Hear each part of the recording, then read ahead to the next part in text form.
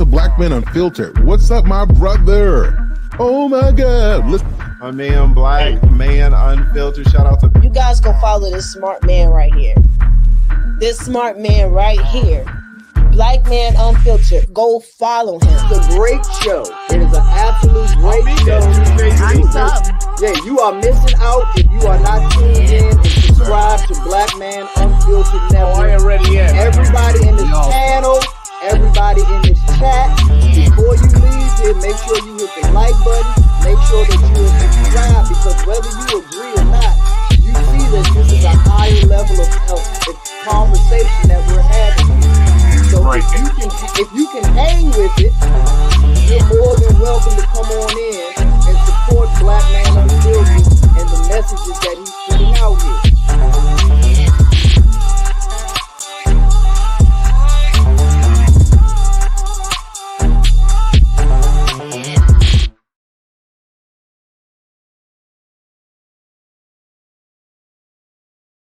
What's up, ladies and gentlemen? What's going on? What's going on? What's going on?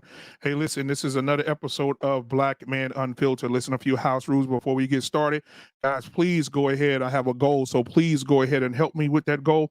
You don't have to send me no money. All you got to do is take that finger and go ahead and put it on that subscribe button and hit that subscribe button, hit that like button as you're coming in. We'll continue to remind you throughout. Tonight is going to be a deep conversation. We're going to be discussing rebuilding the Black community, repairing the Black culture, and we're going to have receipts. And we have a panel here that has receipts, and they're going to come through and they're going to explain. We're going to talk ADOS. We're going to talk rebuilding the community. We're going to talk the culture, because the culture is poison right now, right? In the words of Anton, the culture is trash right now. We want to know why it's trash right now. We want to know why it is the way that it is right now. So without further ado, we're going to come in. We're going to open up with a conversation to something that happened today, a legal matter that happened today, because we got somebody in here that can take us down this legal road real quick about what's something that happened today. And then we'll move into the topic of the night. So I want to introduce everyone as they come in. We're all ready to go. The first person I want to introduce to you guys is the ladies first. So you guys, if you're biblical people, you know that the first book of the Bible is Genesis. And so tonight we have it spelled differently, but tonight we have in the building, ladies first, Miss Genesis. The book of Genesis is in the building. So y'all go ahead and give it up for Miss Genesis in the building tonight. What's going on, Miss Genesis? How are you today? I'm good. How are you? Good to see you too, Shug. Good to see you, man. So I know you got a lot of knowledge on the community and what we can do moving forward. We had a great conversation last time that you were on, so I'm glad that you're back. So thank you for joining us tonight.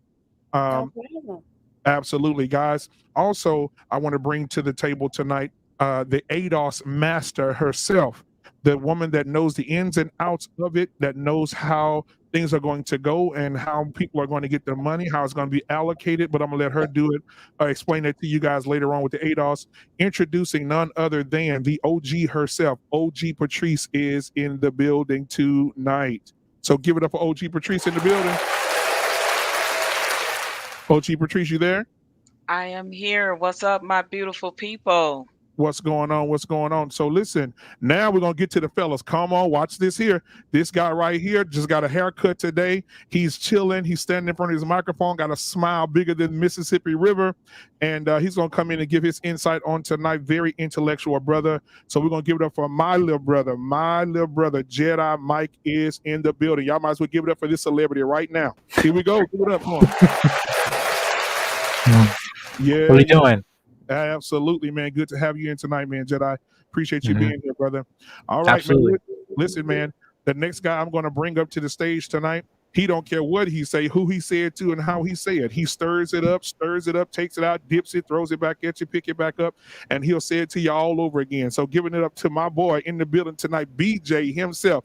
Give it up. You can boo or you can clap, but he's still going to be in the building tonight. Give it up for your boy Brian Jehovah in the building tonight. Give it up. Give it up.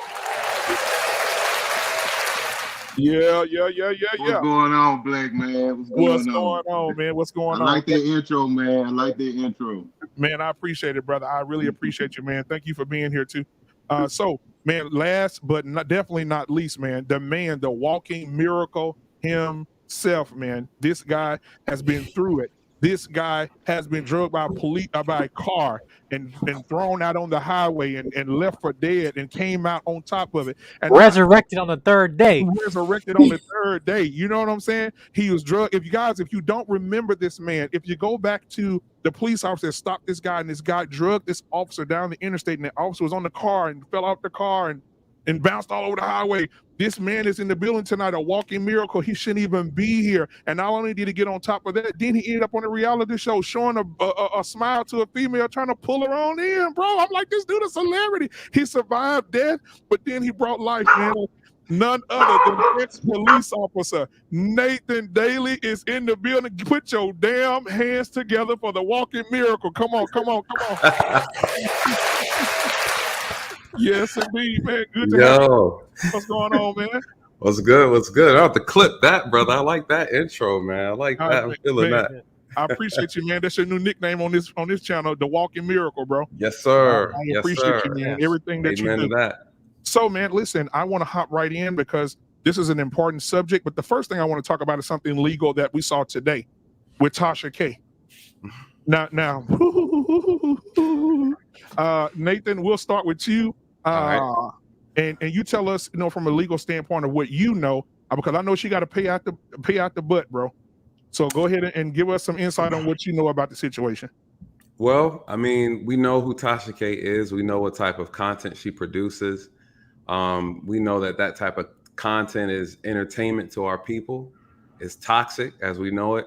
And it misguides a lot of our youth, right? Just keeping it real, a lot of our young ladies are following that stuff. And what do we learn in this trial, in this civil case? Defamation of character. You want to say what you want to say because it's profitable. Your words that come out your mouth is a weapon, and she used it to tear somebody down. That's what she's been using her words for. We saw her tear down TLA. We saw her tear down a lot of other people, a lot of black men, black women, and she used her tongue as a sword, and she's been slicing and dicing. And she's been getting paid to do it. She stood in front of the judge and raised her hand and said, yeah, I lied about it because I got over $4 million behind this lie. You went ahead and told us, just threw this woman's medical business out here, didn't care if it was true or not.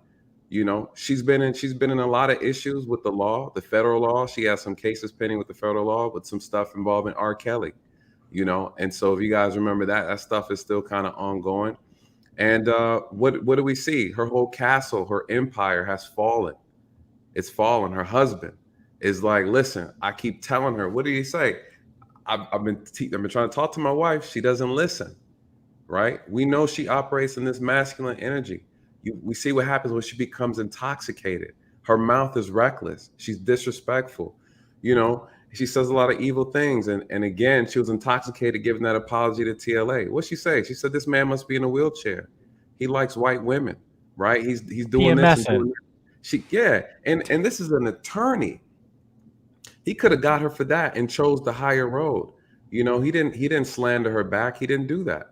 You know, and so what we see in this moment is something very important. It's a great lesson, especially for us up and coming YouTuber channels. You know, when we speak on these platforms, we need to speak truth. You know, we need to avoid unnecessary behavior. We need to avoid disrespecting one another at all costs because it's unproductive. And again, we're new to these platforms here. We have an opportunity as a community to build each other up, to use our words to build one another, to spread truth and knowledge. And instead, some people are using it to push poison. And we can't have it, right? And I'm glad that Cardi B did what she did. She stuck to her guns. She handled business, and now she's out the pocket several $1 million. You know, her empire. You know, and this is gonna hit her in the pocket. Of course, it's gonna hit her in her sponsorships. And, you know, rightfully so. I think YouTube should delete her channel. My personal opinion. Yep.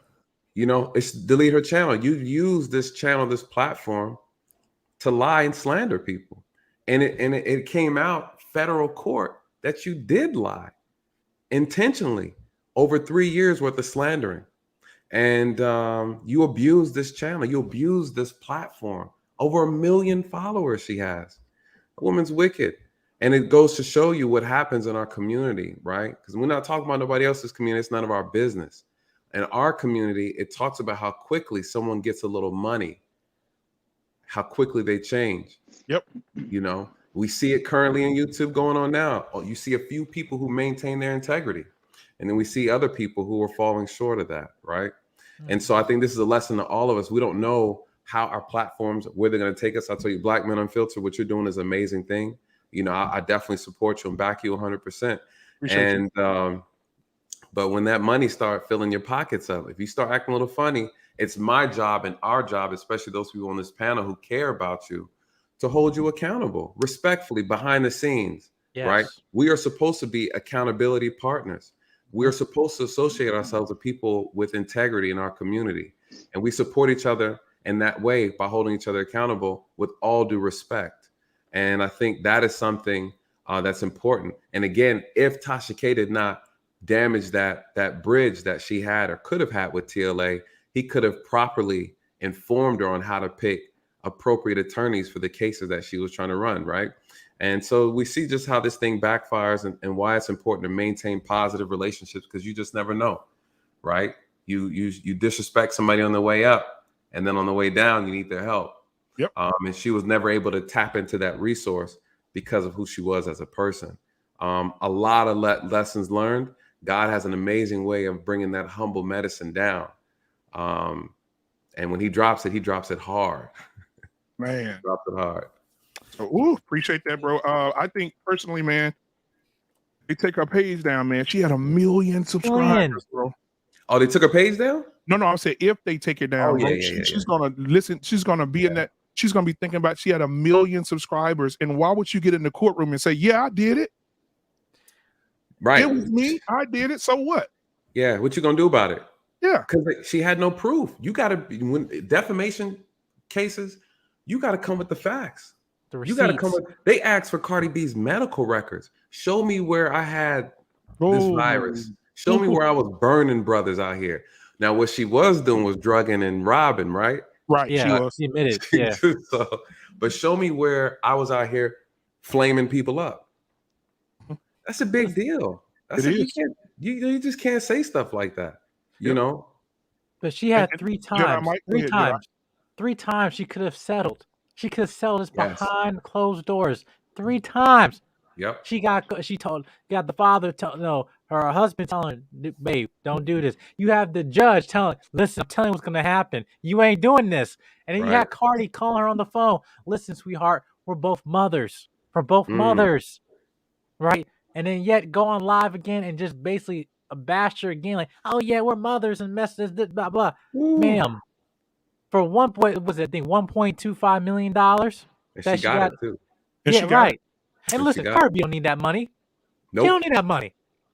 nope. Listen, but this just shows you because look at this just terms of you look at I mean the statistics on YouTube about I think about over 20 they're about 29 there's like millions of YouTube content creators, right? I think there's a 29 YouTube content creators are over a million subscribers or so, right? I believe I'm getting that statistic a little messed up, but for her being because it's like you have a million subscribers, that is something. But Right. at what cost are you gonna where YouTube gonna say, you know what, Tasha K, I'm gonna make an example out of you, right? And to the other 29 content creators got over a million subscribers, right? What you're going to do and what you're not going to do, So the whole thing about saying, oh no, she might not get her channel deleted. No, I think it's coming. I think it's Yeah. inevitable. What's going to happen? I would request it. And I think too, to piggyback on what you just said, this is a perfect example of the power of ego. Ego, man. Ego all day.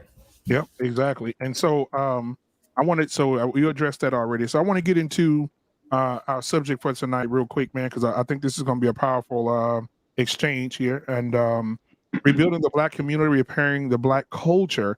So I want to start with OG Patrice because I know she has to be on another show in a little bit, and so I know she's busy. But OG Patrice is she's championing the ADOS, the reparations for our culture and our people. And so I want her to go into what ADOS is, what it means for our people, and what we should, how soon should we see some progress in it, if there is any, if we're voting for it, just anything and everything about the ADOS, and explain what it is, the acronym, everything, because OG Patrice, you're championing that. So I'll let you go first. Hi, thank you. I appreciate it. Shout out to the panel, to everyone. Good evening.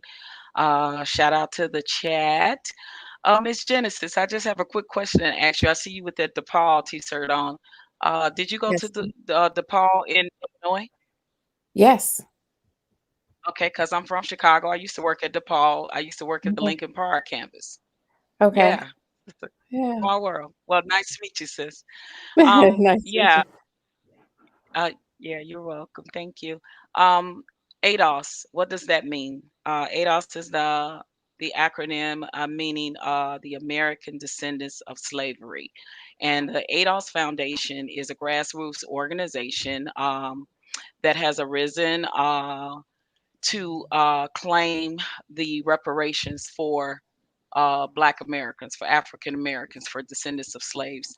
And what that means is we know that racism and discrimination was built off the backs of slavery, right? And of our ancestors that built this America's for free 99. So if you qualify as ADOS, as a descendant of slaves, then you would qualify for the reparations. And what that means is the reparations program is used to strategically in the United States and throughout the world to provide redress for grievances, injustices that was done, and that what our United States government has allowed to happen to Black people that were brought over here through the transatlantic slave trade and chattel slavery, going into the movement of the Jim Crow movement, the civil rights movement, Reconstruction, all of those things. When 1865, the Homestead Act uh, was in act. Black people couldn't read; they had no rights to anything. They couldn't vote. So things of that nature, right? And for the 40 acres and a mule that was owed to descendants of slaves when they were released from slavery. So when Jackson was in office, and then Jackson, I forgot who preceded him. I forget the president who preceded him. Forgive me. It So was Lincoln put it in office, and then Abraham Lincoln. Lincoln put it into law. And then when Jackson became president, he reversed it, and he actually gave the 40 acres and mules back to the slave masters that owned the slaves. So when the slaves had to go back to work for the slave masters, That was the sharecropping movement, right?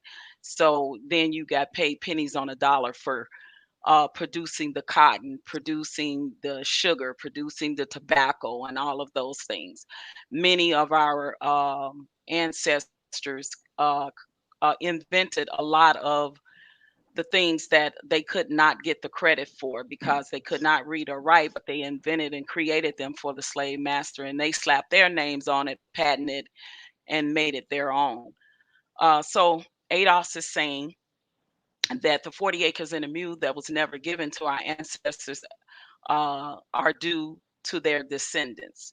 The same way that the Jewish community received their reparations to their descendants, the same way the Native Americans received their reparations to their descendants, the same way the Japanese received their reparations to their descendants.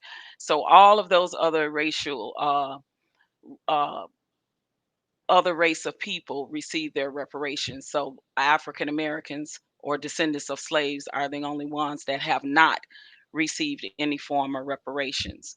And what that looks like is a breakdown of, because I think one of the biggest misconceptions is that, we say, well, what black people gonna do with the money when we get it? Because we know we're not good with money. We just gonna spend the big old check and just give it right back to the hands of the person that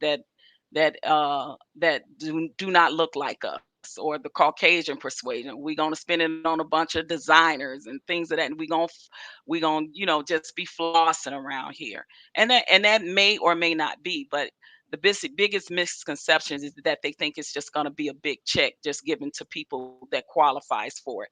And your qualifications as a person of ADOS is there's 4 ways: your social security, your birth certificate, your African ancestry, and as well as your census. So if you put on there at any point in time you were born, you were black, you were African American, you were a Negro, or you were colored, then you will qualify as a descendant of slaves.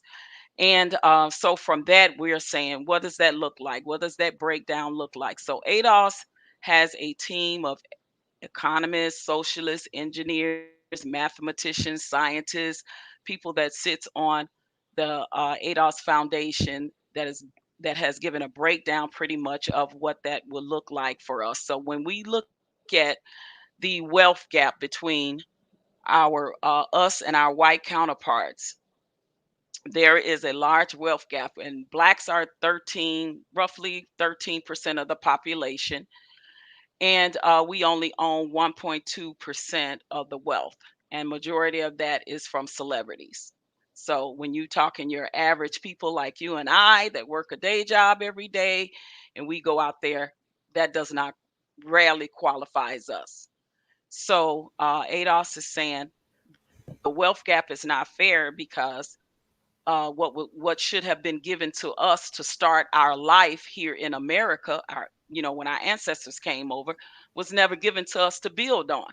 We never got that. We never were able to give that. So when the Civil War happened, and those slaves, those black slaves that fought front and center in the Civil War, they were treated badly in the war.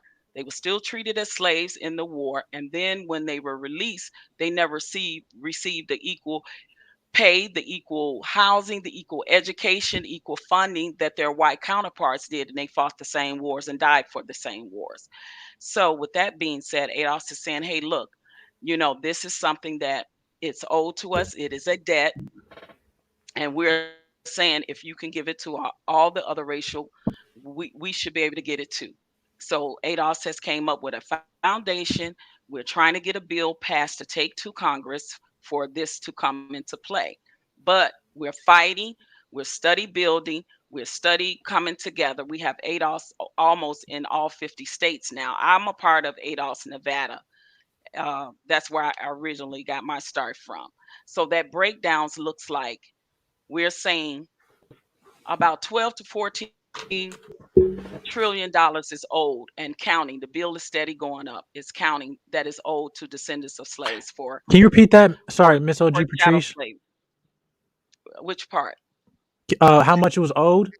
I'm 12 to just 14 taking trillion. Yeah, 12 to Okay. 14 trillion is estimated to be owed, and it's still counting right now All right. from up back then up until current. And so what we're saying is how we want that broken down look like for us as ADOS. We are saying that we need that in the form of not just a check and send us on our way, but we know that Black America suffers the most when it comes to poverty, when it comes to our health, when it comes to our mental state, and when it comes to financial literacy. So as a part of the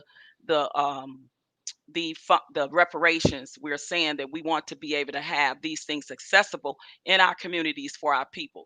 We know that we need mental health so that we can get mentally fit, better, mentally better stability, financial literacy. We want to be able to say, hey, we want to be able to, make sure that we are building our communities correctly with this funding, that we are, putting the schools, the hospitals, the grocery stores, the things that the after school programs, the recreation, so all the things that is no longer in the Black communities that you don't see anymore in your average neighborhoods. So we want to be able to build from those things. And what that look like is give us the financial literacy that we need, whether it be courses, training, classes, whatever as a part of that. Give us we need mental clinics and hospitals to be able in our neighborhoods so we can deal with the mentally ill, because we have so many people, especially veterans, that come home and they are suffering really really bad from things like PTSD, et cetera, et cetera. And the veteran hospitals are overflowing. The veteran hospitals, the appointments are so long. So we also need something else to be able to cater specifically to descendants of slaves. And as well, we know that we are not the most healthiest people, and this pandemic has been proof of that, because more of our people have died than any other race of people due to things like underlying health conditions. So we're saying we need to get healthier too as a people. So things that deprive us in our neighborhoods, like food deserts, where you don't see the average produce, fruit and vegetable shops and grocery stores and produce and whole food stores. So we saying we need more of these in Black communities than we need fast food restaurants on every corner. We want to get our people healthier on a mental and on a physical. And also, after that, we're saying that we want infrastructure, which means we need land, because a lot of the land that was stolen from us, per rebuilding Black Wall Street in Tulsa, Oklahoma, Rosewood, Asheville, North Carolina, et cetera, et cetera. So many places scattered abroad over the United States, that where our ancestors owned the land, it was either stolen from us or taken from us by force. And so we're saying we definitely need land to build it, to have infrastructure to build on. We want to be able to build our own schools, hospitals, grocery stores, et cetera, right? And then after that, we're saying we want grants for education. So we want to be, because you denied our ancestors that they wasn't able to get an education when they were brought over here. So we want grants for education as well for our people. We are also saying that that ADOS wants. Let me get another. It's like a list. So the thing is called the Black Agenda, right? With this list of things, and not only are we saying that, we want to be able to build, create, invest in Black businesses to build our economic system up, to uplift our people in our communities. We need economics, labor, and economics and labor. We want to be able to have the financial institutions that took a part in slavery, because they used slaves as insurance. The slave masters did. They had the slaves as insurance. So we were literally property to them. So we're saying we want the banking institutions, the insurance companies that all took part in this and still benefiting right today off of that. Right today, we're saying we want that. We want the environment. We want to breathe better air. We want fresher water. Look what's happening in Flint, Michigan. So the things that affects the urban communities the most: health and nutrition, and of course housing. That was one of the main things. Via redlining, housing was denied to so many Black Americans when they came over here. And we want to be able to deal with the widespread of the immigration laws that was used to suppress us as well. So with the housing, right now we have in Illinois, if you do your research, Evanston, Illinois just got some form of reparations for housing that was denied to them back in the 30s and 40s, and now they gave some form of reparations to those descendants for housing for them to be able to buy housing now because they denied their ancestors of that because of redlining. In Asheville, North Carolina, reparation. They just paid 2 point something $1 million of reparations to them for the destruction of Asheville, North Carolina. Providence, Rhode Island, just got some form of reparations, millions of dollars.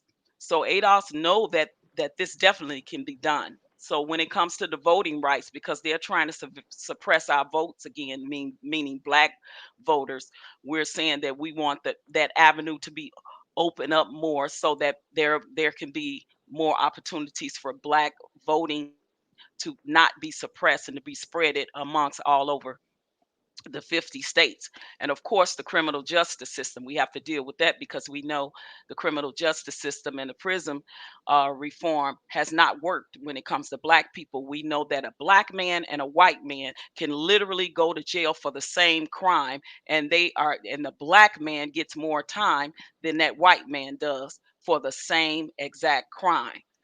And definitely the 94 crime bill that played a part in a lot of Black men and women going to prison and having more time than for committing the M word just for selling marijuana. We're saying it's only 2% of Blacks that are in the cannabis industry that actually own dispensaries.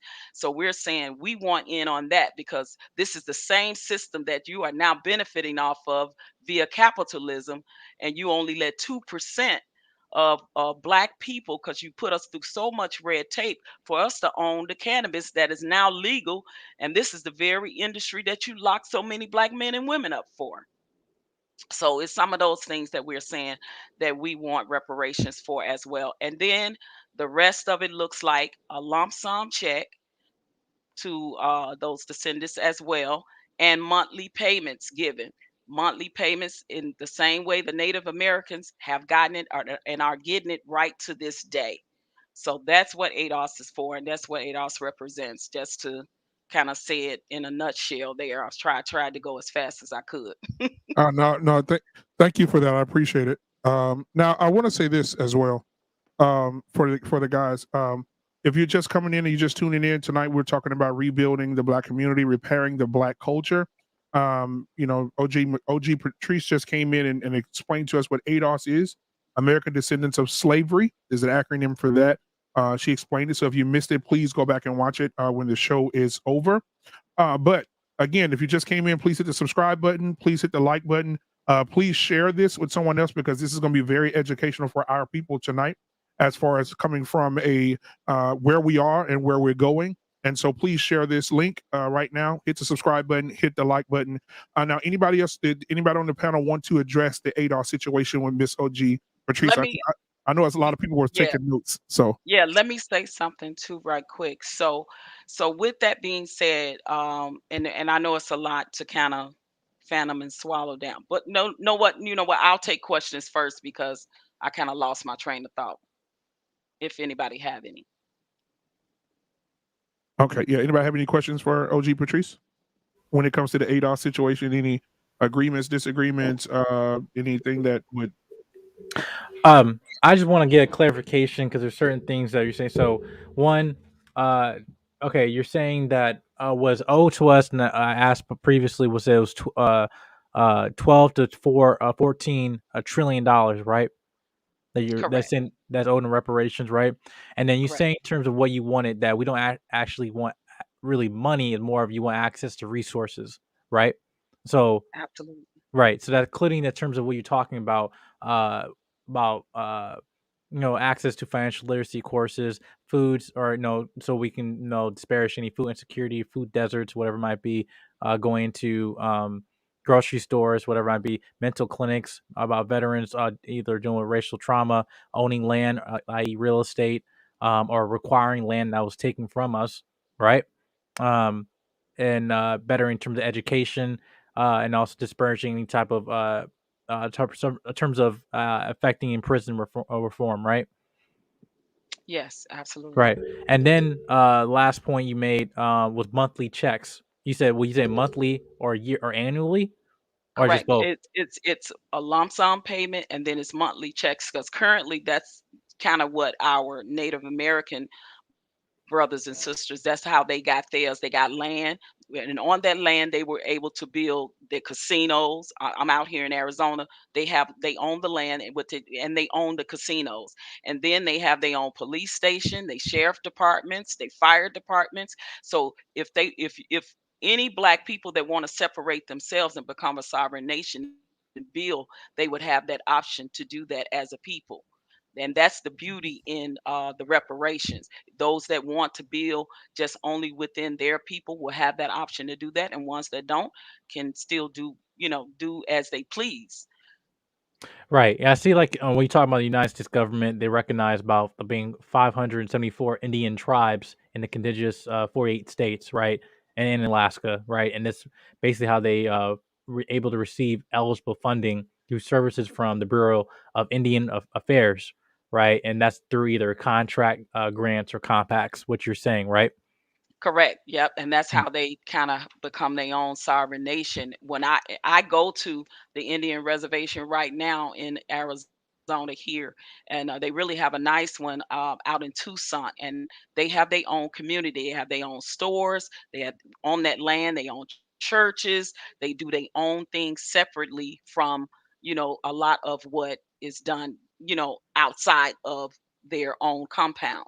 You know what I mean? So they have everything there convenient for them, and it's beautiful. I go there to buy their jewelry because I love their turquoise, they silver, and different things like that. So I go and purchase some Indian jewelry. So yeah, so those that want to be able to do that, I mean, we have people right now in the state of Georgia that just bought 500 acres of land in Georgia, and they plan on building a black community out there. They plan on doing nothing but the black businesses. So if you want to come as a black business person and say I want to put a store on this land, you can do that. And these are things that we seeing as that is happening now. And since the reparations has been given to Asheville, North Carolina, it is definitely a possibility for us to get it here in America because it's happening here in America. It's happening already, and it's on the table in Jamaica as we speak right now.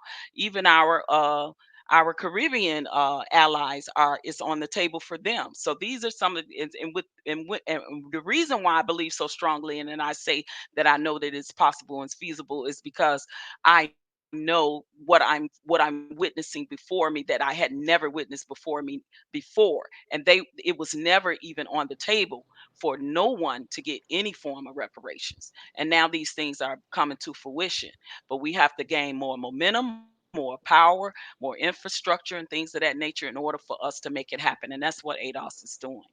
And also too, um, with the ADOS plan, we meet once a month to discuss the progress and things and where we at. And I always tell them that I sit on panels and I discuss it with people, with my people, to say, hey, that this is something that if it interests you, to go to ADOS101.com, check into it for yourself, and make the decision as you will. It might not be everybody's fight. It's mine's on a personal activism fight that I choose to fight.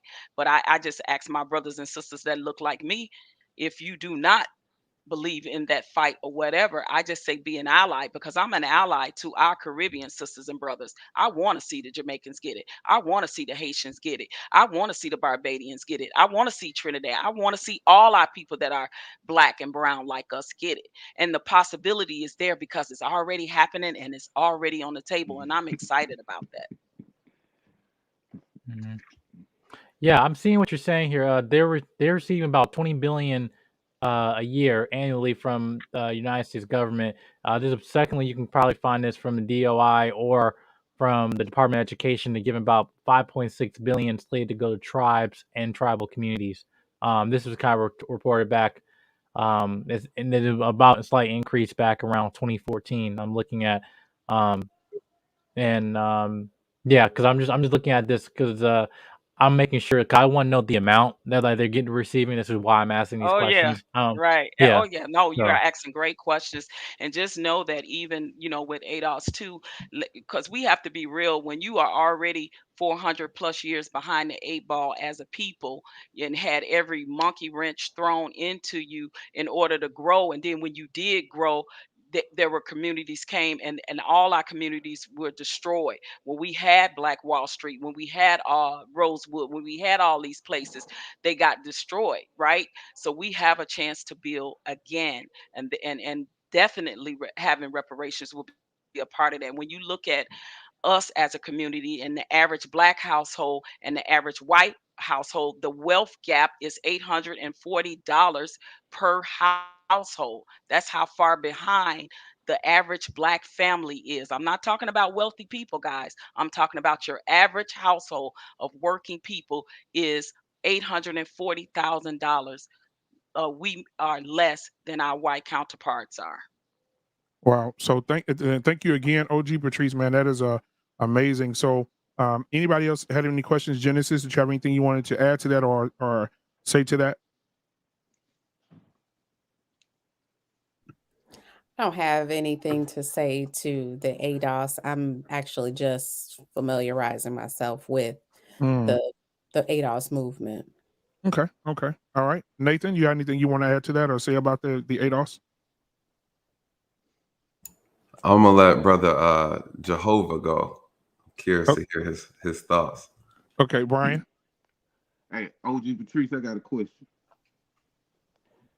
Do you think the most problems you have with even with ADOS or FBA or stuff like that, you think the most problem that you're seeing, the biggest opposition is dealing with non-foundational Black Americans or non-ADOS people that look like us from other countries? Do you see the disrespect and um, the blankness on how they treat our struggle in America, like especially the people that we elected in the Democratic Party? Yeah, yes and no. Um, I see a lot of it definitely from people that look like us. I know that's been ADOS's biggest fight is fighting Yep. people that look like us. They come And from other countries, right? They come from other countries, right? yeah, some And of I them got come one from question. I got one some of question. them do come from other countries. Yes, Yes, absolutely. Yeah. and I got one question. Those people that come from other countries, if it wasn't for ADOS or Foundation of Black Americans doing the civil rights movement, they wouldn't be over here, correct? That is correct. And if it wasn't for the 14th Amendment, they babies wouldn't be able to be citizens, correct? That is pretty much correct. So basically, it's sad that we going through this in America as Black Americans. These people come over here and be so disrespectful. That's why I'm for immigration. I'm for it. I'm for it. I'm for it because they are slowing us down. We can't even move forward because they in all these high positions that you already know the political system don't even want foundational Black Americans or ADOS in these positions. Look at celebrities now. Look at our movies now. They playing us. I agree. Listen, and I am as well too, because when you have a president that a lot of people that look like us voted in, Yeah. that's going to say that he's going to give immigrants $450,000 when they come over here each. This is Yes. each, Yes. and they have never been born, bred, worked, sweat, teared, Nothing. cried, nothing, labored over here, but he's willing to do that. But he is not willing to give the people, descendants that built this country, a Facts. dime. That is a problem for me. So that is absolutely why I am definitely for the immigration. You are And 100% correct. And I'm thankful for people like yourself, OG Patrice, because I can't be in front of certain people and speak the way you speak so eloquently. You know what I'm saying? And I come off as ignorant and disrespectful to other cultures if I was to speak, because it does bother me when I see that, when I see these people come over here and be so disrespectful. So disrespectful. And you're right, and thank you. I appreciate your saying that, and I understand, our plight, and I realize that the only way to get things done, I don't have to argue, I don't have to Facts. curse, I don't have to disrespect nobody else's culture, nobody else's views or opinions. If I don't agree with them and they have a plight or a fight, my bottom line is this: I look at my people, and we all look different shades of brown and different shades of blackness or whatever that is. But one thing we do share, and that is that. And one Yeah. thing I want us to understand is that we have a bottom line as a people, that we all want to come up. So why would Facts. I knock my brother because my fight ain't his fight? I say, fight, bruh. I'm with you. Do what you got to do. I stand with you in your stance and what you believe. As long as it's good for the bottom line of our people, as long as it's good for us to come up as a people, that's what I think that we are missing. We are missing that we should just have one bottom line, and that is for our people to come up. No matter how I look, we can have different fights. I could believe the sky's blue, you can believe the sky's green. At the end of the day, though, when it's time for us to fight who we need to fight, that's when we come together. And then you can go back believing that your sky is green, and I'll go back believing mine is blue. And we all good. And that's where I think the biggest disconnect come Yes. from for Yes. our people, Yep. is that I we don't totally get the agree. bottom line. I totally agree. Yeah, thank you, OG Patrice. Anybody else got anything you want to add to that? Nathan? You wanted Brian to go first, so I want to see what you got on that. Yeah, this is this is an interesting topic, especially when we start talking about reparations. When we kind of touched on this before, OG Patrice had gave a very flawless presentation about the ADOS Foundation and what the goal is and objective is. And here's the thing: I think it is a debt that America owes. They waited too long, and so because of that, it created a lot more complex issues. We know the history of this country, know the intentions and the intent that people in these elite statuses and politicians have used to try to, I guess, oppress Black people over the time systemically, right? So we know what their intentions were. We have to understand why it was. I think a lot of times we look at the idea and we get caught up in the whole racist argument, saying it's racism, when in fact it's all economics, right? When people don't understand, I think what our community fails to understand, there's a portion of our community that doesn't realize this piece, is that power can't be created or destroyed, right? What's out is out here in this country. 100% power is out here. We own Ms.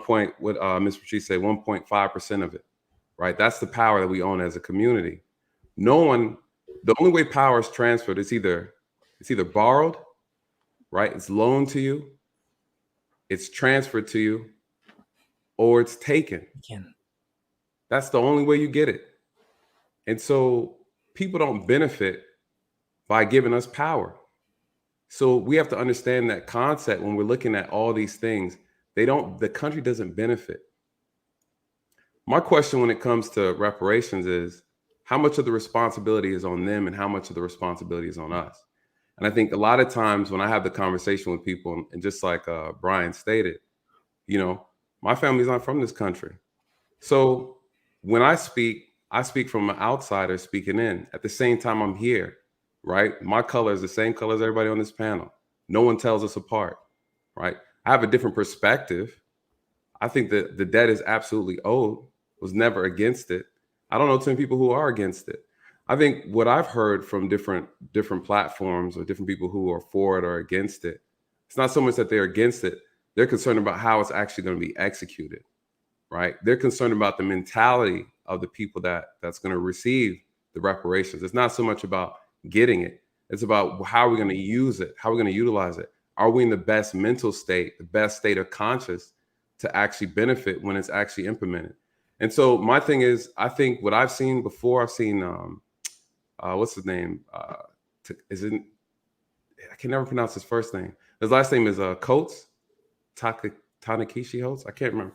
What's his name? OG Patrice.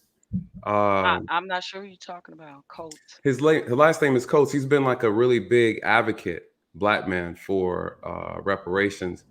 A couple years ago, he was at Congress and he was talking about the need. Takashi Coates or something like that. I'm gonna look it up real quick. Oh, you talk about Tanisha Coates. Tanisha Coates, something like that. Yeah. He has a very, very interesting first name. And so he's a big advocate for, and he talked about the need to asking Congress, say, hey, we need you guys to investigate, basically put together a team of people to basically investigate why we need it, how we need it done, and that it just needs to be done and needs to be given to black people. And you know, when I listened to his speech that he was giving to Congress, I said to myself, we already know what the issues are. We already know what the problem is.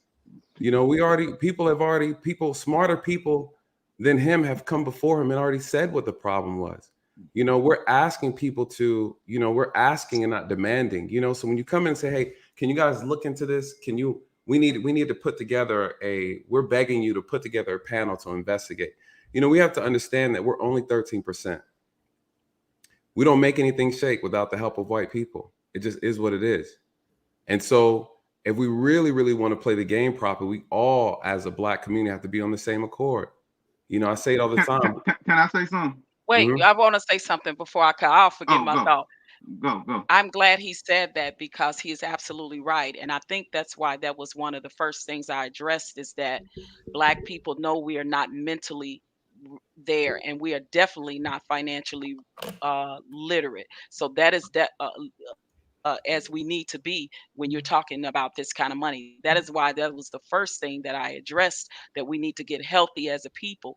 And we also need to become more financial literacy so that we'll know what to do with the money. And as well as not only that, is once we get the money, how it needs to be distributed in the form of not only just the check and the monthly payments, but we are also saying set up some annuities and set up some trust funds as well. Mm-hmm. Yeah, because that is a healthier way that black people can learn to invest, to learn to save, to learn to build. When we're talking to generational wealth, when we're talking creating the legacies for our families, we're not saying, we know that just cutting a check, and I understand what High Value Nurse is saying, but we know I got you, High Value Nurse. but we know that that's not the answer. We can't do it that way because we know our people are not financially ready for that. We have to get fit in a sense. And this is the thing. And we also know that everybody is not going to get that, right? Everybody is not going to be healthy and financially literate, mentally and financially literate to handle that. But you can't deny people what is theirs. And you can't tell people how to spend their money. And that's the biggest problem that people have, is they worry about what other people are going to do with money that is not theirs.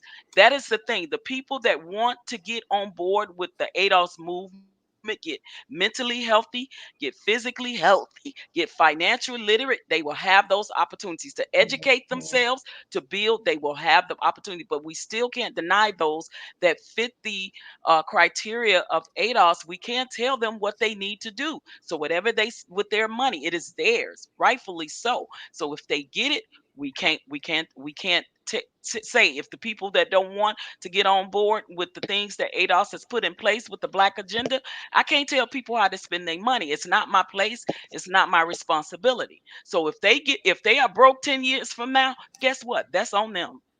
That is not our problem. But we're saying, we think for the most part, though, that Black people will get on code when it comes to this. That's what I'm saying. And that's how I feel about it. But this is my thing though, man. We gotta stop lowbrown ourselves too. Native Americans, not, if you ever been on those reservations, they're not the smartest motherfucking people. They stupid as a motherfucker. Everybody that All the Indians don't own casinos. These are $5 Indians that are white. But if you go to some of these reservations, they nasty. A lot of black just cut the check. We know what to do with the money. We not like these other people. We fight for what's ours here. And I But just hate Brian, it. also, It bothers me. Cause listen, hold on. We don't do that to no other race. We always gotta. that's What true. about financial literacy? What about this? Like we stupid. You ain't stupid. You smart as hell. I ain't But the stupid. I thing know what to about do it with the too, money. and I agree with Nathan about the power and the structure. We know how the elites are, and that is why ADOS have white women for ADOS. We know that we need our white counterparts. We know that we need a team of people that's politically hooked up that is backing the ADOS movement. So there is a movement called White Women for Reparations. So we're steady gaining the political power that is needed. The problem is this Yeah, though. them. The problem is this is that in our community we have people who advocate for us, but they're advocating from an emotional standpoint, you know. And if you're unable to take your emotions out of this, you're gonna mess it up. That's the reality. Some of us are That's just what we got people like her for to do that. And let me facts. be emotional about it. Yeah, that's why I say we got people like OG Patrice that can articulate herself to Congress. They got people around them to do that. Let the ignorant nigga like me, they gonna really speak the truth to the people and let them know. Cause yeah, you coming from a different country. That's just like me going to your country and tell y'all how to run it. If I go to Africa or Nigeria, I've been to Nigeria before. I've been to Lagos, all these places. I go there with respect. I can't go there and tell them people what to do or tell them or give my opinion to them. They gonna look at me crazy as hell. So hold that thought. So my thing, hold on. So my Go ahead. thing is when these foreigners get over here and give their opinion, it's crazy to me because when I went to Jamaica, I let the people. I can't go to these countries and tell them, hey, you need to go to the British government and get your reparations. We not a part of that conversation. And it's just crazy to me. Right. Hold that thought real quick. So watch this. So my thing, hold that thought real quick. So guys, if you're just coming in right now, the conversation is getting really good about ADOS. Hey, listen, I had invited some people onto the platform to have this conversation. So please, guys, please hit the subscribe button. Please hit the like button. From a medical standpoint, when she said that we were unhealthy or you know that we're not fit and all those things like that, I had to bring in my guy. The high value nurse is in the building tonight to discuss that. So I want to welcome him to the show. He's just getting in, and so I'm glad he was able to make it. So he got the receipts. He's ready to talk as well. CJ Kyle's high value nurse is in the building. Let's give it up for him. All right. Then also the man that always has something to say and always has something to say. Mr. EW himself. Give it up for Mr. Emmanuel Williams. Come on, give it up for him. Right. Last but not least, you guys. Last but not least, yeah, the man that will speak truth to power and speak truth to himself, and sometimes trip and fall, but he still stands tall. Give it up for my guy, not 8, not 7, but give it up for B9 in the building tonight. Ah, shit. There we go. What up, B9? So it's good. It's good to see you guys, man. Thank you for being here. So, Nathan, go ahead and finish your thoughts, brother. All right, if y'all can mute your. Yeah, everybody mute. Yeah, so I got a loud background. Yeah, there you go. Thank you. We missing. We ain't signing. I guess he missed the assignment, huh? Yeah. Yeah, bless his heart. Tell him next time he show up, he need to cam up too. For now, here on out. We need to start holding people accountable. Put your face where your mouth is from here on out. If you got a lot to say, you need to show your face. With all due respect. What happened? We're gonna put you on in the private chat. We'll catch you up. Who y'all talking? Yeah. B9 had to drag and slide somebody last show. Really? B9? Who? Nah, come on. All right, so let's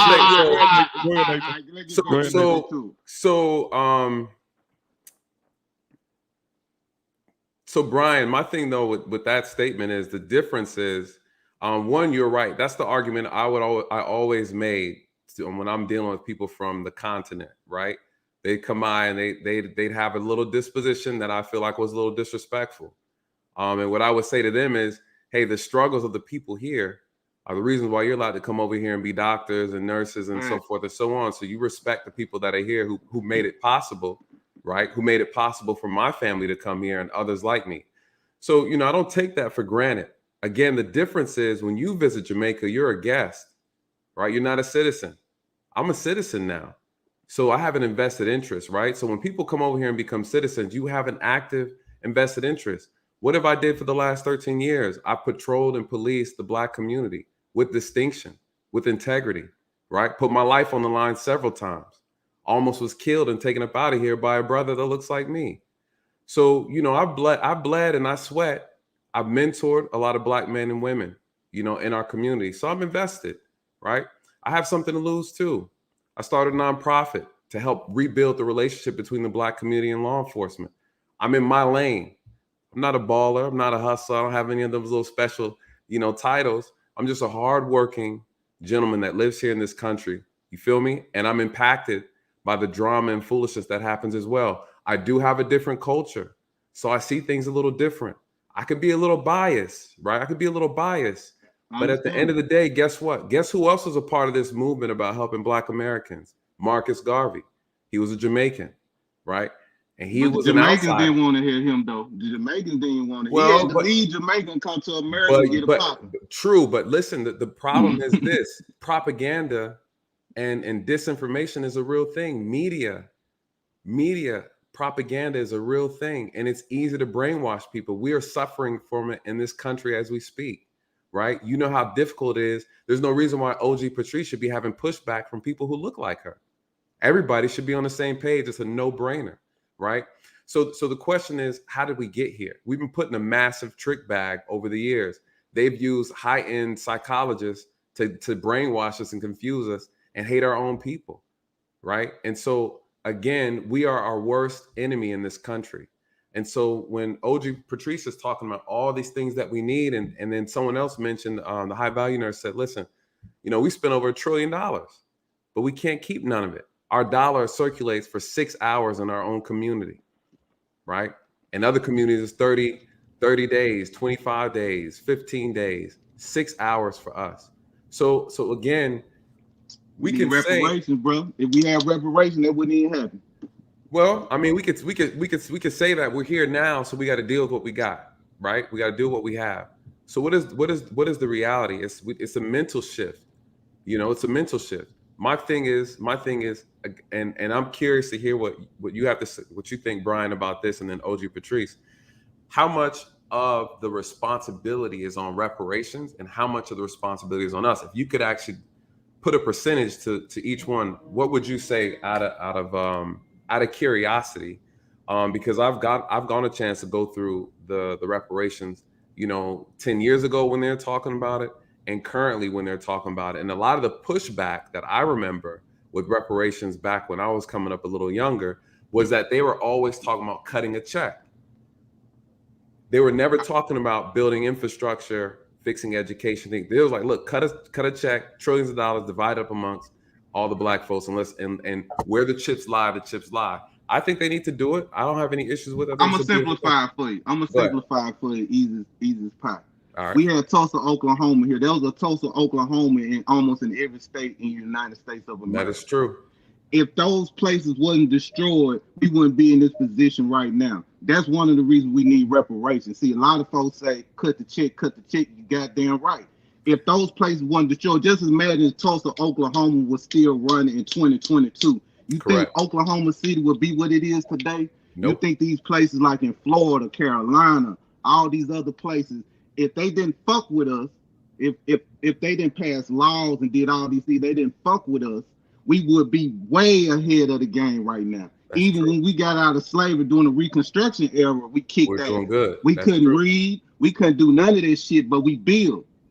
But see, when all this other weirdo stuff came in the game, that's what happened. But yes, we need reparations. We need the money, because if Tulsa, Oklahoma was still running in each state where Black people was at, we wouldn't be in the position where we is today. We wouldn't have to depend on the government. We wouldn't be going through a lot of poverty. Yes, there'll still be issues, but if those places were still running today, we wouldn't have to work for white people. We wouldn't have to do these things that we have to succumb to and work for them. We'll still be in the system of white supremacy, but at least we still have each other. Then that money wouldn't leave our community in what, 6 hours. It'll still be within our community. So that's why we need the money. It's a lot of educated niggas out here, man. It's a lot of dudes that are hustlers out here. You're a police officer, you see it. Yep. You see the black people wherever you from. You see good black business people. If they get some money, they gonna do good with the money. People fuck off money 24/7. I fuck off money, but guess what? If I get the money, I'm gonna do something real with this shit. But I want to hear my boy though down there, man, nurse. So you'll let OG Patrice, and then we're gonna get. Oh, my bad, OG Patrice. Yeah, OG Patrice, and we'll get her response. Then we got Genesis, and then we'll allow CJ to come in on it. And then E-Man's been waiting, so we're gonna get his come in because I know he's gonna have something to say about it. Then we'll follow by B9. So OG Patrice, what do you have? And then we'll have the Book of Genesis next. Go ahead. No, yeah, I just want to piggyback off of what Brian said, and just to answer, Nathan, I absolutely believe the onus is on both, but we have to hold the our government that allowed this to happen, that sanctioned it, that permitted it, and that no one ever paid for it. There was never a price paid for slavery. So therefore, the onus first and foremost belong to them, and then it belongs to us to get right, to get healthy for the most part as a community, so that we can have build our own rebuilding Wall Streets again.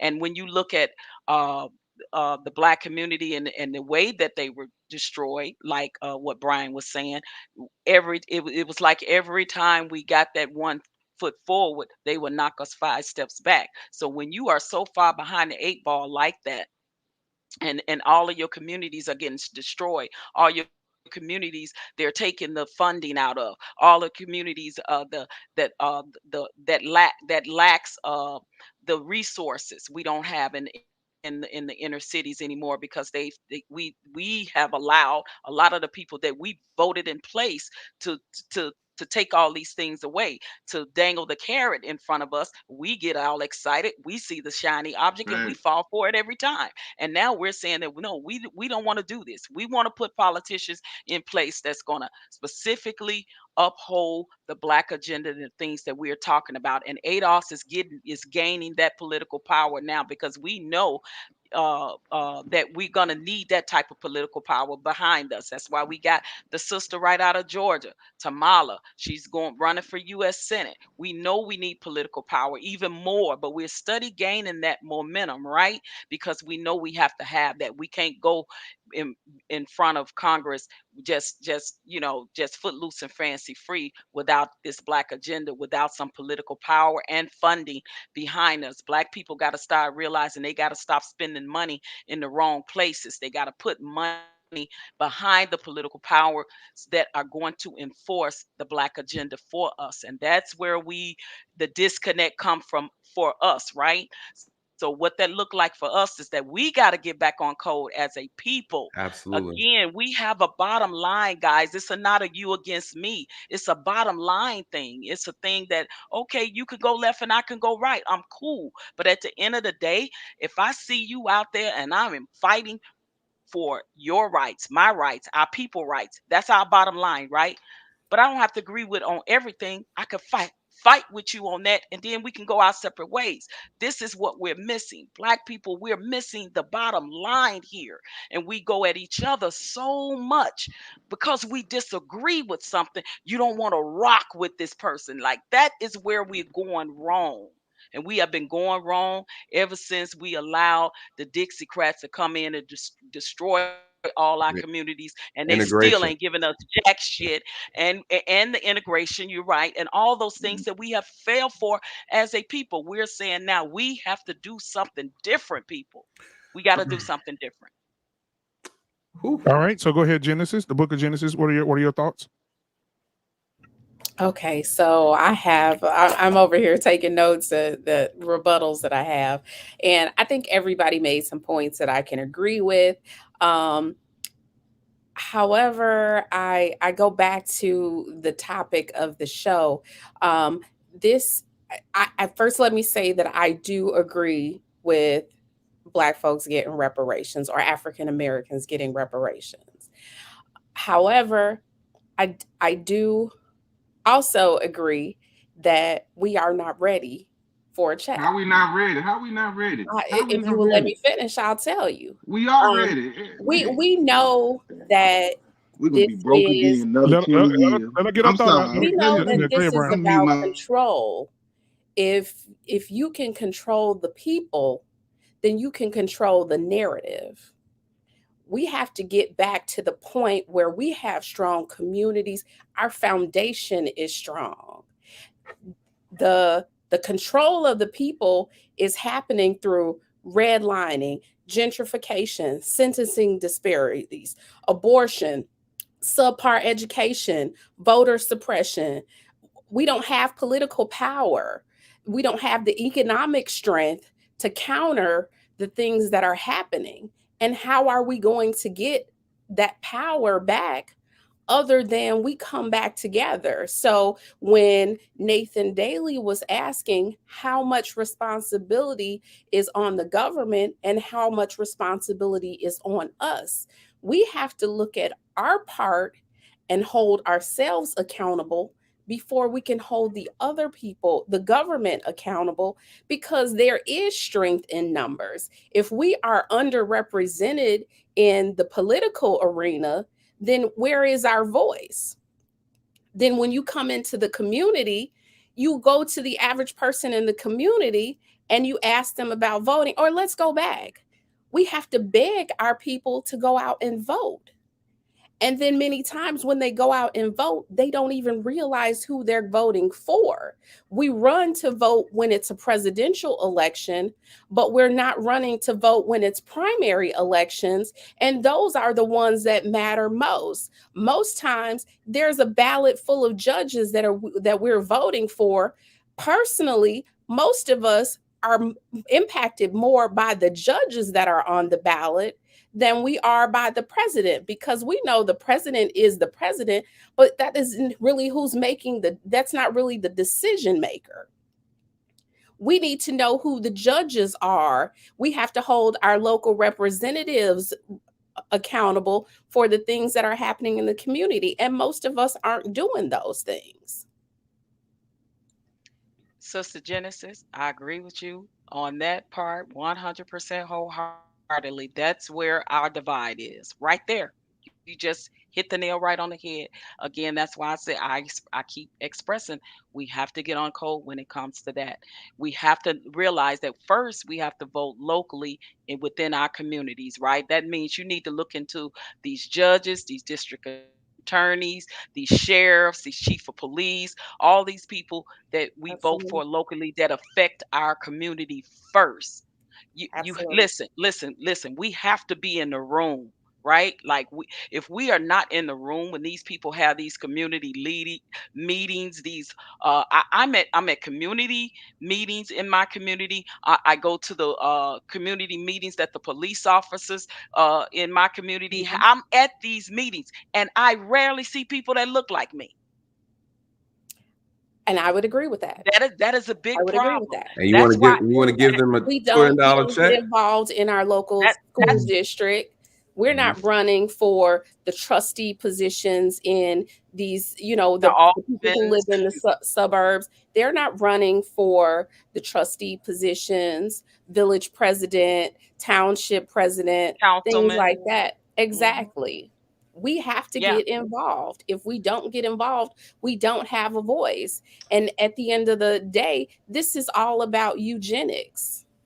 Oof. It's absolutely. And it's I it's all said, about eugenics. Whether it's one pipeline or another, it all leads back to the same place. yeah, and again, they're trying to suppress the votes, especially for Black people. That is a part of the Black agenda, a main thing when it comes to ADOS, because we know that they are trying to suppress our vote. But we got to realize that and the only way that we're gonna have a mark in this world and to be able to be in these rooms is to be able to exercise our voting rights. Start locally first. Like for the first time in my life, I didn't vote for a president, but I damn sure made sure I voted locally because I knew what it felt. I went online and I looked at all these of these people that were running in my community and what they stance and they policies were. I don't vote for people because they look like me anymore. I don't vote for people because they Democrat or Republican or this or that. I vote based off of policies. And that's what Black people got to learn to start doing. Is get out your feelings and vote based on policies. And We I have to think educate right. related to that first, because the average person in communities of color, they are uneducated in that area.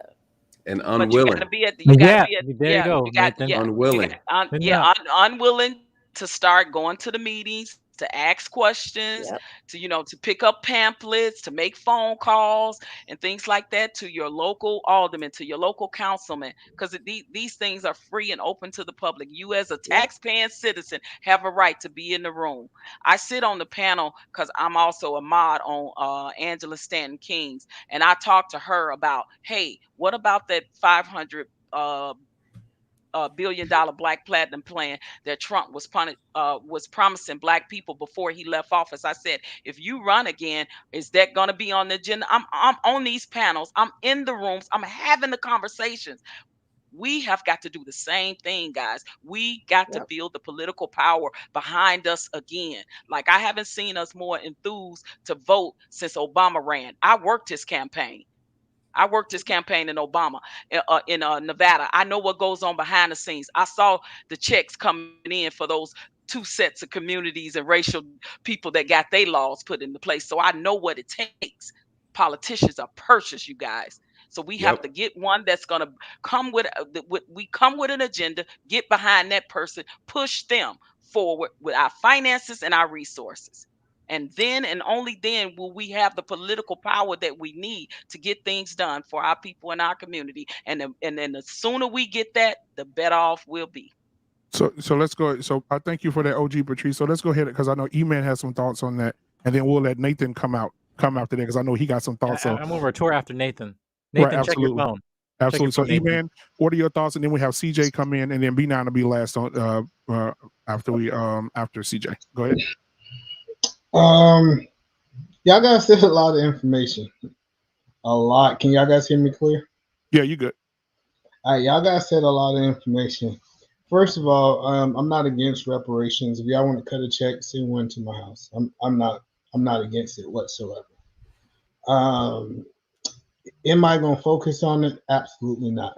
I will not put one drop of my energy into it. But I'm not going to stand against anybody that wants to fight for it.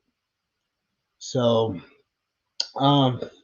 yeah, I really try not to get into the reparation talk because I get we could say what happened if it does and what happened if it doesn't. But I was always taught from a business point of view, you plan for the worst and you hope for the best. You always plan for the worst and hope for the best.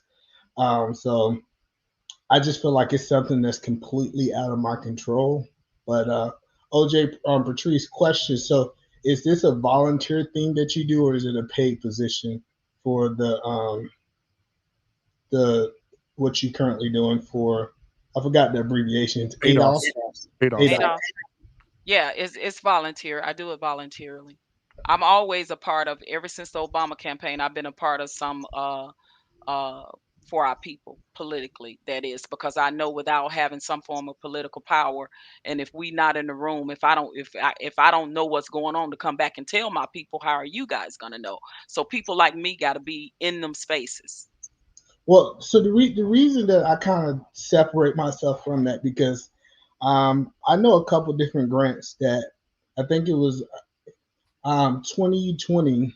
I think I want to say it's $50 million was set aside for Black business owners, and these was grants that you can get that you did not have to pay back. So that's Right. why. Let me ask you something, Emmanuel. Excuse me. Are you talking about like the Goldman Sachs thing that they're giving to Black women? Something like that? Well, I'm not specifically talking about that, but I do know what you're talking about. So here in Washington, so what we did is, as minorities, let's not for Black people. Let me be specific. These are for minority people, so anybody but white people. So here white women though, white women minorities. No, they're not. Not for this grant.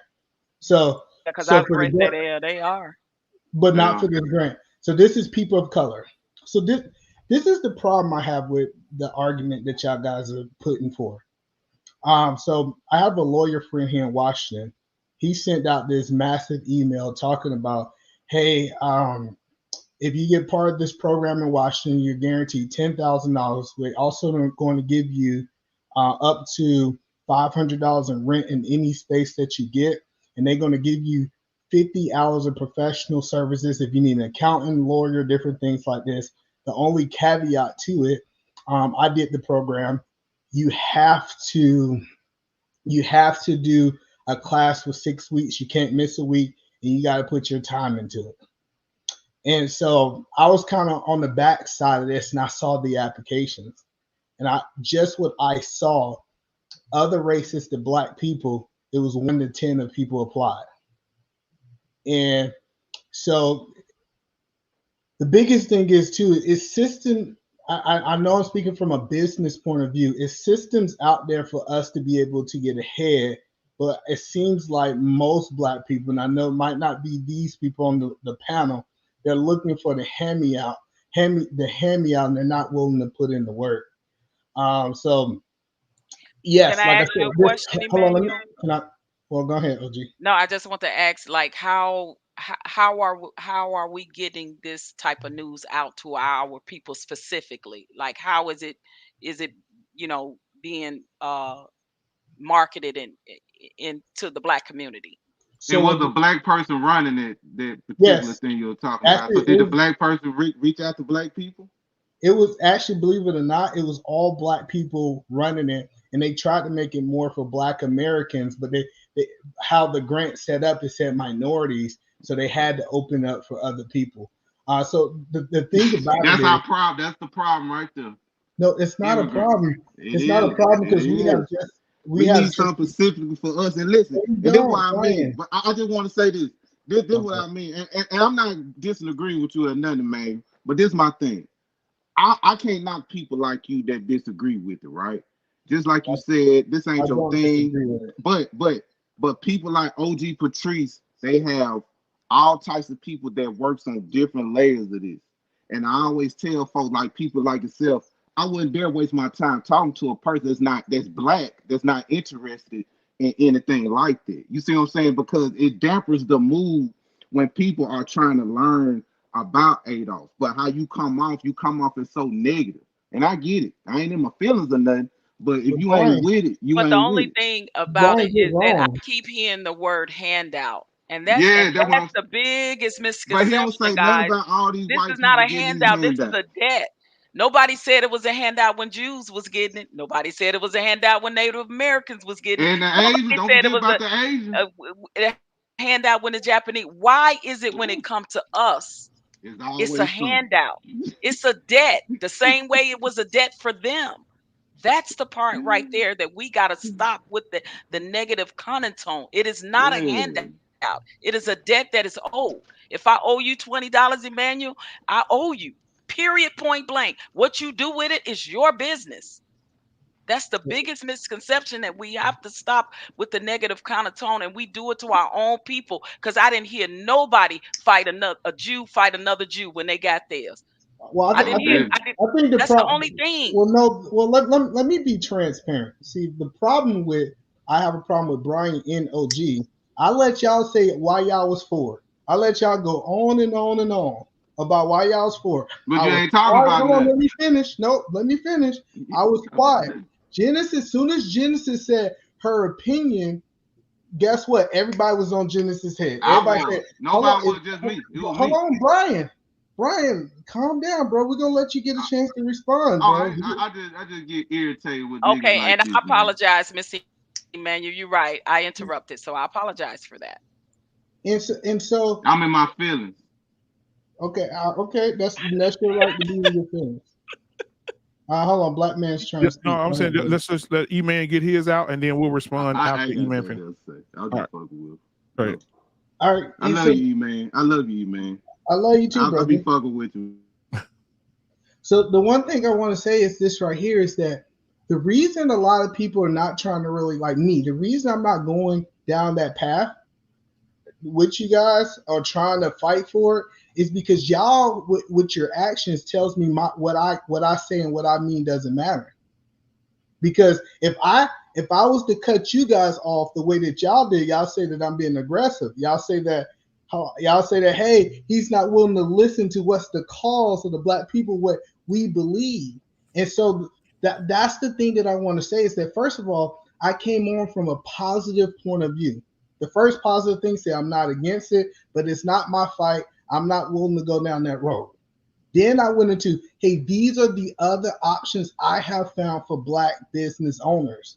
So what I'm saying is that it is options out there, but people got to be willing to put in the work. So I'm going to sum it up in this because I definitely want this to be a conversation. I want to sum it up to this right here.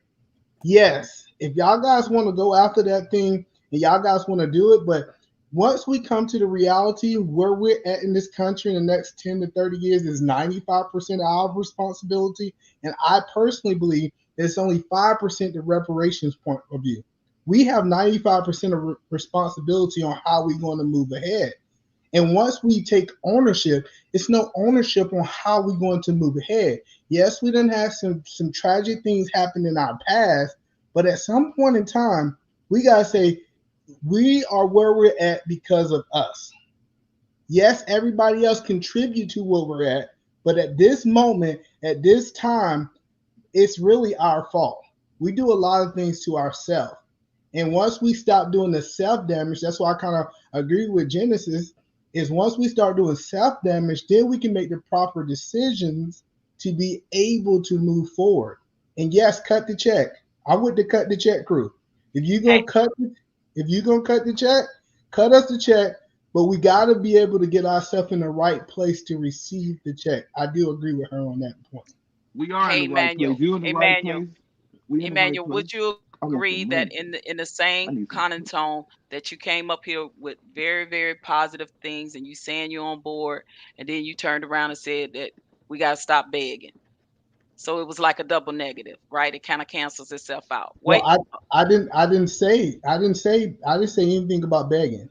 What I said is the people that I associate with from a business point of view are typically looking for a handout and they don't oh, want to do the handout. work. That's what you said. I'm sorry, handout. Okay, you're right. Handout. You Okay. you guys So, tied it back to the people of reparations. I was talking about a whole different group of people oh, that okay. Okay, that that's fair. that That's I fair.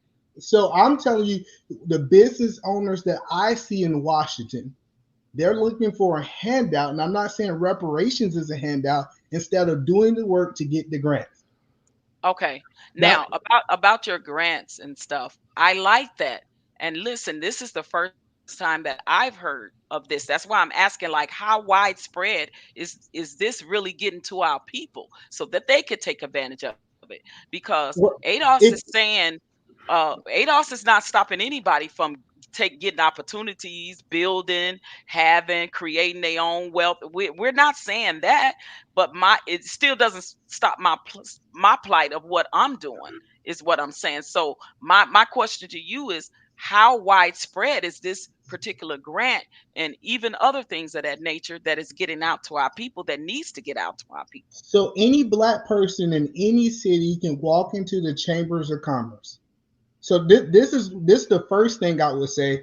Go into your chambers of commerce and find out what grants are for you in your area. That's kind of how I got connected to it. So what I got connected to in Washington, I said, hey, this is what I'm doing. I am a minority, I'm a minority business. Do y'all have anything coming up? They said, hey, the government, what people don't know about grants, I can show you like 10 grants that did not get filled at the end of 2021 because they didn't have enough people of color that wanted it. They literally had, it was like, hey, we got $50 million. We got $50 million. Anybody want it? Anybody want to come get this money? And what ended up happening in some of the world, they said, hey, we got to push this money somewhere else because they obviously don't want it. And then you say, well, was it market enough for them to get it? People that's looking for money, they know how to get it. I was talking to this man, and I asked him a question. I said, hey, your company every single year give a $600,000 grant to white people. Why is it? You know, he had the nerve to tell me. He said, "You know what? Black people ain't never even tried to apply for the grant." He said, "I look like the bad person because I give it to white people every year, but nobody have put in the right people of color have not put in the right paperwork to be able to get the grant." And so that made me start changing what I was thinking. Is it really a system trying to keep us back, or is it that we're not willing to do the work? And I think both can be true. But if anybody know about the chambers of commerce, if you need money, I guarantee you, there's people in that office that gonna help you get the money you need. Because I know about the one I was telling you, the Goldman Sachs one, because I've hipped some of my girlfriends up to it, and I actually applied for that one through that program. But you're absolutely right. There are other grants that I think that either our people are not aware of, or they don't know to look into, don't know, the resources and places to go and things of that nature. So I think that it would be great if we can push that type of narrative out more to our people via email, via these platforms, via different meetings and panels you can sit on and things of that nature. So I 100% listen. I know the onus is on us to all for us to do for us. I'm not never taking that away from nobody. I'm not never taking nobody's grind, get it from the mud, however y'all want to put it. However, I think that those are negative connotations in the first place, because we the only group of people that even have to even say that. So for me, that is an oxymoron to even have to say, I got to grind, I got to get it from the mud, when we don't hear no other race of people saying that. Why is that? Because they already have it. They already have the generational wealth. They already passing the legacies down and things of that nature. So for us to have to say it, that is a whole problem in and of itself. But But and I I want gotta to let go, y'all guys. go. I gotta go in about 2 minutes. I want to hear your perspective, Emmanuel, because I actually like the fact that we're having the conversation in the way that we're having. So thank you so very much. So I just want to say one thing, and I want to pass it to Genesis. Is this right here? I, my first question when I started finding out about these grants is I was like, why y'all not advertising these grants on TVs? Why y'all not advertise these grants on social media, different things like that? And the biggest thing that they said is they said we're not looking for people that just we want people who searching to build a business. We don't want just some average Joe guy that come and say, I'm gonna start this little business just to get the money. We want people who actually, how grants are really set up is we want somebody who's gonna put this money back into the community. That's why they're giving this money out, is so that the community can win. A lot of these grants is community focused. Hey, if we give this guy $10,000 over the next 10 years, he might put $100,000 back into the community. And so they don't want to just advertise it as the PPP loan. They want to advertise it as a system that's going to continue to make things happen over and over again, if that makes sense. I absolutely 100% agree with you. And I just want to piggyback on what Emmanuel said. What he said is absolutely true. I am a member of my local chamber of commerce, and it's a free, well, I'm a paid member, a membership cost, but they do monthly meetings that are free of charge, where they tell you about grants or other business funding that is available. They tell you how to procure loans. They tell you about other services that are available for free. And it's just what you said, OG Patrice, that we are not there. The information is there. We're just not seeking the information. I live in Illinois. Illinois has the Illinois Department of Commerce and Economic Opportunity. That is for minorities. Free monthly meetings. At those meetings, they tell you about business grants and other business funding that is available. They even help you figure out how to pay. They even instruct you on how to fill out those applications. People are not applying. And Wow. they literally list all of these funding sources free of charge. But we're not coming to get the information. And if we do come to get the information, then we don't have our ducks in a row. So then we're not eligible. We've got to get into entrepreneurship. We've got to get our ducks in a row so that we can go out and get some of this funding. If we can get some of this funding, then these, Tulsa, Oklahoma, Tulsa, Oklahoma's that we're talking about, from the past, we can recreate that in the present. But And we've build got to on. get we've got to get on the right page in order to do that. All right, so I want to say one thing. I want to say one thing to OG because I know she said she had to go. I'm not just a person that tell people stuff. I want to give them a solution on where to go. So last year, I'm gonna let you know. I graduated from community college. This is real. I'm a C student. I didn't know how to write no grant. So one of my friends put me onto this. He said, "Hey man, have you ever heard of Grant Slayer Academy?" And I said, "What is Grant Slayer Academy?"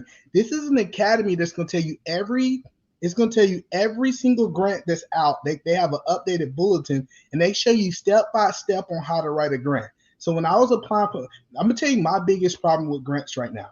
But when I was applying for my grant, they literally said, "Send me your paperwork." They said, "Hey, this is wrong. This is what you need to change." They literally walked me step by step and said, "Hey, this is what you need to do." Their whole job is to be able to help you get as much grants as you possibly can. It's not free. I know everybody say, "Well, we're looking for something free." That's cool. When they get the reparations, they'll give you something for free. But right now, you got to pay to play. And so, I'm telling you, I have no financial benefit for giving this information. I'm just telling you how this blessed my life. The biggest problem that I'm having now is that all the grants are really large. So they got a grant out right now. I think it's $750,000. My business is not large enough to receive a grant that big. So what I'm looking for, y'all don't understand how hard it is. I'm trying to find 6 business that we can partner in together. We can write a grant together and we can talk about, like, the biggest problem that I'm having right now is I reached out to a couple of people of color and I said, "Hey, let's get the money. Once we get the money, we can figure out how we're going to distribute it between us." That's like, "Oh, I need to make sure I get my percentage before I put my name on it." Like it's so many people so greedy. I was like, "Bro, let's just get the money from them and we can See, figure that's a form of stuff we do to each other as a people. Look, even in business, that's what we do. But anyway, I gotta go, guys. Thank you so much. I enjoyed this. I enjoyed being on the panel. I look forward to it again, guys. Emmanuel, thank you. I'm so glad that you and Nathan Love you, brought a Auntie different OG. perspective. Right back at you. Because listen, guys, believe me, I'm hearing every word y'all saying. So these are things that I bring to the table, to the meeting, like some of the things, your concerns, the questions, the etc. These are things that when I meet with ADOS on the panels monthly, that I can say, "Listen, guys, I'm on these panels and this is being said," and yada yada yada. So this is great conversation. Thank you, guys. I appreciate it. And thank you again. Thank you again, Love you. OG. I appreciate you coming by. Thank And you, Black man. absolutely, absolutely, man. Love Are to you trying to show me something, man? Yeah, I just want to show you something before you leave. So, What? and I'm not all talk. I don't know if y'all guys can see that. We just got approved a couple hours ago for $10,000 grant. So Congratulations. that's the thing. And I'm not saying that to boast or brag. I'm saying yes, we want reparations if they come, But keep encouraging our people and educating. Get the message out. We got to market it to our people so that they can take opportunities of these things too. Because at the end of the day, we can get what we can get while I'm still over here working on this. Can we agree that we can do both things at the same time? It's all right. And that's why I said I'm for it. It's just not my fight. But the I people get it. that are in I that people respect that's that. in business right now, what if we can get you $30,000 to get your business going? What I say I'm broke. I apply I applied for the Goldman Sachs one, so I'm waiting on that one. So we'll see. Yeah, what if Because I'm because a lot of people be in a different situation, even Brian. If Brian can get a $50,000 grant that he didn't have to pay back, but he had to use it from a business to make more income, I think he can put himself in a better situation. That's just what I'm saying is that these things we ain't got to wait on. We can, if we start applying for these things. Now, of course, you got to have your LLC and you got to be legal. But once you get all your paperwork together, you start applying for these grants. I applied for that grant 3 weeks ago, and they said I have it by the end of the week. That's So awesome. those are the things that I'm just advocating for people. Yes, do the reparations because I want my check. Let me let y'all know I want my check. Big Bad Bull, if it's is any of your information business, I have another platform I have to be on. All right, guys. Yeah, Much he act like he love and your husband, respect. OG. No, talking about where you going. Bye, Yeah, yeah, guys. yeah. All right, thank you so much for coming on. I Thank appreciate it. you. You're welcome. And Hey, so, black yeah. man, did you notice every business that created that pillar of the 10 million or more have received multiple grants at some point in time. So it's not about who can work the hardest. I'm telling you right now, every business. If you look at the Microsofts, if you look at the Apples, if you look at every business, Coca-Cola, they was really good at raising money. It wasn't about outworking Pepsi. They raised a lot of money to be able to become that pillar that they are.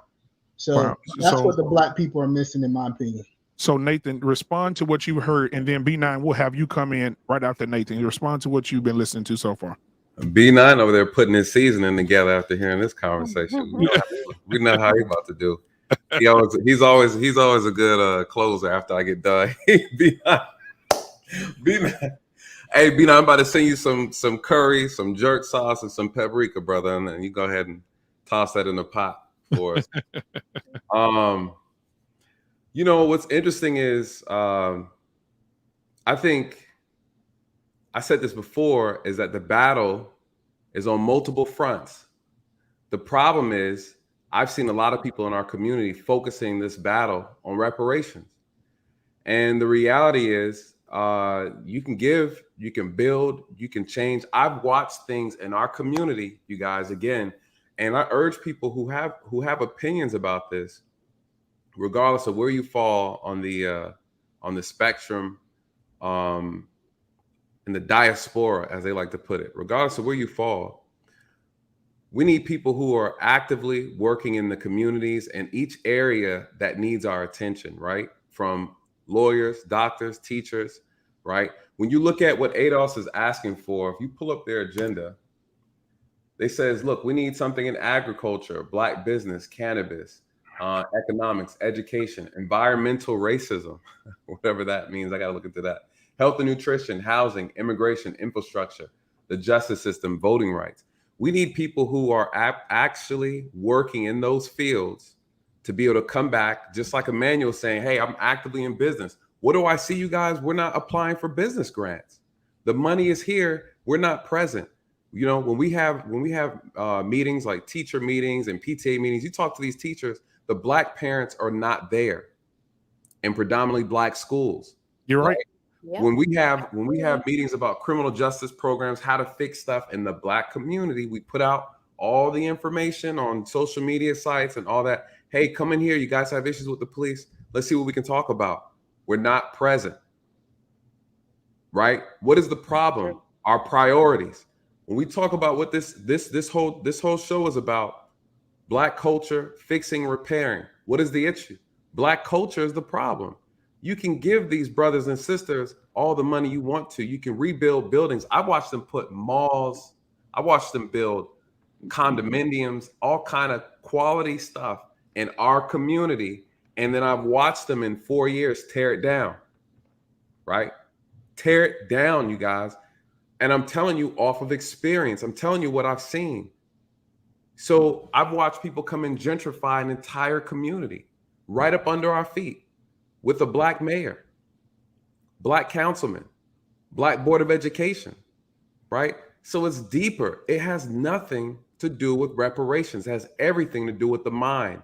It's always been about the mind. The battle is with the mind. If you control the head, you control the body. Our movements are being manipulated by people who have our mind. And if we cannot free our mind, I don't care what you plan on throwing our way. Again, it's not the few of us who are going to do well with the money is not the issue, right?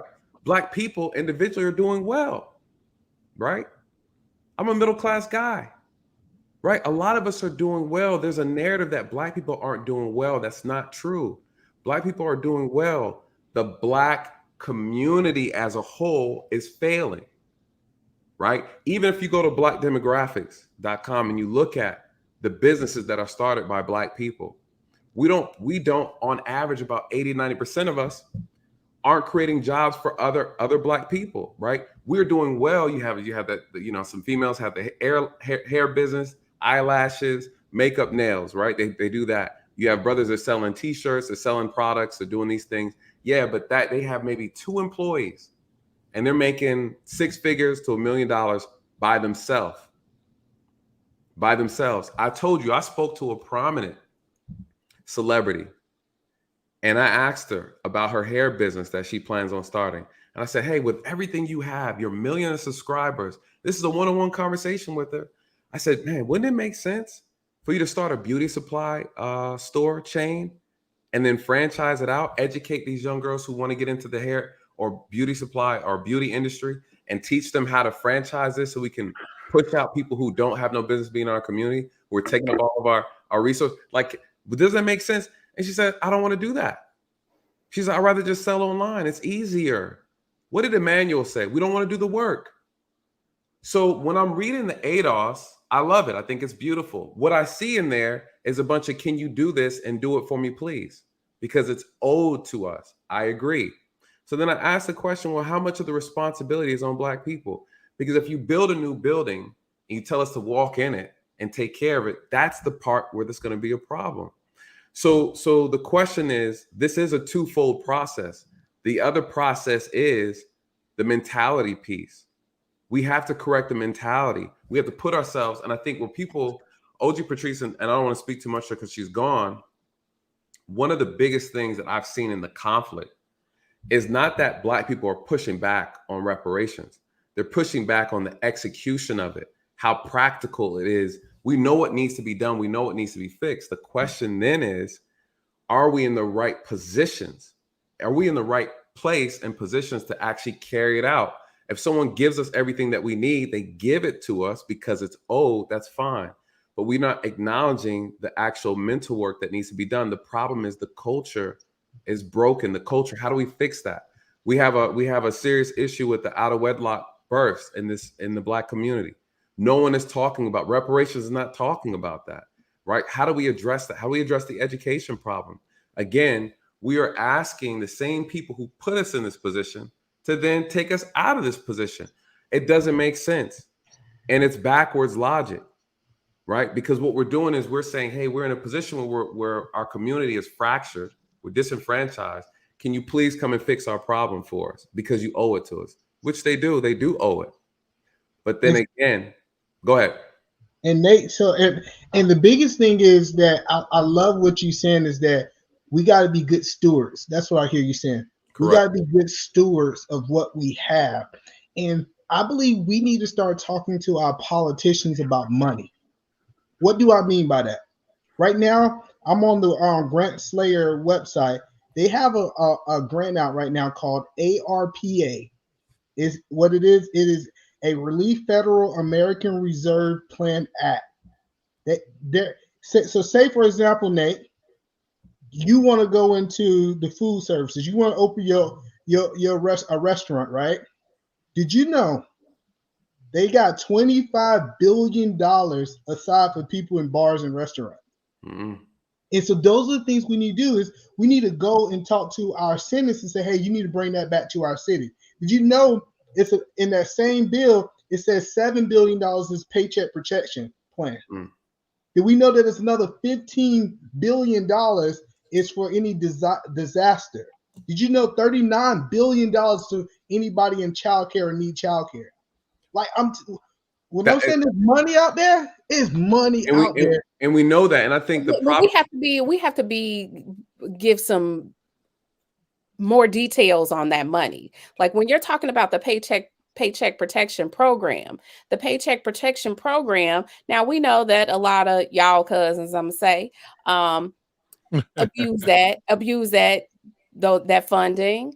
But in order to get that $20,000, if you'd had a business or whoever was doing their paperwork, their net income from that business had to be $100,000 just to get $20,000. So we can't mislead people to think that they're going to get this large amount of money if they're But- not bringing in those dollars. No, Genesis, the reason I said that, because Nate used an example that we have this brother who's bringing in $100,000 with 2 employees.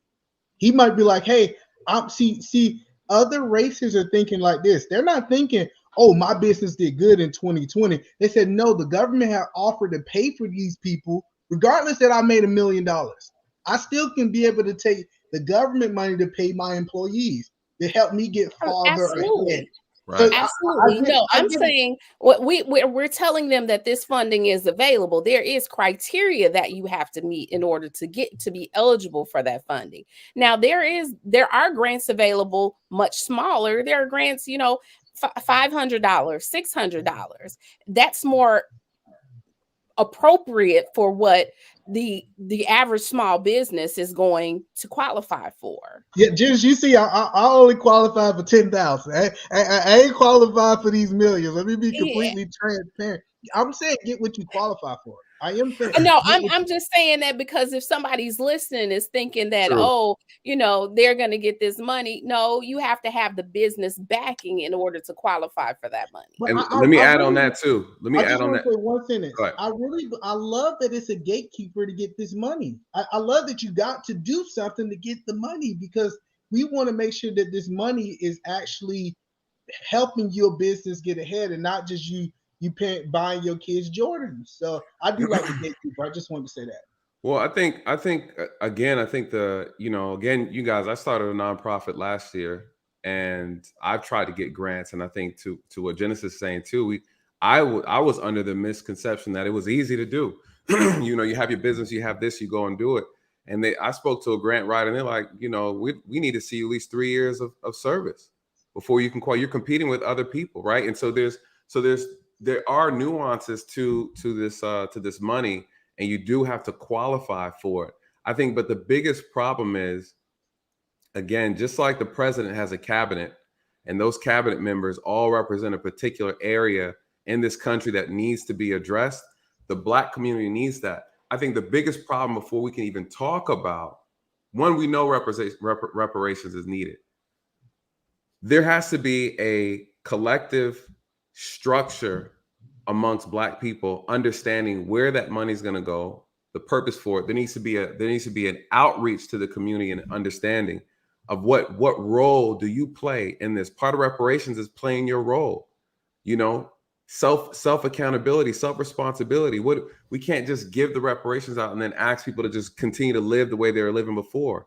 So again, there has to be a collective organization of people coming together and agreeing that we're going to address what does it mean to be Black in America. We need to redefine what our culture means. What are our values? And who I watched do that? Ice Cube did it. He came with the contract with Black America, and they shunned him. They dragged him for it. So again, here we have someone who's trying to lead, who's trying to actually step up and say, this is what we need to do on a political level. We need to have demands. It's no different than what the ADOS agenda is. It's a list of demands. And so the question, Nate, since you brought that up, go ahead. Since you brought it up, let me tell you about what y'all president did. Y'all president, who y'all voted for, Biden said to Ice Cube, he said, after I get elected, I will sit down with you. Yep. It was a total, when he didn't sit down with Ice Cube, it was a slap. It should have been a slap in the face. It should have been a slap in the face. Ice Cube still ain't got a meeting. Nope.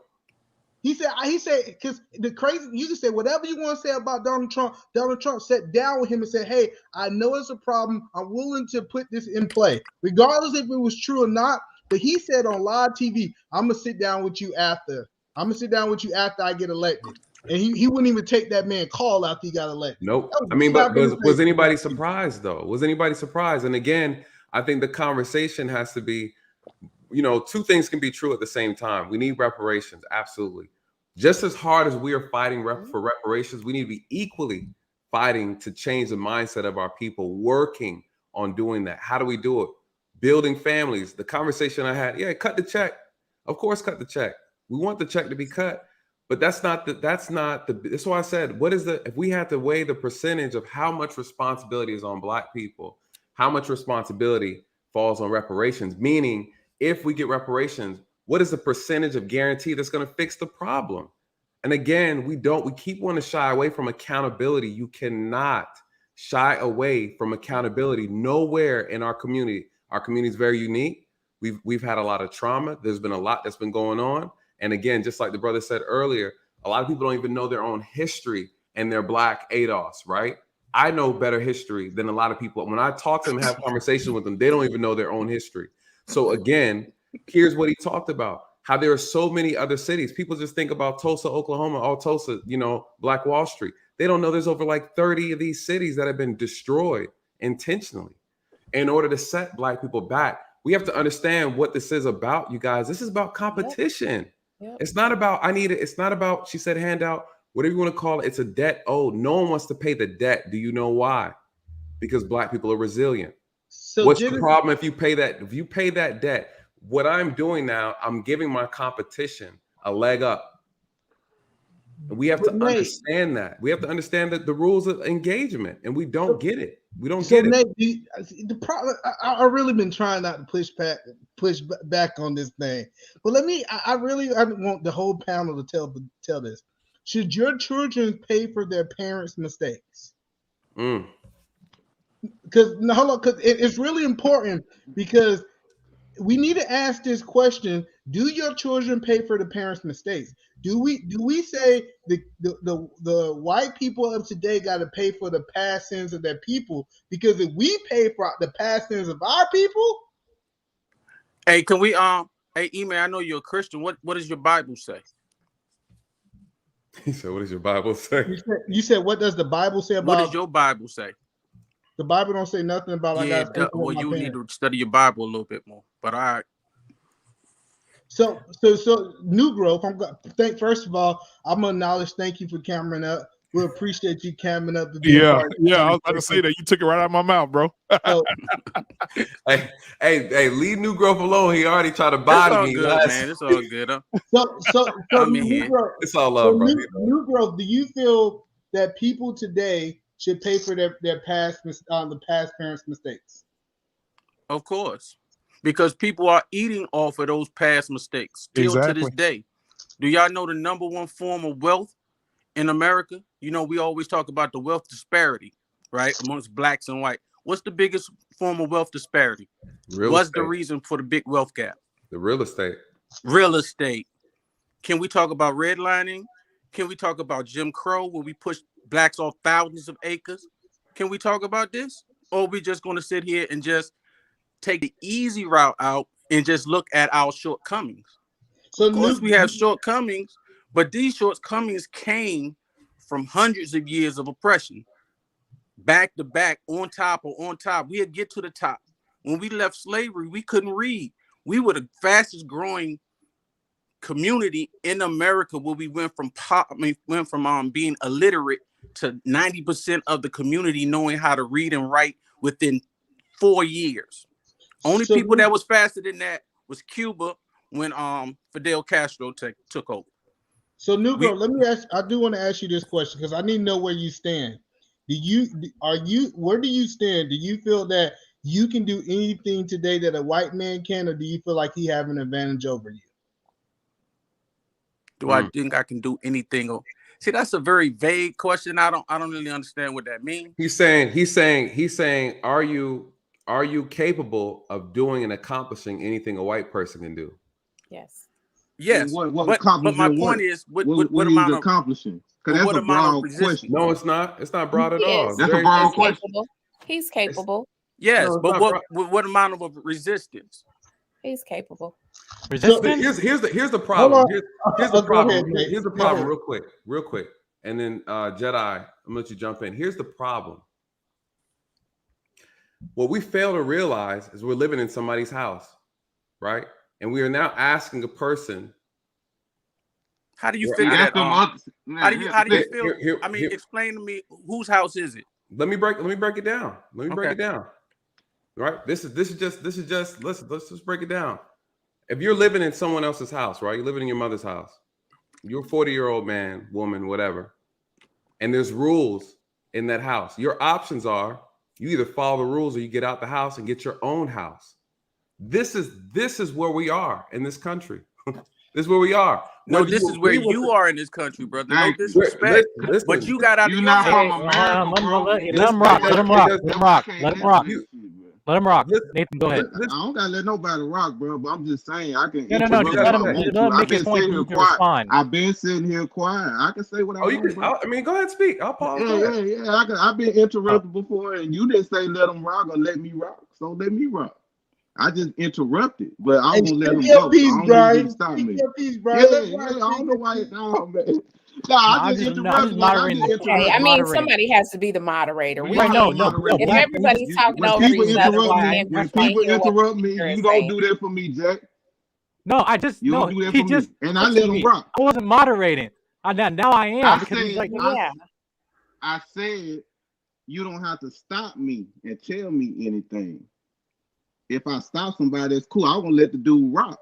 Just like I stopped Emmanuel, I let him rock, and he let me rock. well, He it was cut just me three out. people So were talking right now. That's why I said just hold on, give one mic and let him rock. Like that's what I was responding to. yeah, it's all good. It's all good, Go bro. ahead, Brian. I want to hear what Brian got to say because Go Brian ahead. got Oh something no, on I his ain't got chest. nothing to say. You I got just had to something on your chest. interject, though. Say what's on your chest, Brian just Brian. causing Oh trouble. no, I just had to Just interject, causing man. trouble I over there. just had to throw a Bri- wrench in him. Brian over here trying to break my flow. That's all. Yeah, man. You know, I don't want. I respect you, Black Man Unfiltered podcast. I don't want to come off as negative towards Nah, anybody. nobody's No, thinking no, that. bro. no, No. Oh no. I just don't want to come We off family. negative. We family. Nah. Yeah, yeah. Listen. We The ain't. reality is we are all we're all passionate about this subject matter, regardless of where we come from, Yeah, right? What most our definitely. nationality is. You know, the reality is we all have different insight and outlook. The problem is I'm not coming from a place of emotion, right? I'm emotional, man. Well, I mean, ain't nothing wrong with being passionate, brother. Ain't nothing wrong You're with that. passionate. You're passionate. Yeah, ain't nothing wrong with that. What I'm saying is there's two ways to look at this situation. We can look at it how it should be, and then we can look at how it is. And what happens sometimes is a lot of people like to make their argument based on how it should be. How it should be is we need our reparations, we need this is what's owed to us. But then once we have that conversation, we need to start looking at, okay, how is it though? This is a game of competition. You are asking someone who has power over you to give you their power that they took, right? This is the reality of the game. We can dance around and play hopscotch. I'm telling you guys what the reality is. The reality is you don't ask someone to give you power. You either take it. Can I ask you a question? And look, hold on one second. Before you go there, if you're in somebody's house, right? They have their own rules. The only way to change that is to build your own house. But we all can buy houses today. We built this house. But no, it don't matter who built the house. The Mexicans built my house, but they house. Like so Why? listen. Right. Perfect example. The Hispanics built this house, and then who's in it? But so listen, let's just make this fact. I just want to make this fact. But they got paid for it though. We didn't get paid for building. We didn't get paid for building America. The Mexicans got paid. The Mexicans got No, it's paid. not right. It's not The right. Mexicans got paid. It's The not. Mexicans got paid for building Iman. Can't we all go out and buy land? Iman, did the Mexicans get paid? Iman, can you answer that for me? I don't know. But you paid to serve. You paid to get you paying on your house though, right? The white man got paid. I don't know. But I'm pretty sure the white man paid it. But somebody got paid though, right? We didn't get paid for building the White House or none of that shit. I get where you're trying to go, but Brian, this is the problem that I have. The problem I have right now is most of us black people, we got a little money. We ain't got a whole bunch of money. Why don't we go buy up neighborhoods? Why don't we go buy land? Why don't we do that? Because now we have the money. We might can't go get 10 acres, but why can't we come together, 50 of us, and get 50 acres and build our own? That. We do that. I got that, man. I got that, man. 10 of my partners, we bought 20 acres of land. And now we garden, we doing all that stuff, man. You know what I'm saying? So we doing that. We teaching the kids how to shoot. We doing all that, man. We growing our own food and everything. I don't know how to grow shit. I like to shoot. And that's the problem. The answer is that hey, now that we can work, now that we can create wealth, Let's go buy all the land. Let's go buy. Yeah, that's what we doing. Let's go That's buy. talking. That's I'm why I doing. said that's talking. That's what Stop. I'm doing. Yeah. Go ahead, B9. B9. We've been waiting for you, B9. Hey, Yeah, first of come all, on, welcome. B9. Welcome, let's baby. I'll piss you off too, Welcome. B9. Let's cut the crap out. First and foremost, hello to everybody. I hope y'all having a What's going on, brother? My blessed. brother. But let's get Emmanuel gave me the perfect leeway into this. He's right. Why don't we pool our resources together and start doing something as a collective? I'm gonna tell you why, Emmanuel. Because we can't even subscribe to 1,000 people on YouTube for free to support each other. That's why. So you cannot expect any child to do calculus if they don't understand basic arithmetic.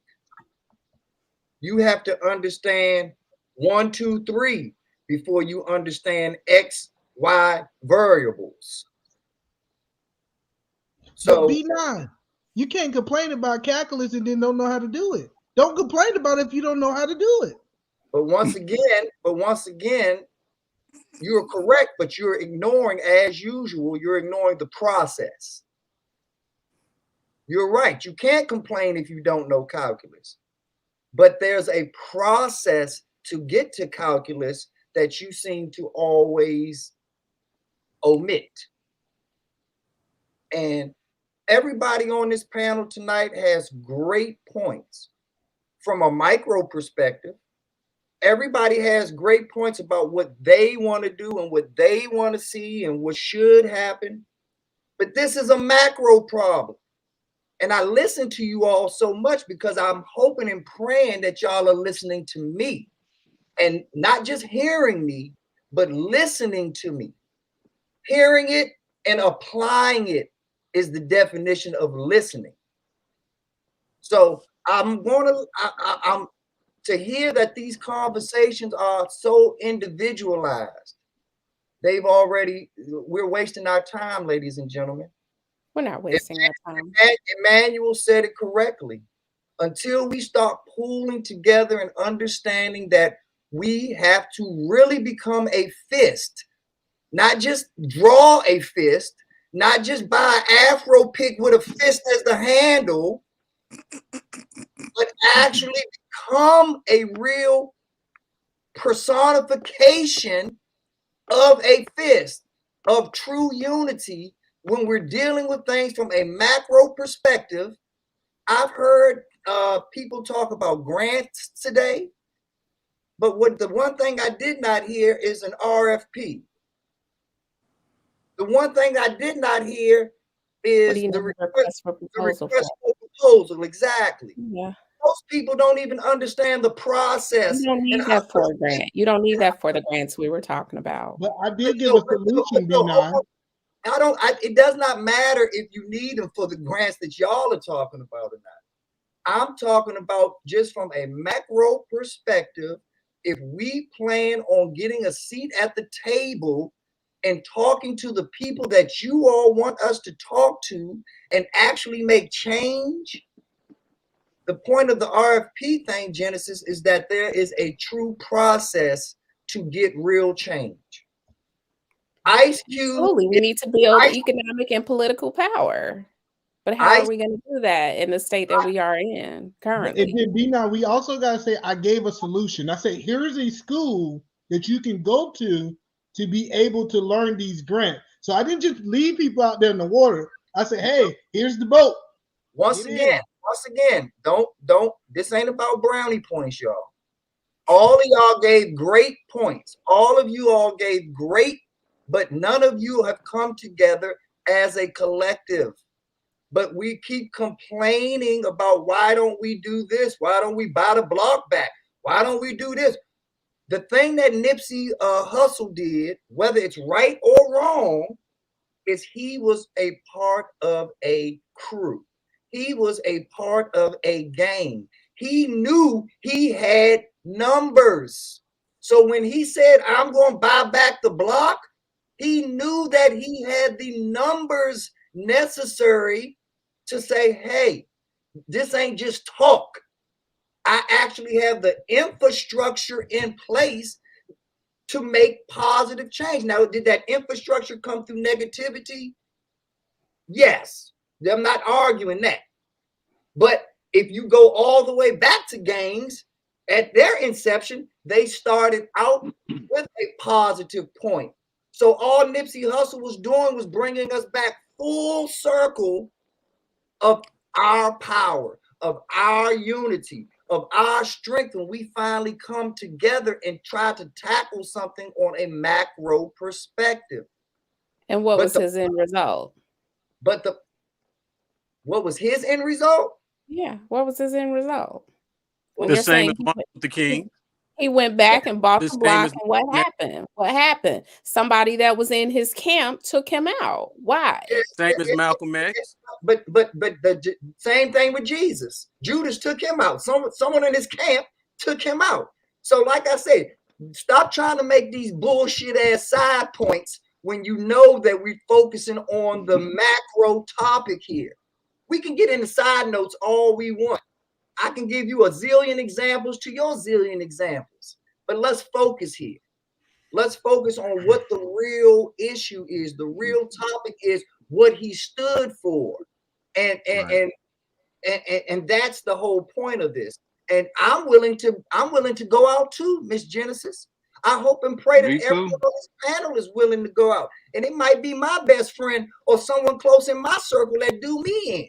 However, I'm not willing. I want to make Okay. it. I want to make it clear. No, you don't got to. It ain't for everybody. It ain't for everybody, man. Angles that we need to attack this thing from, though. I just want to say this. I brought a little what girl in happened this to room. him? That was kind of like, what was the point of that? Exactly. What was the point of that? That was just to discredit the whole argument. Emmanuel, hold on. I respect what you do, man, but please stop interjecting for cowardness. Cowardness? Yes. No. Yes. Damn, man. So B9, my family, my little girl, I have an obligation to them. And see, the problem is everybody willing to die for their community and let their family starve. And I think we need to stop trying to teach that BS. But you the only one with little girls, bro.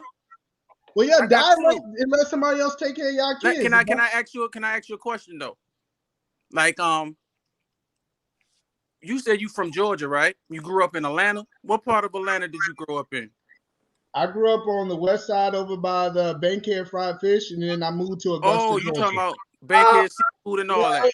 No, over there by the Piggly Wiggly. Okay. No. I refuse to let it happen tonight. No. Hold on. Let me ask you one question. B9. No. This is not. No. Wait, B9, it's not your show. B9. What's wrong, B9? Tell him what you see. You refuse to let what happen? What's the problem, B9? I don't give a rat's ass about nobody's personal tonight. I don't care about trying to validate one person tonight. We gonna have Go ahead, man. We gonna have a macro conversation tonight. We talking about the collective tonight. Okay, and that's what it was going to be about the collective. Hold on. So this leads. So we're gonna let each other finish each other's points, but watch this. So that leads into my next question. All right. While we here, we talked about ADOS. We talked about the reparations. We've talked about how we get there, how it looks, how it may or may not look. We may get it and may not get it, and those are good points. Everybody had a good point on that. But I want to get to the rebuilding the Black community, and I want to ask everybody, because we'll get into the culture next. But I want to ask this first, and we'll start with you, Genesis. As far as rebuilding the Black community, what do you see in the Black? Because we want to start off, because in order to move forward, you got to know what's causing the problem. So in our Black community right now, what do you see the biggest problem is in our Black community right now, in the rebuilding of it, and why we can't rebuild it?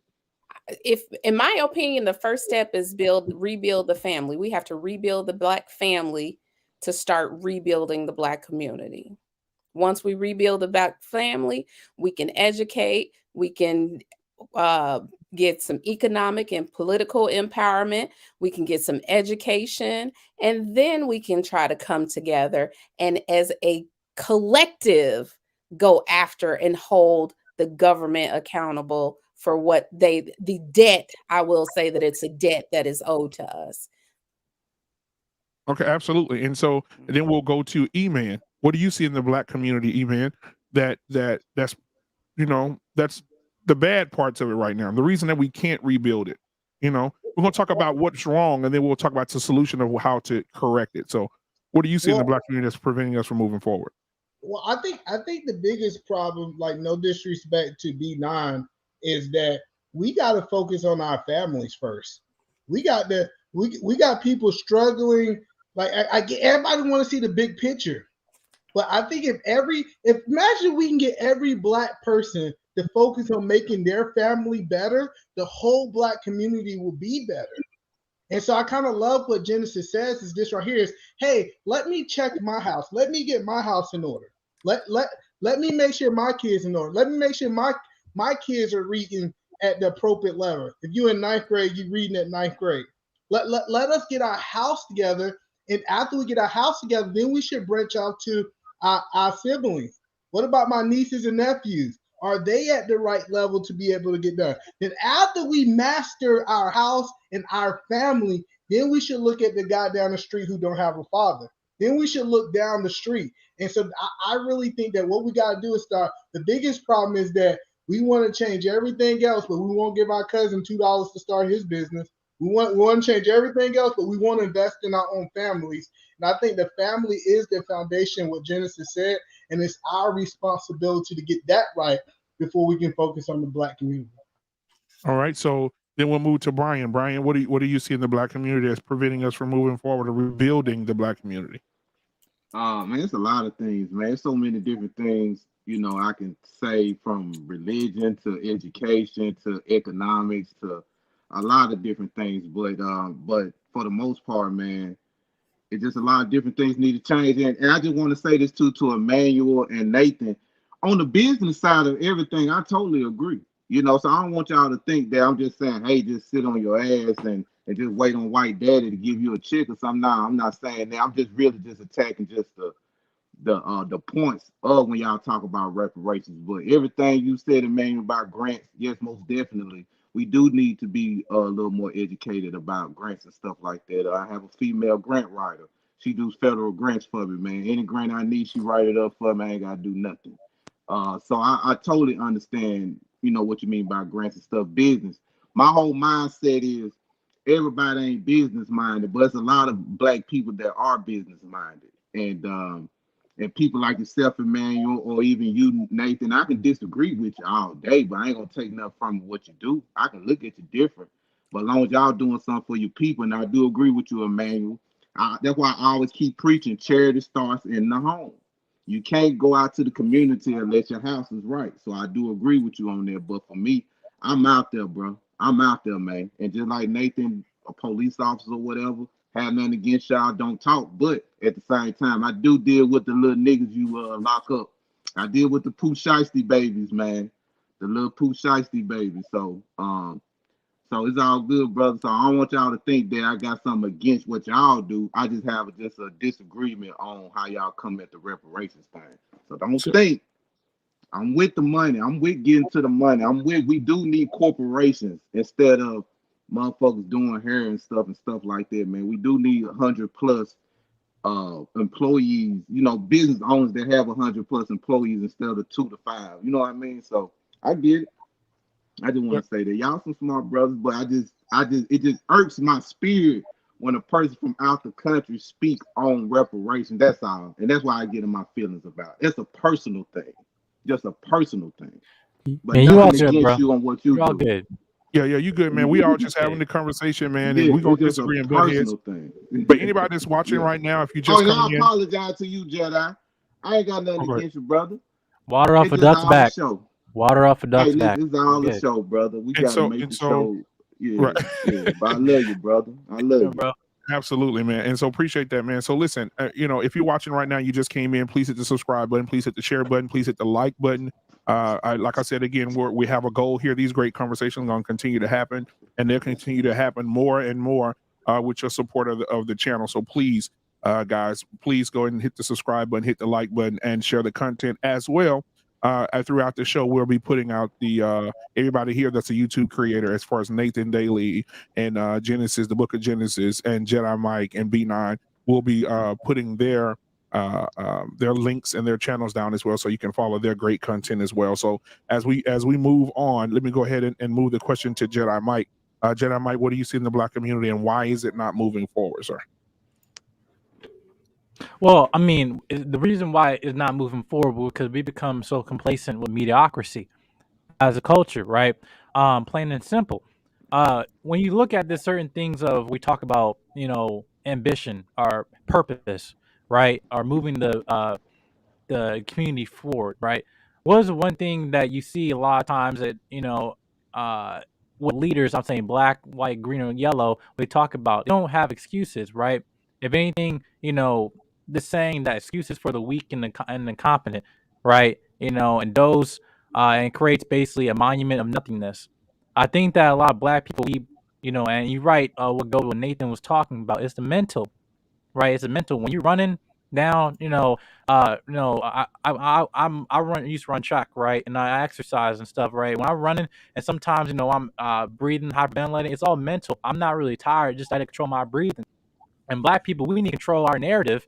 And it goes back to James chapter 3, verses 9 and 10. The tongue has the power to bless and curse. We're speaking, our reality right now. We're saying we're the victim. We're saying that there's certain behaviors that we cannot get out of because we're a byproduct of our environment. And can that be true? Yes. But I believe we're also a byproduct of our choices, which have greater outcomes than what we are born into. And I He froze up. So he'll be back in a second, guys. And so we'll go on to Nathan. We'll get your go ahead and get your comments on what's going on with the Black community. Why we like I said, we'll start out with the bad first, and then we'll move on to what it is that we need to do. But why do you think we're not moving forward right now as a community? What's stopping us? From what I've seen, to piggyback on Jedi, he struggles streaming.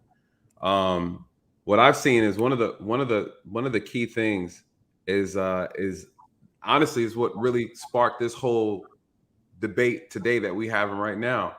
We had a discussion 2 weeks ago about it, and there was a conflict between, in the panelists. One said we believe economics is the key to fixing the Black community, and then there was another group of us said no, family is the key to fixing the Black community. Remember, we had that pushback, and I said, okay, well, if that's the case, you guys, welcome back, Jedi.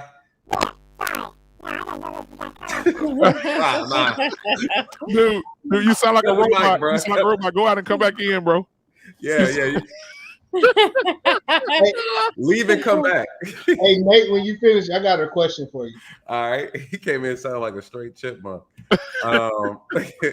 So this whole thing that sparked this conversation we're having today was because we were clashing on what is the fastest way to fix the Black community. And I said Black families.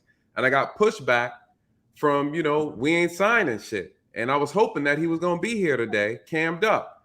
But God rest his soul, he couldn't be here today for whatever reason. I'm sure he had important work stuff to do. Exactly. But New Growth is here. New Growth also felt the same way because and what New Growth was saying, which I appreciate what he was saying, he's right. New Growth is saying we've invested into this country. We deserve what we put in. What we put in, we should get out. I agree 100%. My only pushback from that perspective was that they don't see it that way. And so again, we have to look at it the way the way the rules have been made. We have to play we have to play by the rules. If we don't play by the rules, we lose. The rules have been set up for us. That's fine. Well, I want to hear. The rules have been set up for us, and here's why I say this is the part of the problem with the Black community. We can't agree on who the enemy is. We can't agree on what the problem is. Right? You have one part of Black America who looks at the situation and say, hey, it's on us to fix this problem. We have another group in Black America says, no, it's their responsibility to fix our problem. So then we have a clashing of ideology. We have a clashing of who should do what and who should do what. How much responsibility is on me and how much on the response? Yeah, we got you. How much of the responsibility is on us and how much of the responsibility is on them? There is a conflict in understanding what the real mission is. What is the mission? If we all can't collectively come together and agree on one mission, during the civil rights movement, there was one mission. Everybody knew what the mission was, right? It was a us against them situation. There was no doubt about it. Everybody had something to stand up for and fight for. Now, what is it? You have a lot of black people who are doing really well. They don't agree with what you're saying, right? Then you have another group of black people who are saying, hey, I'm struggling, having issues, and it's the white man's fault. So we're like, hold on, you guys. The problem is we can't collectively come together under one umbrella and agree to one mission in order to have one focus to actually see this thing come to life. So my big thing that I've seen and what I've noticed is that we're not on the same page, obviously. The second thing is that our families are completely broken, right? And if we can't bring our families together, again, we can't pass down culture. The main issue, there is no culture, right? One would argue, what is black culture? What does it mean to be black in America now, right? Define it. Well, Nate, I just want one question I want to ask you, Nate. Just one question. If you had to give advice, if you had to give people advice, what should people align with? What's the one thing? I know we don't want to go down that whole narrative of 10,000 things. What is the one thing that we should align with, period? What's that one thing? I would say building the core family. Building the core family. Because with that's the seed that everything else comes from. Yep. That's the seed. We have to. And the reason why I say that is, as an investigator investigating crimes, I look at the root problem. I look at the root. I look at the genesis of the problem in order to solve it. This is what I do for a living. So when I'm examining our communities, I'm looking at the root. I look at what the enemy has done, right? We could say from this standpoint, we're a victim of this crime in America. So I look at what has the enemy done? Why did they do it? What was the motive? What was the intention behind it? When you start looking at the motive, the bigger picture starts to show you guys, what's the motive? They want us to be the bottom, right? They want us to be a bottom underclass. Why? To support them. So the question is, we can't just generate power for ourselves. The power has to be taken. It can't be created and it cannot be destroyed. It's either given to you, it's borrowed, or it's taken. This is the understanding that we have to have, right? So do we have the resources to take it? Yes. Yes, we do. Yeah, absolutely. We do. Absolutely. Here's the problem. Here's the problem. Absolutely. Again, the issue is there's a misunderstanding of what needs to be done. We are capable, able, educated to build and create our own things. Are we not? Well, man, you already know this answer. The problem is we're not doing. The only way to do it is through group economics. Right? Genesis talked about education. You guys, how important is education? We don't educate our own people. Why would your enemy educate you to be better or to compete with them? That doesn't make any sense. That's counterproductive. What do 13%? How can 13% take some from 50%? No. I agree. Now, I didn't say that. What I'm saying is what needs to happen. What did Martin Luther King do during the bus boycott? Right? What did he do? So again, what did they realize? Do you hate me more because of the color of my skin than you love this green dollar? Man. And so then what ended up why did they integrate? They integrated because they knew something right away. They said, hold on.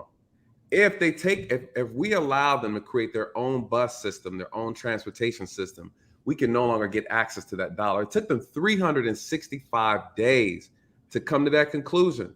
You starve them out. Brother Nathan, I hate to cut you off, man, but I love my history. It took a year. The bus boycott was a year, was it not? Systems. There were plenty of black bus systems and businesses like that. I didn't say there wasn't. One narrative and think you understand our culture. That's not. See, and we're not talking about whose culture, what's culture. I live and I produced and I've invested in this country. Here's the thing. They created their own bus systems. There were own black bus systems. I never said they weren't. I never said they weren't. Here's the part that you're missing, New Growth. Okay. Because once we integrated, whose bus systems did we get back into? Of course. Oh, okay. So then, but that's not what you with said. that being said, New Growth, let me finish what I'm saying, because you're trying to educate me on something and you don't know what you're talking about. Okay, prove me I don't know what I'm talking about. We can pull up facts. We can pull up facts. Okay. What was I saying before you decided to try to educate me on something I was already aware of? Something about power. You said no, you're not listening. Understand The if we allow problem them is to have their you're own listening because you're looking for an opportunity to challenge me instead of listening to understand what I was saying. You want to challenge me. You want to challenge me because you don't like my position. No, you just want to be right. I'm not trying to be right. I'm being accurate. So let me explain to you what I'm saying. So if you could please mute your mic so I can finish talking. This is what's going on. This is the issue. The issue is, once again, you have someone trying to challenge someone who's bringing solutions. What is the problem? The problem is the boycott took an entire year before they decided to hand over the front of the seat. And what happened? How did that help our situation? What was the fear? The fear was, if Black people were to separate and continue to build their own, that's money and dollars that the white community would not have access to. It was strategic, it was done purposeful, and it worked. This is why we have the problem we have now. What should we boycott today? Let's start a boycott. What do you think we should boycott today? It needs to. I'm gonna cut straight. Go ahead. Fuck all that boycott shit. The moral of the story is, it's not about history. It's not about boycotting and this and that. It's about, we had an opportunity to implement forever using our own transportation system. Thank you. We created Uber back in the 50s. 50s. Thank you. We created Uber is the moral of the story. And if and this is why I say we have to deal with this from a macro perspective, because if we had the infrastructure in place to understand what we built back then, we would be in a different financial position as a people, because we would have actually galvanized our resources and put a monopoly on something. We would have put a monopoly on it to a point where it wouldn't just be Black bus services. It would be bus services for the city that happen to be owned by Black people. And here's the problem. Here's the problem that I have with this panel right now. We have a gentleman on here, right? New Growth. I'll go ahead and just point you out. Well, bro, if you volunteer, the problem is there's a portion of this community in Black America that's addicted to the idea of white supremacy. This is the problem. And if you're addicted to the idea of white supremacy, you can't see past that. Where do you get that from? Do you get that from me? I'm addicted to the idea of white supremacy. You get that from me? Unfortunately, New Growth, yes, I do. How so? What if I said that I showed you that white supremacy has controlled everything we've done? That we cannot beat white supremacy. What have I told you once that I said that? Again, go ahead, Emmanuel. You muted. No, let him talk. I want to hear this. How do white supremacy should control everything? Give him the flow. Listen, see, I didn't even say it. He just hear the word white supremacy. He's addicted to it. I was just telling you to tell me where have I ever said it. I said there's a portion of our community that's addicted to the idea of white supremacy. You included me, right? To be real, yes, and I included you in it. So give me an example where I've showed you that I'm addicted to white supremacy. Well, no, New Girl, can you clear it up? Do you think white supremacy is a thing today or not? Of course. Of course. All right. So how do you think is it that we can't overcome it? No. No, but how do you think that controls your narrative on a day-to-day basis? Exactly. How do I think it controls me? How does white supremacy being an active, moving threat in your life impact your behavior? We're not gonna go down this nut hole. Y'all know that. Y'all know the answer. Y'all want me to push the narrative that. Can I talk now? Y'all want me to push the narrative that you want to be able to say, see, everything y'all do is white supremacy. No, I'm gonna ask the Black Man Unfiltered question. What do we need to do as a community to help Black community? First, we need discipline, and we need a destination where we're going. Discipline is very important in our community. And what has happened over the years, we have lost our root. We don't have any leadership. And from what I know and what I've studied, our root has always been in the Black church. The Black church has always been the backbone. we would go there to meet, civil rights movement, educational systems were born in that. This is where we socialized. This is where we were gathered. We need this in our community. Period. I don't know. I'm not talking about no white supremacy, all of that. The young lady, OG Patrice, told y'all earlier, it was some black people that just bought 500 acres in Macon, Georgia. All black community. I was asking you earlier, Emmanuel, because the place you said you grew up in, those houses over there are going over $400,000-$500,000 now. Because black people got their little nickels and dimes and ran to Buckhead, when now the property value is flopping over there, and them people from Buckhead wouldn't came in our community, and now but that's how I'm in the community right now, Pittsburgh, where it used to be the roughest neighborhood in Atlanta. Now you sitting on $600,000-$700,000 houses. So don't tell me what we don't know how to do. Sometimes we're not willing to listen or to break away from a narrative of somebody else. See, if we can't see things our way, if somebody else say, this is the way you need to go, this is where you need to go. Like you said, Nathan, they're not going to tell us the truth. So if they allow us to get the information, it's already too late. So, but New Grove, so we have to be there in advance in a time. So the reason I bought land over here is because I lived in DC. I saw the property value. I saw the gentrification. He ain't Long lying. Beach, California, he ain't lying. In New York. So I said, this is Atlanta. Why not get these houses for $20,000 and $30,000 in the hood that are abandoned? Basically, nobody lives here. Buy them. So let me ask you. Now all of a sudden the property value goes up by 400-500%. Now everybody wants to come. I told people to come over here and buy houses. New Grove, let's stay here. New Grove, you're absolutely right. But the problem with what you're saying and what we're trying to get you to realize is that you are an inspiration. And I understand why you come up here, because you want to give inspiration to our people. And I appreciate you doing that. And your story and the information you bring is valuable. However, it's like our problem is black people will eat birthday cake every day if you give it to them. So your positivity is not the standard. You just said it yourself. You were smart enough to stay. Most of the other people that we're talking about, the macro, they bounced. So we're not talking to you, New Growth, and you keep taking it kind of personal when you're on our side. But let's stay there. Let's love exactly what we're talking about. But we're talking about the people that you're talking about, the people that abandoned the hood, and now they end up creating a new hood, but paid more money to create that new hood. That's the opposite of investing. Exactly. You buy high and you have to sell low. That's the opposite. Let's talk about this. Society. Hold on one second, E-Man. That's the opposite of a capitalist society. You're right. That way. No.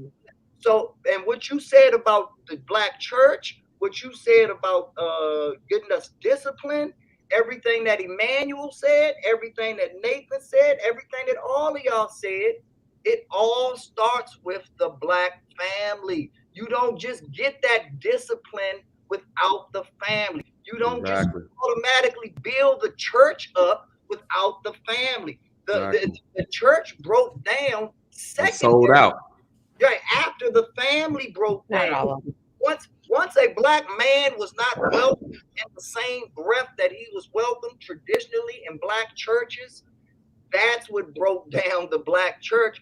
The men not coming in the groves that we came in, because we made sure the whole family was at church. We made sure that our wives had the biggest and the best and the most colorful church hats and the this and the that back in the day.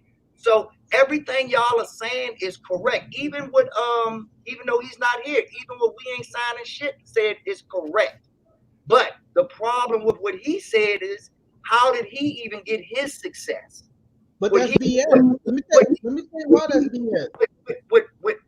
Would he say his success would happen without a strong family unit? He focused more on the on terms of the economics and the foundation of families. All these languages, He's in different countries. He's making all of this money. So and I'm not judging him because he could have come from a broken home background. But if I was a probability is that he did not. So he's being very disingenuous when he said that the black family's not first, but everything that he's accomplished and everything that he wants to get to through economics, he even achieved through having a strong black family unit. Exactly. Well, hold on. It's BS. Let me tell you why that's BS. And I want to address this. Before you do that, everybody that just came in right now, thank you for supporting the channel tonight. Thank you for supporting everybody on the platform tonight. The conversation is great and it's going to continue. If you're just coming in, please hit the like button. Please hit the subscribe button. It's very important that you do that. If you want to support it financially, you can go right there at the bottom of the screen. Please support Black Media today at Black Man Unfiltered Cash App. If you want to send me a Cash App, I also want to thank Mr. Real Estate. He came in, asked for the Cash App handle, and he sent over a Cash App. Thank you so much for supporting it, man. And I appreciate you. So again, hit the subscribe button and the like button. Let's get back to the conversation. Go ahead. All right, so let me tell you why this BS, and I hate this narrative that y'all keep trying to that is keep getting pushed out there. So it's complete BS, and I know because I lived it. Everybody asks me, why did we move? How did I end up in Augusta? You got to ask this question, because the west side of Atlanta, if you knew the west side of Atlanta, it was the worst place to be in. You got to ask yourself this question right here. What am I willing to sacrifice? Do I sacrifice my kids to be able to save an area? And I think that's the question you got to ask. If your kids is not in a healthy place, hold on, no, let me finish. If your kids, no, we talking about though, Emmanuel. Yeah. You off. No. Emmanuel, I love my family. You said this earlier, Emmanuel, and I'm glad that you brought that back. Martin Luther King loved his family. Yeah, he did. I was just thinking about that. Family. You trying to make this bullshit ass narrative like people that was down with the community and people that were leading the community still weren't family first. That's not what I said. No, I think what he's speaking to the fact that Negroes mentioned people moving away from those communities and moving to other areas instead of staying put in those neighborhoods. The most famous picture of Malcolm X is him standing at his own home window with the rifle. You have to let him finish his point, though. You got to let him finish his point. Yeah. Go ahead and finish your point, E-Man. The problem is that y'all not listening. Y'all just trying to respond.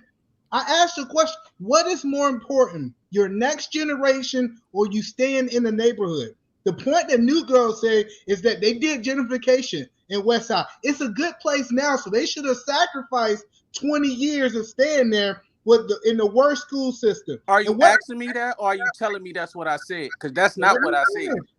Okay. So you want to push your narrative? Go ahead. Once again, push your narrative. New Grove did not. He didn't. That's not what New Grove said. Yeah, he didn't say that. Okay. New Grove, clarify real quick because I got something I want to say. Yeah, clarify your statement, New Grove. I want to restate. I didn't finish. My point is, no one tell you to stay there. If you're in a situation where you can't, but if the neighborhood is growing and developing, and if you see that this area is becoming the new most cities are moving back to the most people are moving back to the cities and out of the suburbs. Why not take a chance? And on the same point, how did these white people take a chance to move to these most violent neighborhoods and all of this? What was so courageous about them? They didn't care about their kids. When they went over here, now they sitting in $700,000 houses that our grandmama, our aunties sold our grandmother's house for $100,000. What I've seen in Atlanta, New Growth, which I think is interesting, is what's going on actively in Atlanta, because you brought it up. It's people who look like us, right? Who are going in and they're buying these houses. They're paying these 20 grand, taking these houses up under grandmama and them, right? Instead of educating them, and then they're flipping the house for $400,000 and putting that money in their pocket. These are our people. You definitely right. And then they're selling it for $400,000 to a white person. You And right. again, I blame. And again, Bingo. this is How's the that bingo? What are you so excited about? No, we said what? We said right. What are you so excited about that for? This Yes. is No one said black people were perfect. We didn't say no, we we're didn't not have talking. snakes. No, we're not talking about perfection. We're talking about a disconnect. The disconnect in our culture, meaning that we're not looking after one another. We're looking after self. Oh, Right? Because here again, when I look at the black statistics about black businesses, what do I see? I see black individuals doing really, really well, but collectively we're doing really, really bad. And so again, what kind of business are we? You said it yourself, New Growth. You're That's doing not well in true, real though. estate. I can give you facts that I black can pull up the people. statistics right now. I got the receipts. New Growth, listen. I got the receipts too. Then put them up right now. Okay. Let's put them up. Everybody put your receipts But listen, out. I'm gonna let you know. Black people have most of black businesses are 35% in a medical and a home care field. That's the largest percentage of all minorities in America. But that's Asians not what that y'all talk about a lot, they have the most restaurant businesses. So let's not talk like we're just around here selling hair weaves. Stop pushing these narratives. That's not what I said. That's not what he's saying, man. That's what I said. Again, New Growth. It seems like when I speak, you have a tendency to want to listen in order just to complain about what I'm saying.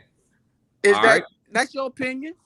All right. Sounds like a good one to me. Put your stats in the chat. You say put your receipts in the chat, and then let Black Men Unfiltered pull it up. Because I'm gonna pull mine up, and it's gonna crush what you're saying. Okay. Man, you always want somebody to pull something up. You always say something because up. This Put is your the face problem. on the thing. Because New Growth, this was the man, problem. I gotta prove nothing to you, bro. It's not. You're I'm not sick proving of it to me. To prove everything to you. This is the. Listen, this is the I can problem. give. I'm gonna put New the Growth, website in. I'm gonna put this website in the chat.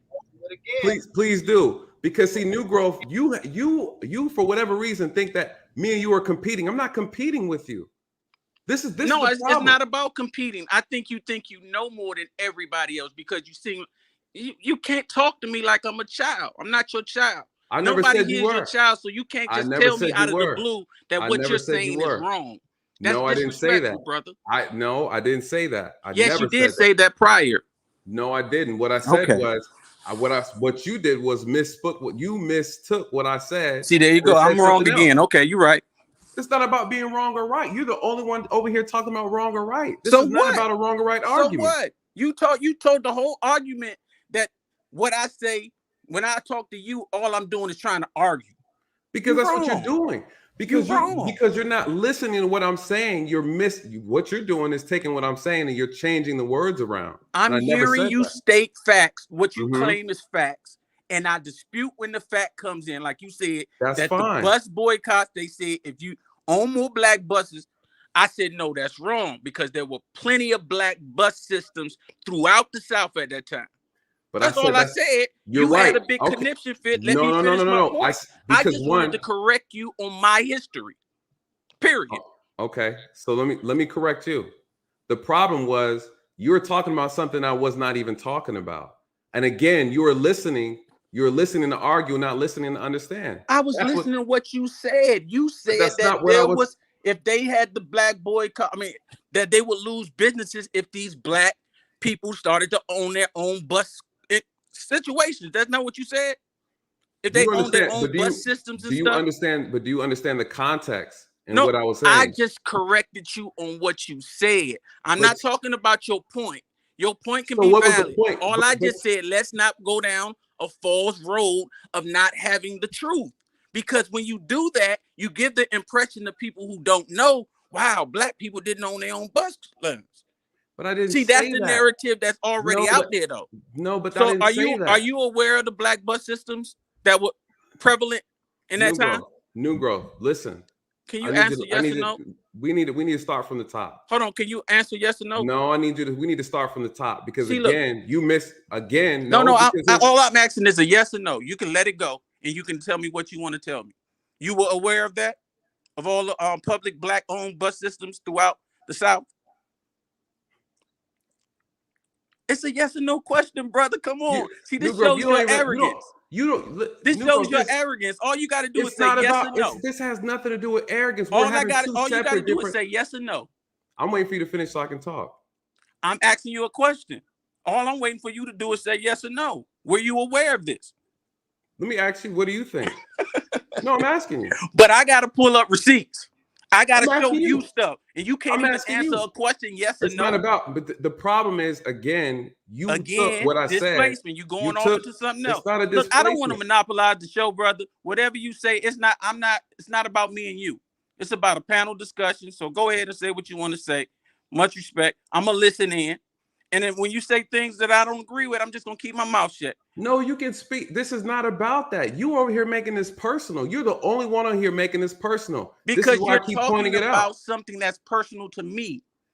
You're talking about something that's personal to me as if you lived it, as if you're 4 or 5 generations in. Sir, New Grove, were you a slave? I misunderstood. Maybe what you I mean misunderstood was I a slave? something. See, there I'm you asking go. you a question. Were you a slave? I'm asking you a question. Were you a slave? No, I wasn't. Were you a slave? Of course I wasn't so a slave. So where did you live, sir? Please but explain that's my to me. ancestry was. What did you live? You said you you lived it. What did you live? I lived segregation. I lived How old are you, New Grove? I lived my grandmother. All of these How things old are are you, passed New down Grove? through generations. How old are you, New Grove? I'm 42 years old. Okay, and you were born in what year? I lived the crack epidemic. I lived it. I lived when your You went Jamaicans from slavery came to segregation to the crack when epidemic. Jamaicans came into New York and DC and flooded the street with crack and ran the murder rate up high. I lived that. See, if you really want to keep it real, lived it. The problem I have with you, and we're gonna be clear since we're having a conversation, right? Here's my issue.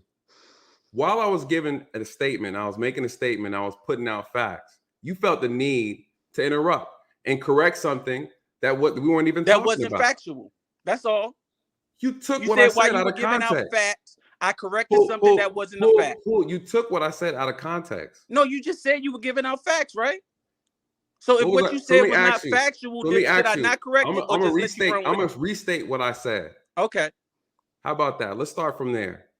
And you point out what I said wrong. Well, no, I'm just being honest because you took what I said. It's not necessary, brother. I apologize. I'm gonna let you run with your narrative. I'm not here to argue with you. You know what I'm saying? Yeah, that's hard to tell. I thought we were trying to have a productive discussion about our cultures, right? But it seems like to me, this is me. Now you can correct me if I'm wrong. It perceives that you're more aware than a lot of us are. No, because maybe you read a couple of books. No, not at all. Okay. Let me say something real quick. Because here's the issue. The problem on the last time we had this conversation, there was a lot of people on here speaking opinions, and they're speaking from their feelings. And I suggested that we come with our receipts. That's a fair statement. That was a fair argument. If you're gonna come up here and run your mouth about stuff, then see now here you go. You go right back into the whole. Bring the information. That's all I said. I'm giving you the information. So you took what I said out of context. That's different. And you interrupted me while I was talking. So again, here's the problem. You have an issue with what I'm saying. You have an issue that I'm not ADOS. That's a personal problem. I don't care if you ADOS. Then be quiet while I'm speaking. FDA. I have an issue with so guys, I appreciate you for having me on the platform. So listen, man. E-Man, you running? E-Man, don't run. E-Man, don't run. No, he ain't running. Okay, so listen. Listen. So y'all made y'all points, all right? So I let y'all have that. And so I think this. Somebody in the comments said this, and I want to see if you agree with it. Okay, New Growth. This is I'm in the middle of this thing. So listen. It's all good. Somebody said great conversation. I think New Growth has an issue with Nate because he's from another heritage. No, I don't have an issue with that. I love Jamaicans. I go to Jamaica often. I love the people. I love the culture. I love the people that are from the roots of Jamaica. Some of the most humble and some of the most loving, some of the most people that's on our side. I go there and chill out for months at a time. I have no problem with Haitians, Nigerians, anything like that. But I have a problem sometimes when people seem to feel like they know more than our plot. It's like, I don't even understand why it's such a big deal. I would love to ask, why are you so concerned with this? I mean, because like you said, you said you're not That's a question I should ask. Should be asking you. That's a good question. I think it's a good question. I'm saying because you said you're not going to get reparations either or. So why is it such a big movement for you to get in between and kind of like go against certain things. Hey, hold on. Before you answer that, Nate, that's where the disconnect is right Thank you. there. Thank Right, you. you just got to it right there. Yep. New growth. The topic is not ADOS. The topic is not reparations. The top that's where we got off base right there. I think you're thinking about this from a reparation standpoint, which is an important topic. But the topic that we're addressing, and I think Nathan's more focused on, is what can we do to actually get the Black community back on track. Now, most of us on this panel believe that reparations isn't going to happen during our lifetime anyway. So that's not really even the topic of what we were talking about. OG Patrice came in and she's an advocate for it. So of course, because she advocates for it, and we as gentlemen are always going to respect the ladies, she knows that she can come on this platform and she's going to get that grace to speak about her advocacy. But that was not the point of the conversation at all. Okay. And the last point that I want to make, just because you from the DC area like me, so I understand where you coming from as far as we from a place where, yeah, we don't like all that uppity shit. So I understand that you want to check these facts or whatever. But even if you was right, New Growth, even if the boycott, the bus systems in the South were run by Black people, that's not it moving the conversation forward ultimately on what the topic is of 2022. So that was the bigger point, is that yes, you were right, but you being right is not really adding the value to this topic. So that's why we kind of danced over it and did not want to give it the attention that you wanted to give. Okay, I can respect that. Okay, so he had a question for, so Nathan had not Nathan, New Growth had a question for Nathan about why is it so important to you? And you said, back to New Growth, that I can answer it. I don't know if he heard you, but you said I can answer it. Mm-hmm. So answer that question from Nathan. Yeah, I can answer and I appreciate B9 for pointing that out, because he's absolutely right. And I was saying, in reference to what I was saying about the bus boycott, I believe, New Growth, you took what I was saying out of context. And I wasn't saying that Black people didn't have and that they weren't doing. I was saying that white people didn't want to be choked out of the business. And I was making that comparison as far as what we need to do in our own communities, because we have people in our communities who are benefiting and we don't have those businesses to even compete. So the reality is, in my vision, that I think is a great idea for us to do, is to compete and choke these people out of the businesses in our communities. But that's impossible. The reason is impossible. Let me tell you why it's impossible. Mail service haven't been profitable for the last 60 years, but the government is still paying for it. The bus service is not profitable. These are not profitable businesses, so you can't compete with them. But Emmanuel, backed by the government. Emmanuel, the only problem I have with you is you don't believe Black people can achieve anything. Is what it sounds like to me. We're not concerned about profit. We're concerned about taking back ownership. It's not, and if we focus, but Nate, you can do it. It's simple.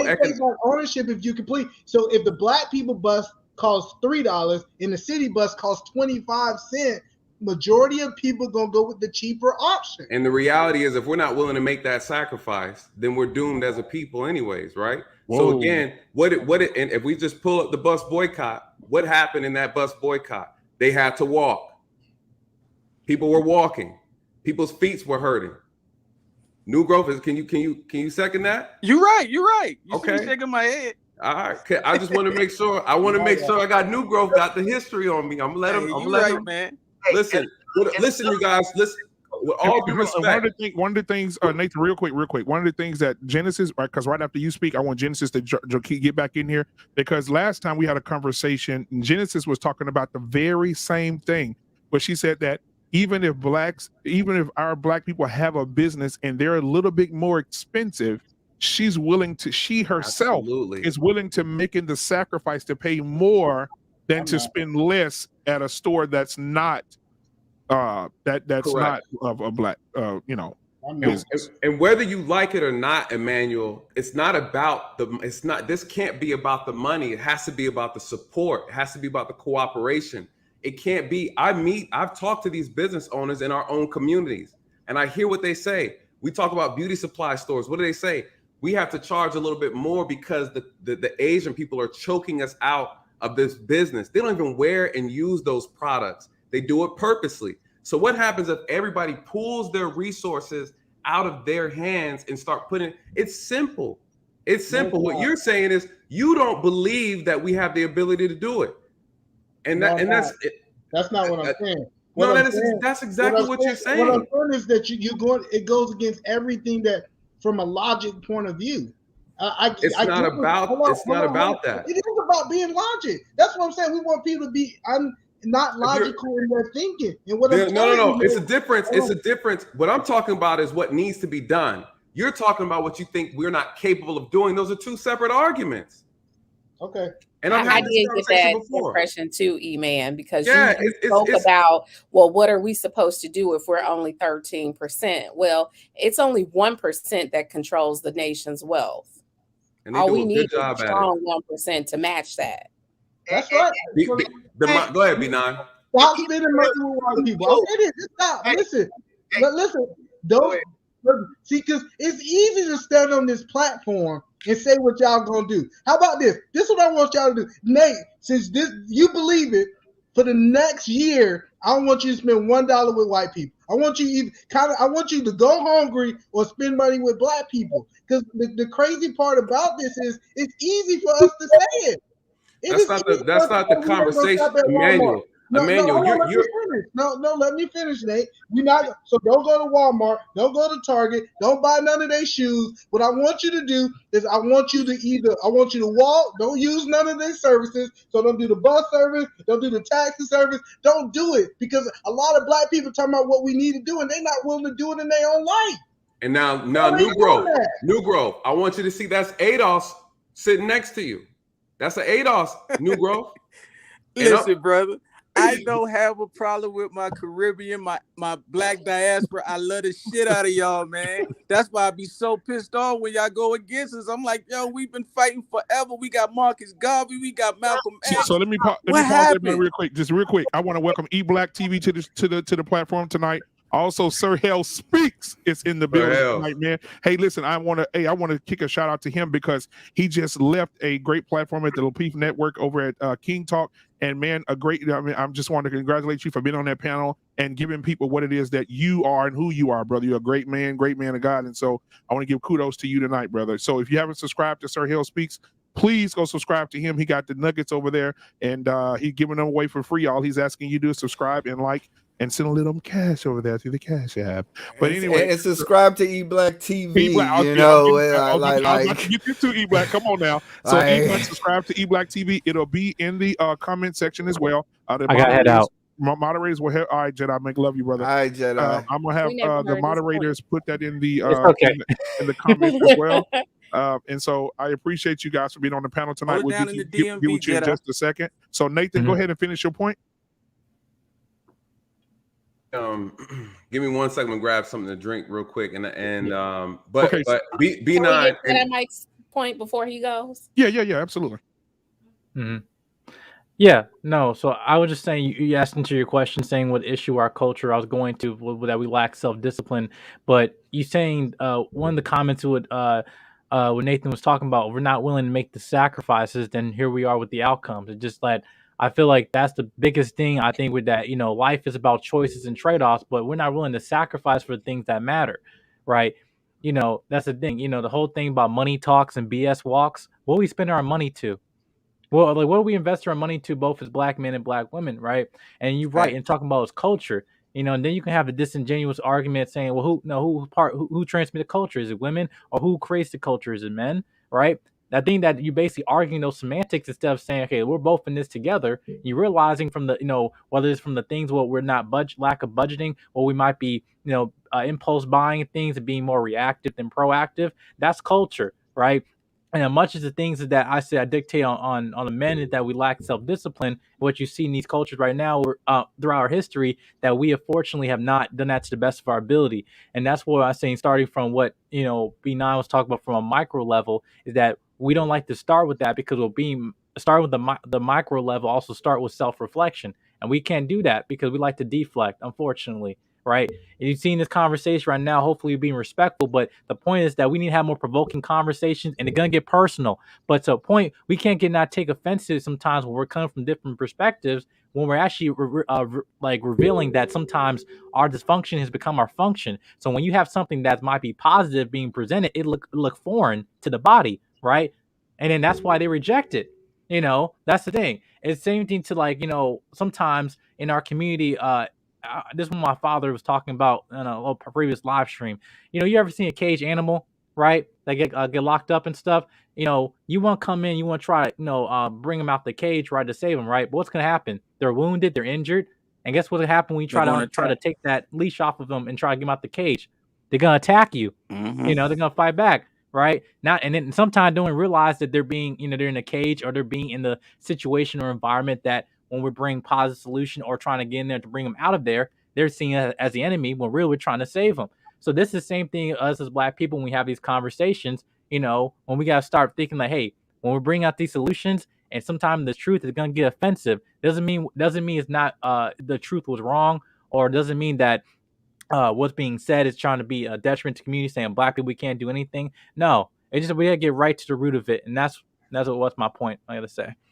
Good point. Good point, man. Good point. Why y'all spending y'all money with the white folks then? Can somebody answer the question? Because everybody on this platform is still spending their money with the white But folks. listen, Emmanuel, we only 13% of the population. Exactly. Listen, all we need is 13%. Hold on, all we need is 13% of the wealth, right? That's all we need, exactly. So it's not about getting all the wealth for this and that. We just want our share. And this is what I said before to piggyback, and then I'm gonna let you cook, B9. But this is exactly what I said last time. You guys pushed back on it. And New Growth, I understood what you were saying, because your passion is coming from a place of being a patriot, right? You have a very strong patriotic mindset.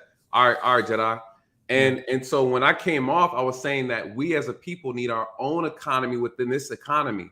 And I was talking about group economics, meaning that we support our own community. This is what all the other ethnic groups do and the other minorities do in this country. They got the Chinatown, they got the Spanish town. We had that before, and it was destroyed, right? That's what was Black Wall Street. So we had these things already, and we know it was stolen from us. We were robbed of it. So I'm well aware of that. But I'm saying we need to rebuild that and have that same mindset. And so again, the only problem I have and the pushback I have with Emmanuel is what Emmanuel is saying is, he's saying, listen, based on what he believes, he's not confident that Black people are willing to make the sacrifice because he thinks it's not possible. He said logically, I hear what you're saying, but logic says we can't do it. And see, that negative thinking is why we won't get out of this rut that we're in now. We have to say, are we willing? Is a generation willing to die on the sword so the generation after us can survive? Are we willing to make the sacrifice? Are we willing to do the jobs that we're not comfortable doing? You guys, listen, I didn't get paid 6 figures. I was a police officer for 13 years, right? I've been shot at. People tried to kill me, been stabbed. The whole 9 yards, been drugged down the road. So I'm telling you that everybody has to play their position. Are you willing to play your position and see this community grow? If you're in business, fine, stay in business. But don't discourage our community because you feel like, or you lack the imagination to believe that we can do it. If you're not willing to make the sacrifice, it's not about money. It can never be about money. It can't be about money. Nate, that's the problem, Nate. The problem is you telling people to be poor. Regardless of if you listen, hold on. When you say die on the sword, you say, hey. He never said be poor. Okay. Go ahead. Y'all right. Not about, and again, your negative train of thoughts is blocking your vision. And it's not your fault, Emmanuel. It's not your fault. This is what propaganda does. This is what media. I'm on my exit. You're right. Hey, Black man, thank you for having me on your platform. Don't bounce yet, bro. Don't bounce. It's a double standard. It's like, hey, let Nate finish his points, but every time I try to finish 8 points, I get interrupted. Go So ahead, it's bro. okay. I've been in the Listen, same boat too. no, Go it's ahead. We've all Finish been your in the point. boat, Emmanuel. Hey, so hold on, guys. Hold on. So y'all have a good day. I appreciate you letting me on your platform. Y'all keep running in this victim Olympics, telling people they need to die on the sword, and they not. E-Man, So E-Man, before you leave, hold on, Friday, because he right there. E-Man, hold on. Yeah, go ahead. E-Man said last week, he said that that people that have grocery stores, right? Because I remember stuff that everybody says. He said people that have grocery stores, they have positioned themselves for 2 generations. I think you said 2 generations to be poor, so that the 3rd generation can have money. Is that correct, E-Man? Yes, it takes 3 generations. Yep. So I think that I think that's what Nathan is saying as well, that people have to die on the sword in order for everybody else. But he said, well, are we willing to do that though? I'm not. Are we willing? So Sir know Hill, you're not, Emmanuel. We know you're not. And Nathan said earlier, to his point, he said everybody's not going to want to do it. And that's okay. And it's okay if you don't want to do it. Some people, but since Sir Hale is here and E Black TV is here, we want to make sure we get them on and get what their perspectives are. So E-Man, if you could stay work for a little bit, that'll be great if you could do that, and then we'll bring everybody back in. I'm about to explode. I'm sorry, Black man, especially if E-Man is about to bounce. It's not. E-Man, you're about to bounce. He want to say something to you before you leave. You about to bounce? Well, everybody can say something. We've been cutting him off, I can't finish the sentence. Yeah, let him. People don't agree. I can't finish the sentence. So you're right. Say what you want to say. You can't finish that sentence because it's counterproductive to what we're talking about, Emmanuel. Okay, exactly. If it's not your narrative, we can't. It's not. No. We're talking about solutions, and you're talking about what we can't do as a people. That's counterproductive. Hey, how about we hear from Sir Hill? You know. Yeah, Sir Hill. That's right. Sir Hill, come on. I want to hear E-Man. I won't lie, guys. When I walked in, it's like we kept cutting E-Man off. I really did want to hear like his 4 points. That's just me being honest. Okay, so E-Man, finish your point. I want to hear. Finish it all the way out, and nobody's going to interrupt you. Go ahead.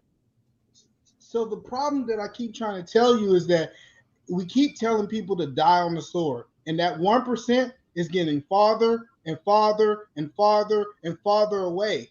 Now we need to tell people to get to the bag now, because the one thing that we're missing is this right here.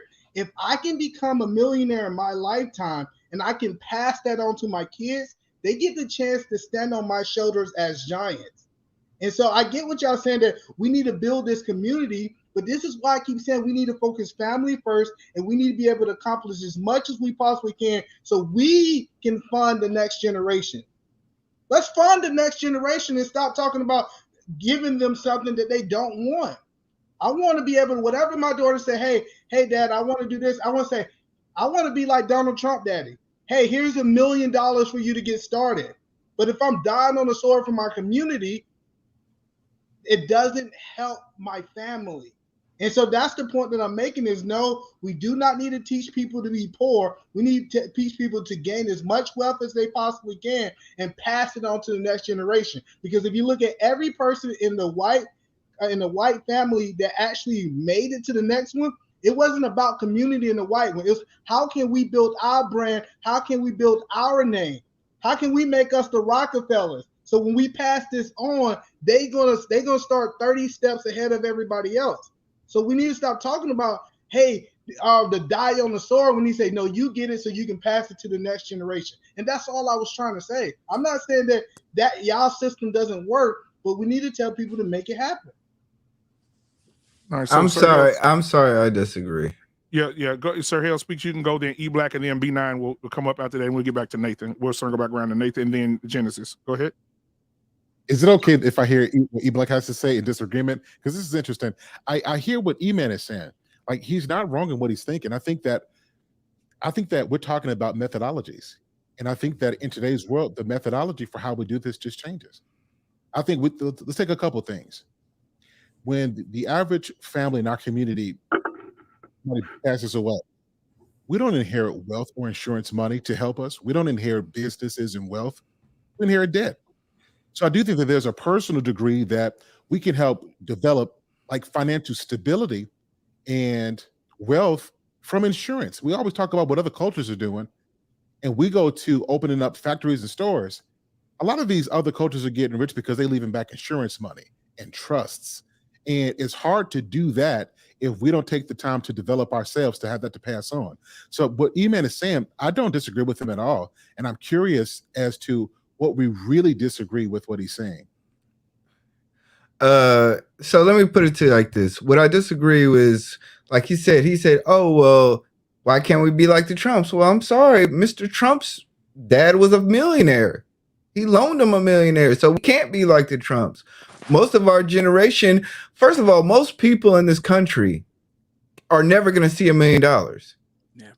So that ideology of upward mobility in terms of economics is a dream. It's a fallacy.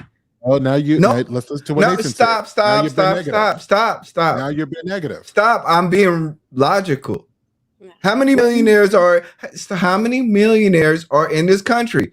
And what percentage of this country is millionaires? So talking about, hey, I want to give my children millions is a logical fallacy, and it's a fraud way of thinking. We have to, first of all, I like what he's saying. But I think what he's ignoring is the fact that as a white person, you're going into a bank as a white person. As a black person, we're walking into a bank as a black person. Our buildings are being sold from a black person's perspective. So I think sometimes, we want to live in this Americanized economy, but we would neglect the fact that, yes, you're still going to be treated as an African American.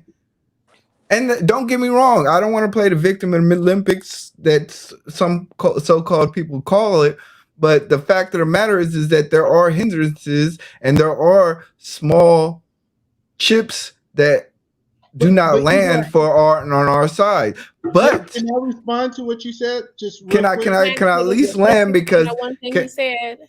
Can I at least land my plane because Americans are millionaires. How many? Over 8% of Okay, 8%. So 8% of those are white. Okay. So like I said, 8%. I wouldn't go to any casino betting on 8%. But E-Black, let me tell you what I did. So I'm willing to die on the story for my family, but not my community. The one thing I knew right now, the cheapest policy for me to buy is a baby's policy. I can get my daughter a whole life policy a lot cheaper than anything else. So the day that she was born, it's gonna be the cheapest. I'm willing to sacrifice my income. So I said, hey, this is what I tell people. You should, when somebody is born, you should take out, I think the max is $250, but just say $1 million for argument. You should take $1 million policy out on your child. Not for your child, but when she died, that $1 million of insurance can go to her child or her or his child. And if you understand how the paid up benefit work, by the time they turn 25, they never have to make a payment, and the parent pays that payment for the next 25 years. And then once they die at whatever age, what happened is you can take that money and you can pass it to the next generation tax-free. So I get you saying we don't have $1 million in cash laying around, but there's systems out there that you can be able to pass money to the next generation. That's why I didn't have insurance for as long as I know. That was the first thing I did when I turned 18. I said, how much whole life I can get on myself? How much I'm gonna pay this for the rest of my life? Because that money is not for me. That money is for the next generation. And I'm buying it, I'm buying it. I just told somebody, and I said, hey, I got to have over $1.5 million in insurance by getting it. I don't care if it costs me thousands. I don't care if I have to pay $200,000, $300,000, $400,000 while I'm alive. But what if I leave them $1.5 million? Now I'm like the Trumps because I used the system. You're right. And can I ask you a question though? I mean, what you're saying is perfectly right, but do you understand the relationship between African American and the insurance system for decades? Do you understand how that worked? Yes, I used to be a licensed insurance agent, and I'm gonna tell you right now, when a baby is 6 months old, they ain't asking what color you is. No, that's a perfectly healthy you're not baby. even answering the questions. You're going into defending. I said yes. So you understand the hundreds of years of fake policies. I just had a grandmother die 10 years ago who've been paying into a policy for years. And they were being mistreated and they were being misdirected. They have lawsuits out against these big insurance companies who were taking advantage of black people. And I'm not saying what you're doing is perfect, because now you are getting back involved in it. And now that the doors are open, you're taking advantage of it. But we have to teach our people, because of generations of being taken advantage of, we're going to be reluctant. Well, do Gerber That's Life. all I'm saying. Gerber Life done been around forever. Start with Gerber Life. Before you start, we know they legit. I'm sorry, I'm a Gerber Life baby. My grandmother died, didn't get a dime. In fact, the interest in it, if they don't go to the right specialist, it's a wrap, man. You're not getting no dollars, man. Why are we making excuses on why we can't No, have I'm just black being and real white with people? you. No, I'm seeing it. I've seen a person in the hospital. My auntie was in the hospital. They send a letter. Hey, she needs to see this specialist. She needs to send this specialist. If she don't see that specialist while she's in the hospital, guess what the insurance company says? Dropped. If the you got to understand the OSHA, not the OSHA. I'm sorry. The what's the hospital privacy? HIPAA. You got to understand the moment you enter the hospital with a life-threatening thing, the insurance companies get noticed. No, so with whole life, if you have a life-threatening issue, you're just getting the money back that you invested. No. Listen, they give that's you whole life. Listen. I trust me. I used to sell it with whole life. If I have a terminal issue today, my family get half of the policy today, and they get the other half of the policy when I die. Now, term insurance is totally different. Now, term insurance is based off a term, 20, 40, right, whatever, 60 years. But with whole life, I get it. Hire a lawyer. If y'all that skeptical about insurance, hire a lawyer and tell him to go line by line through the paperwork to tell you what it is. But I'm not telling you something I think. When my grandmother died, she gave all the grandkids money. And it wasn't a whole bunch of money, but she showed me a system that works. And we respect that. We respect that, but you have to understand that it also has worked against us. We have 100 documented cases of black men being hung who had life insurance and wouldn't get it because they said they committed suicide. These things happen. I don't know why you want to forget that. I mean, one can exist and the same thing happen. Like, you act like you don't want that to be a part of the component. See, you don't want a reason there. Therefore, it can make it seem like we're just being lazy or we just don't want to do it. Everything has a reason. It's an excuse. The reason I say it's an excuse because I'm like, I ain't gonna buy no home. It's not an excuse, Emmanuel. You're missing the point, Emmanuel. Back in 1922, black people homes were stolen. So in 2022, I ain't gonna buy no homes because we understand stuff happened. But in 2021, 22 is not.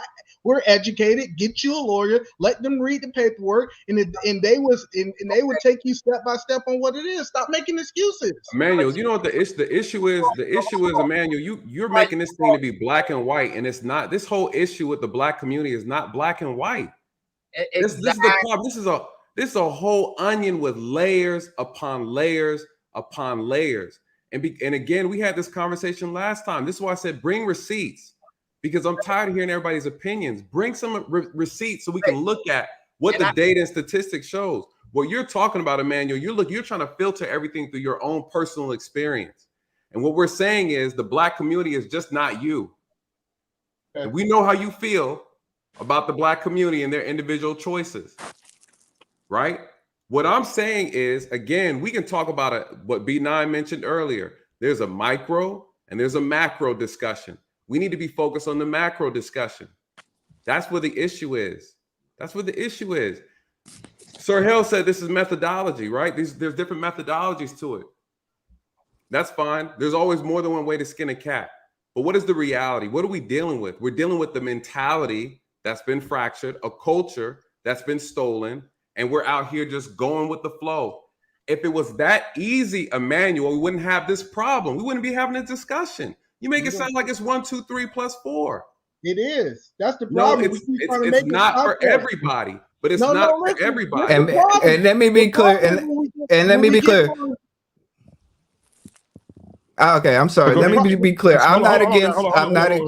I'm sorry. Hold on, one second. So, guys, thank you for coming in tonight and being a part of the conversation. Thank you for being here. Also, I want to welcome Courtney I am Courtney to the platform tonight, guys. You already see it's already there. As soon as she popped in, we put her channel down there. So please go subscribe to her channel as well. We're going to continue to have the conversation. Again, hit the subscribe button, hit the like button, and support Black media. Period. Support Black Men Unfiltered Network. Support Sir Hell. Support Nathan. Support eBlack TV. Support B9.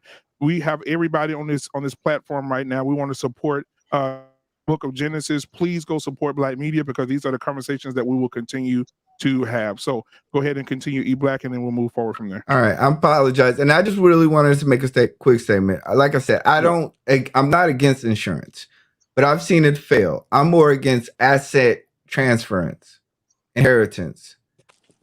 That is more secure because insurance is fake money. It's fake money. The most you're going to get is mostly what you're going to get put into it. That's how these insurance companies work. That's against the law to do that. Okay. The law. Okay. With all due respect, I'm just giving my opinion. You can tell me about whether your opinion is more correct or not. All I'm saying is from what I've seen personally in regards to insurance and seeing my great grandmother die, my grandmother die, a couple of aunties die, all insurance. And I know exactly what they got. And the money that they put in, they could have transferred that in assets. And that's just my opinion. Hey, we gotta focus, y'all. Like Nathan just let us know that this is a macro thing. Yeah. And then we come right back with our personal stories and the macro problem is Black people need insurance. How about this? The macro problem is Black people need to get insurance. And they need to get it ASAP. Now we got you all. I'm leaving. Hey, look, the point of it is, man, is that this is a real macro problem. And to your point, I've been waiting to talk to you, Emmanuel, because the funny part about it is that I actually agree with you on the family being the first point of emphasis that we start on. That is the seed right there, is the family. However, you said yourself that after family, you're out. You're not worried about the neighborhood. You're not worried about the community. You're not worried about any of that stuff. So you should have been quiet. You've talked anyway for this topic if you've already said that you out at the family, which I respect.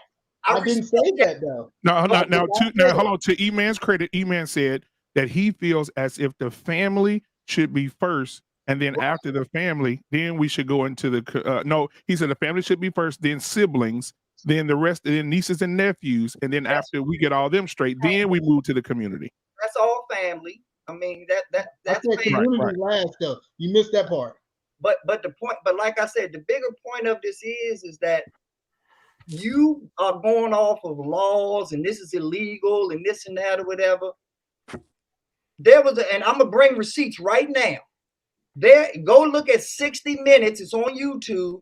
There was a big expose on how 90% of those who went after the GI Bill got none of it paid by the Army, by our military forces. 90% did not get their GI Bill paid. And we all know that most of those people, that was the incentive to make them join the armed forces in the first place, was to receive that GI Bill so that they could receive a college degree and their service would pay for it.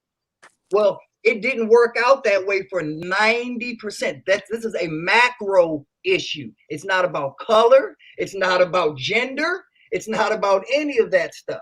It is a macro problem. So when you talk about, oh, that's against the law, or they won't do that, or no, it's 2022.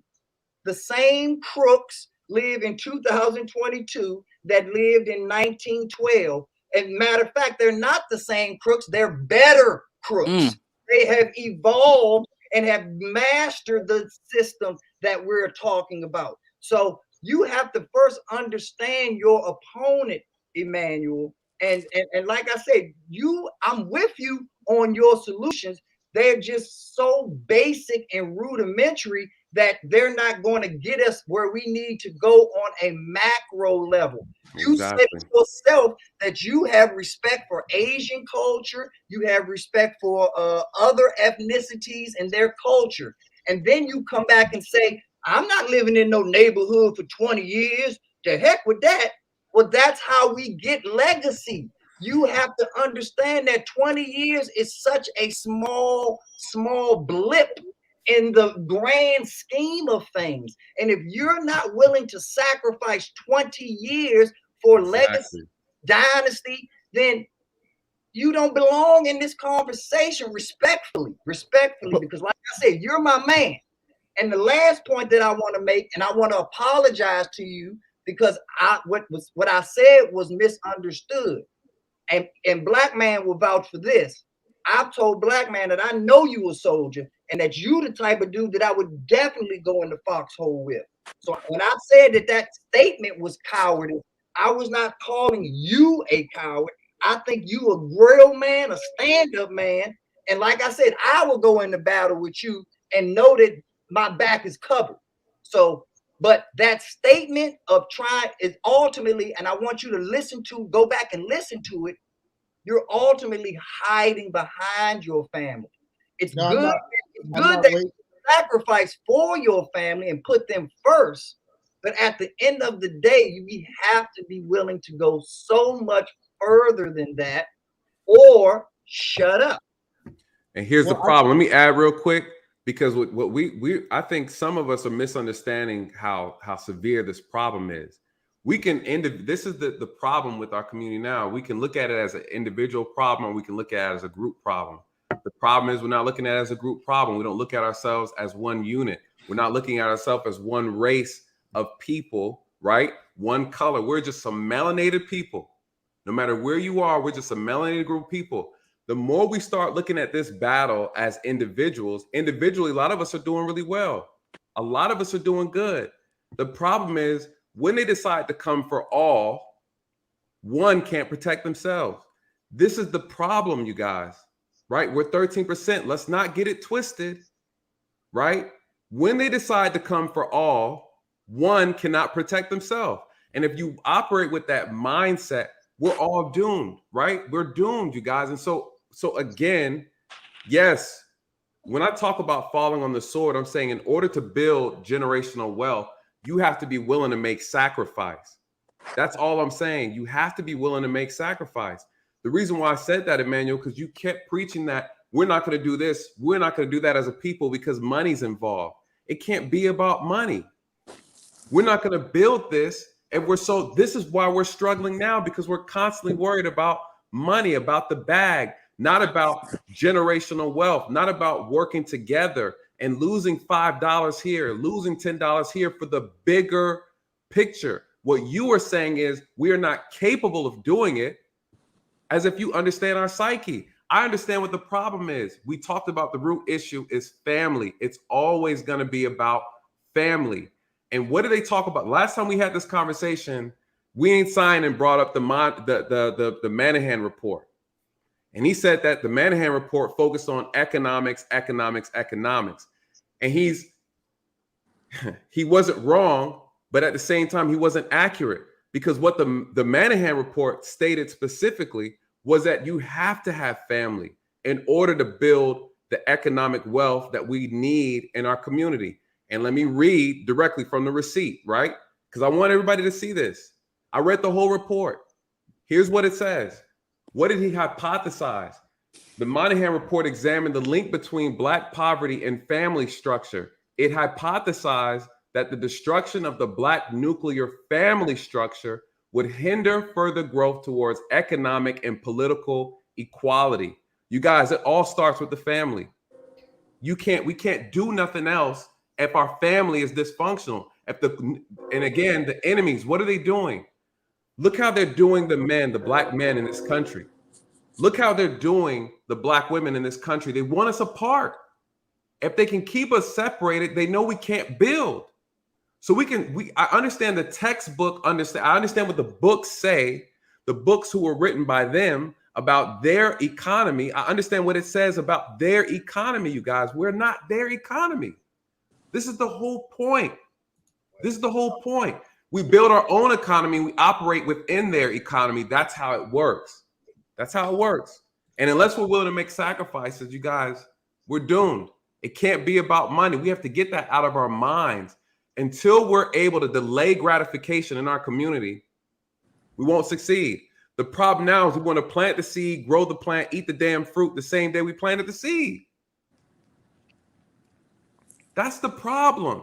So what you're saying is, yes, what you're saying, Emmanuel, is correct. After we build a family, we protect our family. A man protects his family. A man makes sacrifice for his family. You're absolutely correct. I'm talking about the community. What does a community need to do? How do we need to operate with? I'm talking about as a culture. Emmanuel, again, when they come for us, your family falls by themselves. If we don't have group protection, listen, you don't understand how it works. I get what you're saying. I get what you're saying. I'm telling you what I know. I'm telling you what I've seen. Because here's a conversation we have, and I'm gonna take it slightly off topic. Right? We did a special training exercise, and you guys don't know anything about this. When they released that show, The Walking Dead, you know, in my department, they took it serious. They said, what happens if the government fails? What happens if law enforcement fails in this country? What is our plan? We train for that, you guys. This is a real training course. I'm sitting down with coworkers who are white. You know what they tell me? They tell me about the bunkers that they have, the other homes that they have, the shelters that they have in place, the food storages that they have, the ammunition that they have. They tell me about all these things. And the other thing they tell me is that they will kill anybody who comes on their property in the event all else fails. I look back at my family, we don't have any of those things in place. And I know I'm not the only Black person who doesn't have food storage saved up, a storage unit full of food, ammunition, a bunker, right? How many of us in our families have those things? How many of our families actually talk about survival things? You get what I'm saying? So it's deeper than that. You can protect your family, yes. We're talking about a group. How do we protect each other as a group, as one people? Saying we need that church again, man. What's we up? need that church, that backbone. We don't have a backbone. But what happened with the church? Money, politics happened with the church. With a lot of our Black churches, money and politics happen. We don't mix church and state, but they mixed really well not too long ago, right? So again, how do we redefine what it means to be Black in America? How do we redefine what it means to have a Black culture? How do we filter out a lot of the toxic things that have pierced through our culture and created such cancerous issues within our community? That's the discussion, you guys. I think not about what you think can't be done. It's about what should be done. Right. Those are two separate conversations. And I think Sir Hale has a response. If we keep having a discussion about what we think Black people aren't willing to do or aren't capable of doing, we'll never do anything. And that's all I was saying to you, Emmanuel. When you approach these situations, your speech is speaking death over our community. You're talking about what we can't do and what's impossible. And I'm saying is we're well capable. We have everything we need. And then we have to start speaking positive and speaking life into what we need to do in order for people to be motivated and inspired. We are capable. We have people who are actively working to keep us down because it benefits them financially. Our bodies, every time a body hits the ground, it's expensive. It's costing somebody some money. Money is getting put in people's pockets. You guys don't see this stuff behind the scenes. Black bodies are profitable. Black division is profitable. Black crime is profitable. You guys don't see the numbers behind the scenes. These record labels are making profit. They're in bed with the prison industry as well. They're in bed with the gun companies and ammunition companies. They all work together. You guys don't see this. We're being played and manipulated. We see that. We see that. So Sir Hale wanted to respond to that. So, I'm sorry, Genesis. Sir Hale wanted to respond to that. Sir Hale, go ahead and respond to that. Then Genesis, and then Courtney, we're gonna let her rock right after Miss Genesis. Go ahead, Sir Hale. So one of the things that I don't like about these conversations is we say we want the Black community to come together, and then as soon as somebody thinks differently than us or has a different approach, then we intellectually slap them down because they don't think like us. Like I don't understand why we do this. Like E-Man, just because his perspective on how we accomplish this, his perspective about what we can do, his perspective on that things are different, I think that should be met with some interest and with some respect, because all the information that he brings is valuable to our community. I think in the world we live in today, although we have to build up our community, we're going to still need to connect with people outside of our race. That's just the world we live in, right? And I think that one of the ways that we build our communities is if we're going to focus on the community, us as Black people, we are so quick to call people hypocrites. How you helping the community and your house ain't even taken care of? How you quick to take care of the community and you can't even pay your light bill? So we are hypocritical, and we'll say that, but when we're talking about starting with the person in the mirror, let me develop myself to take care of my family so that they are stable, so that when I take care of the community, no one is looking back at me saying, well, how come he's taking care of everybody else, not his own home? And we're talking about Bible. The Bible talks about this. I want to say in Timothy that a man who doesn't take care of his home is worse than an infidel. It starts at home and then it spreads abroad. So I firmly believe that this is going to start as we take care of our home, take care of our wives, our children. Let's get our insurances. Let's make sure that we invest. Let's make sure that we save and have some stability so that we all come up. And I don't have to worry about the person to my neighbor stealing from me, right? Let's all build, but it starts in the home. And I just don't like how we keep on discounting what E-Man is saying just because his approach and his perspective is different. We need E-Mans, because if everybody thought like everybody on here, we wouldn't make any progress. We wouldn't have any new perspective. We wouldn't have any new ideas. E-Man's got some good perspective. I just want us to respect that. And I agree with you, but the point of it is, Sir Hale, is that E-Man's way of thinking has a ceiling. It has a ceiling to it. The problem with that is, and I agree with what E-Man says too about the family and starting with the family. I agree with all of that, but then he bumps his head on the ceiling because he's not getting in the airplane and seeing those people turn into big squares. He's not at their Let me respond to that part, B9. Let's say he does have a ceiling. At least he's done his part. Now, if you got more, build upon what E-Man has to say. This is how we build community. Because everybody, the position we play, I'm supposed to fulfill a thing. You're supposed to fulfill a thing. Everybody's not going to fulfill everything. We got to do our part. Once again, I repeat, I agree with what Emmanuel said initially. So I'm taking what he said initially, and I'm also building on it. But Emmanuel is trying to also build upon it when he's hitting his head on the ceiling, like you said.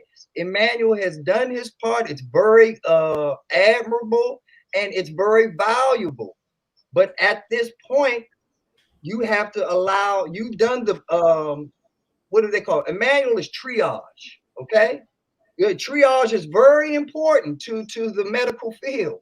But at some point, you have to turn that patient over to the doctor, to the surgeon, to someone that has a higher level of authority and a higher level of thinking to think about the masses versus thinking about just that one patient.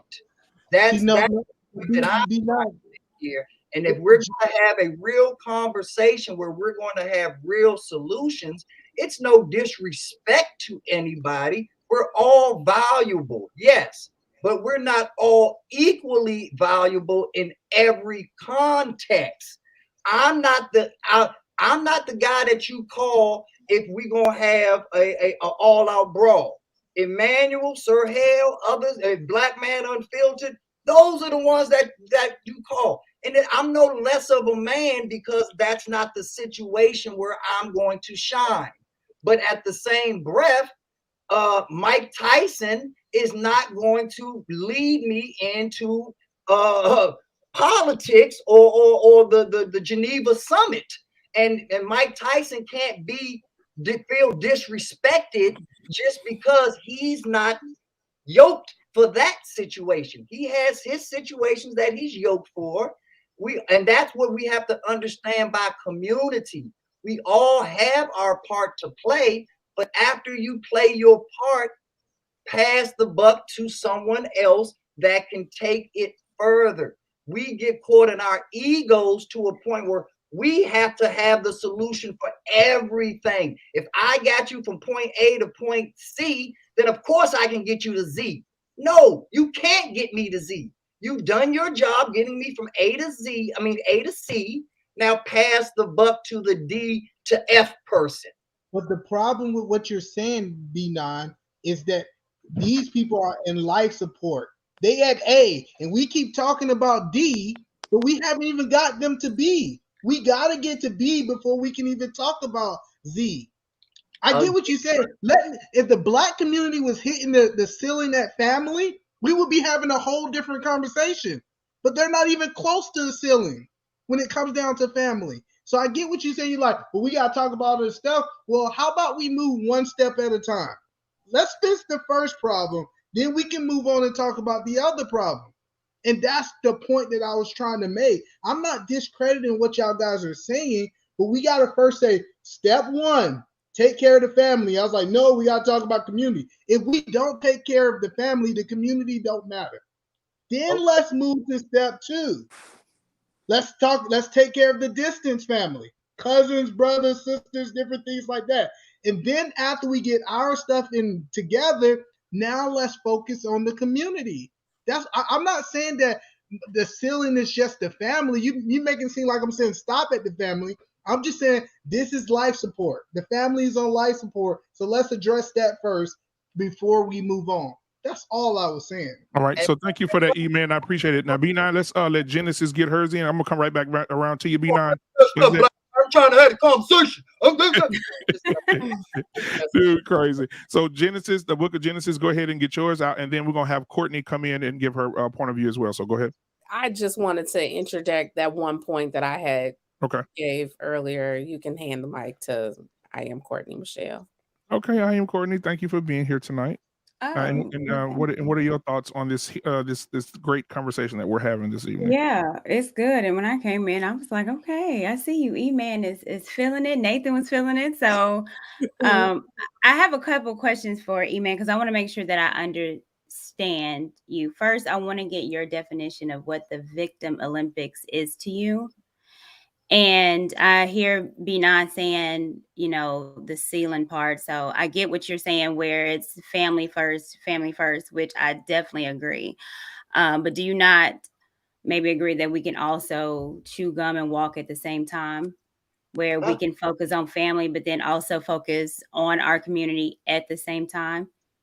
Well, I think that's a two-step question. So I'm asking your first question separate from your first. So what is Victim Olympics? Victim Olympics is when someone says, a good example of Victim Olympics, when somebody brings up a problem, and when you give them a solution, they give you an excuse or something that's not really tangible on why they cannot accomplish that solution. So when I say, hey, wealth is a problem in the Black community, the solution is we should take life insurance. When somebody says back in 1922, they didn't actually get a chance to use the life insurance, what they do is they find an excuse not to be able to take action. Anyone that's not taking action on the problem to create a solution, I feel like they're in the Victim Olympics. They're running around they're running around in the same place and not trying to be able to move forward and leave that place. So did that answer your question a little bit? Okay. Yes. All right. The second thing that you asked me was about, hey, you said, can we focus on family in the Black community at the same time, right? Mm-hmm. So that's a two-part question. And yes, we can. We can do that thing, but I feel like maybe because I'm a military person, I came from the military, we have to do step one before we do step three. Now, if I'm having this conversation with 1,000 people who families in order, they have the nuclear family and they're creating generation wealth, then we move on to the community. See, the problem is I think that what we're doing is we got to master one thing before we try to be a jack of many things. And that's just my personal opinion is that, yes, let's master this. So let's figure the wealth thing out, because if each one of us stronger from a wealthy point of view, now when I come to I-Court, you're not saying, hey, this is not you, but somebody, this is the thing is when I have conversation with people about community, it's like, man, my light bill due. I can't buy that apartment building with you because we haven't figured the money thing out. So I want to be able to get us to get the nuclear family together, because we get the nuclear family, I say, hey, let's go out and buy these 200 acres. Now it's not a toll on your family because your family is taken care of. Now we can be able to create this community that we want. So that's what I'm saying is that as most Black people, we got to take care of step one before we address step 2 and step 3. Did that answer your question? It did. I just wanted to see because I did hear people coming on you and you was about to leave, and I don't want you to leave because I wanted to hear your perspective, which I definitely agree with you with the nuclear family. I think that our issues with the nuclear family and why we have strayed so far is because of community. It is because our community is so messed up, and it's okay to be apart from each other. And I've never been a person that believes in, being an individual. Just I'm focused on myself. Because what happens is that when we do that in our community, then we become in competition with each other. And so now it's myself, but I'm in competition with you. I'm not seeing you as my family, my community, my Black brother. I'm seeing you as I got to top you. I got to beat you. I'm in a race. And so we keep focus on self. We're never going to get to that community. What if we focus on the community and understand that it's not about self and we need each other to create the nuclear family? So the only pushback I have to that, Courtney, is that you have to be selfish first. I think the biggest problem why so many Black people are complacent, lazy, in my opinion, is they worried about so much stuff outside that they haven't focused on the things inside. And I'm speaking from a point of view that I didn't have Black business come to me and say, Emmanuel, can you invest in my business? And if I was not selfish, I wouldn't have the money to invest. So I had to be selfless first, so I can be selfless later. I'm not saying that we got to stay in that state, but I got to get the bad first so that I can really impact, because we know money really impact communities. That kind of makes sense. Yeah, I hear you. I don't know if I totally agree. I think that's why we're in the state that we're in now, because we've just been focused on self. If I'm focused on self, why would I want to put or help invest anybody else? Because again, I'm in competition with you. It's me, and then my family. I'm going to make sure my family is good. But I'm not in competition with you. Me and you might not even be in the same mind frame of being an individual, me focus on me getting the bag, me getting all the money. A lot of times when we have that, it's as if there's not enough, or it's a disparity kind of mentality that a lot of Black people have, even in these YouTube streets. It's like, you don't want to shut nobody up because it's me. I got to focus on mine. But you know what I'm saying? But we evolve.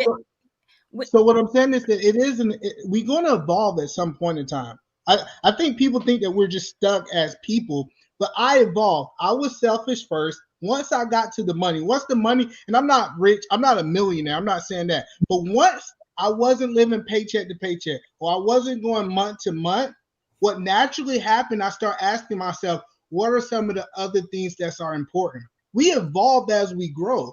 And I feel like we can't make it seem like people can't evolve. So I think once you check that money box, because I think that's the first thing you have to do.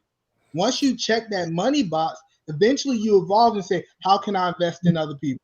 I'm big on investing in other people. And people say, well, you financially gain. Yes, I do. But it's not about that. It's really about how can I create a community of people? Because I think a perfect world, I want to buy an apartment complex, right? Mm-hmm. And I know if I can help your business get afloat, I can help Nate's business get afloat. I know as we go in and together, we'll be more powerful, wealthy. But if you live in paycheck to paycheck, we can't even really create this nuclear family. You dying on the sword and you waiting for the next 2-3 generations to be wealthy. We can't make an impact today. And that's my biggest thing. How can we make an impact today? And I'm not saying Yahweh is wrong. Hey, that's a great United Way commercial, man. I almost wanted to donate to B9. I felt like I was in a whole fairy tale for a second. Exactly, man. Because the reality of it is that when you get money, you become more of what you are. Exactly. Independent. Money is the last line that solidifies what you are in a capitalist society. You do not get money and then all of a sudden angels come around you and you have this big change. If you just sprinkling dollar bills all over the community. Well, explain all the wealthy. Come on. Hold on now. You were selfish poor, you're going to be selfish rich. If you have a giving heart poor, then you're going to have a giving heart rich. Come on, and the reality of it is that you do have to be selfless. Emmanuel is right, but that selflessness is still under the umbrella of giving. It is a process. If you first understand that you are under the umbrella of giving, and then you understand that process, that methodology of getting there, it means you have to be selfish. Then you have to, so that you can be selfless, but you still ultimately are becoming full circle. We talk about if that should be now, why do the most wealthy families give? Why they give billions of dollars a year if they that selfish? Let me finish. Yeah, but I want to respond too. Okay, wonderful. I would love to have the conversation. And I got a lot of shit that y'all done said that I got to get on, man. Like, you have to understand that it is about us. Emmanuel just said it again, talking to Courtney Michelle.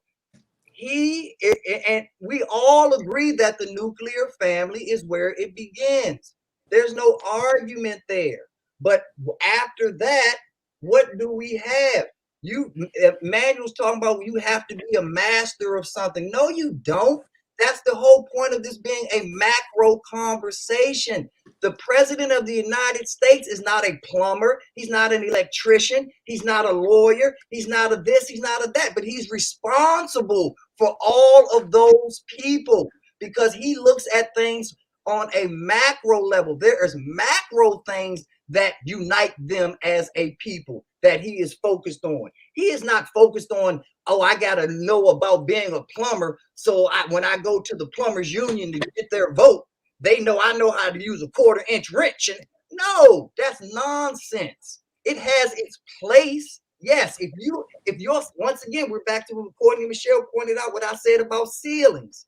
You're at your ceiling if you say, yes, I want to be a master of this, because now you're not going to be looking at things from a macro perspective. You have said, I'm going to dominate this industry, this field, this specific. When we're talking about macro, we're talking about so many different variables that we have to have something large that connects them. That's the DNA that binds them together. And it's not being a master of this or that. It's understanding people and understanding policy and understanding things on a large perspective. When we have these large macro meetings that shape the world, the IMF is always there. There are always certain entities that are always there when we're talking about shaping what's really going on in our society. And hey, yo, unfiltered. I have a 2-minute gift clock that I'm gonna send you. So you know what? Hold on. So Sir Hale was shaking his head a few minutes ago because I definitely want to hear what he said because I know I've seen him over there on fire over there. And so Sir Hale, go ahead and get yours out first, and then we'll move on to the next person. We're gonna move on to I think it was Sir Hale and somebody else. You set your clock. Okay, go ahead. My bad. Go ahead. 2 minutes. I just don't understand what we disagree with.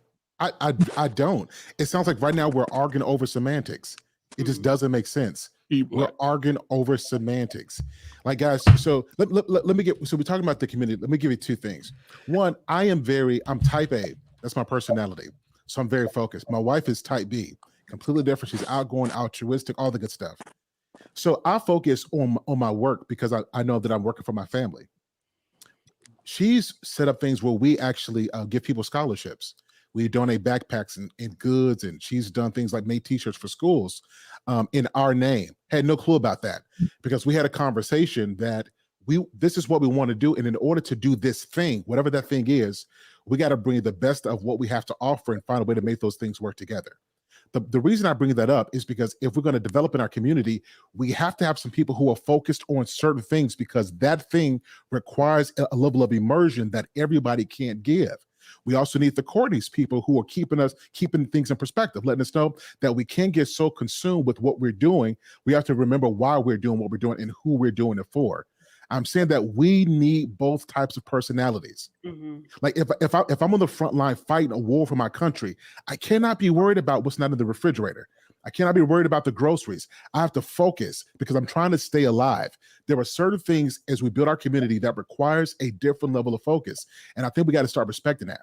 And we're not going to all see it the same. We're not going to all see the thing the same way. But as long as the end goal is the same, the goal is to get there, not necessarily how we get there. So I just want to make sure that we respect that. Yes, absolutely. The mentality, though, and I think, my second point is this: that we talk about the community. Let me tell you, raising kids, good kids, will help your kids to not commit crime, to not be in jail, to not be a nuisance to society. So I think when we're talking about community, the reason we keep bringing it back to the nuclear family is because that is where it starts. So even though we're saying be selfish and start with the family, we're not saying that's all, right? But we're not saying that that's all. How many of us we keep saying we're selfish as Black people? How many of you have given your family extra for $20 and you give $20, or you got a little bit of extra and you take everybody out for dinner, or you get those extra gifts? Black people are some of the most giving people. We don't deal with selfishness. What we deal with, what we suffer from, is a lack of strategy, and that's what we have to focus on. So Oprah ain't selfish. Oh, Taylor Perry ain't selfish. No. I don't think it depends on what you're talking about. Like they give away so much money, so many jobs, so many careers. Right. And one of the things I think what B9 is alluding to is Oprah said in one of her interviews that she would rather build schools where kids appreciate toilets rather than build schools in America where kids are looking at their cell phones. But so she builds a lot of schools in Africa. She hadn't built a school here. She doesn't have one here. We can't tell wealthy people how to spend their money. See, right. that's the problem. I agree. I think that's the problem, is because usually somebody tell me this in arguments like this, people focus on everything else. 10 years down the road, Emmanuel's a multimillionaire. And then they come to me and they say, oh, now that you got your money, even though I told you was wrong for 10 years for going after the money, we want to tell you how you spend your money. No, we should have all been getting to the bag together. And that's bullshit, because you just said yourself, I ain't fighting for reparations, but when the check comes, I want mine. So you got to be real. You are so disingenuous. Your own words assassinate you, Emmanuel. Your own words. You take what I said out of context. See, no, he didn't, Emmanuel. And Sir Hell came to save you. And Sir Hell came in at the wrong time. He missed the other part because he wouldn't agree with that stuff you said earlier. Sir Hell came down here and saved you. What did I say? Since you can read Sir Hell mind, and you know Sir Hell, because this that BS you do. You told us Sir Hell wouldn't do this. You don't know what the hell Sir Hell would do. You give him the situation. Y'all don't set me up for myself stupid, y'all. No, you're not. Hey, hold on. The title is in his name, Sir Hell, right? So listen, Sir Hell swooped in and he came in and he defended your position. But here was the issue. The issue that me and you were going back and forth about. Sir Hell came and he spoke to what I was saying. The problem that I was having with you, and this is something that someone brought up the last time we spoke, it's your mentality towards the people that you are talking about trying to help. This is the issue, because that actually frames your behavior, your thoughts on what you believe this community is. I want to know what Sir Hell is saying, because you know his mind. You read his mind. This is I understand his character. I understand his character. That's the difference. I don't read minds. I know his character. Be quiet for a second so I can say what I said. Go ahead. So, this is what I said, Sir Hell. I said, hey, I have no problem with reparations. I hope they get it and send me my check. But I am going to focus on the things that I can control. And one of the things that I can control is helping people get grants for their business. And I start talking about businesses for the next 5 minutes. We're So not what talking did about that. We're not tell talking me what about that. mindset? Hold on, Nate. So tell me what mindset and correct what I said. Where the mindset at? Where is the mind? Because you BS, you try to pull these narratives that are BS, Nate. And you know it's BS. That's a nice cap you wearing, Courtney. Oh, thank you. You know, throwing it back to the 90s. Am I the only one that missed that? Please tell me. I give you the floor. What did I say different? I just want to make sure I'm not the only one who witnessed the statements and things that he mentioned when we were having this panel discussion. Am I confused for thinking that he has a negative impression on Black people? Am I the only one that got that impression? I'm just curious. If I'm wrong, no, honestly, I just think he has a difference in strategy. He's actually brought up different strategies that Black people. I think we all a product of how we were raised, you know. And I don't know what but I've seen a lot of people who come from areas who really didn't blend in, and they have like negative viewpoints of it. And because last week he said something about the pig and the something, and he was like, you don't get back to the. It was something weird that he said. Hey, let's that not was bring just that back very in, guys. negative. It was Yeah, like, he keep that in last week. Yeah. And I think he just has he had a bad experience. Like, Chat, forget that. which is all good, you know. Scratch that. Let's talk about this. Has a great heart. Eman is a great person. The problem is that Eman, your message, you need, unfortunately, the way you carrying yourself, you need a translator for your own people. You have to understand, hold on, you have to understand the target audience. You have to understand the demographics. Your points are great, E-Man. Your solutions are great. But it doesn't matter if I speak Spanish and you speak in German. But what did I say negative, Nate? I want Nate to answer the question. Missed. And that's what I was trying to say to Sir Hale earlier, and to his point that he made. You're right, Sir Hale. We all are important. Nobody is devaluing anybody else of importance. However, we all have to understand that most of us are Indians. There can only be a few chiefs. So the problem is all of these Indians want to be the chief. They want to wear the big headrest.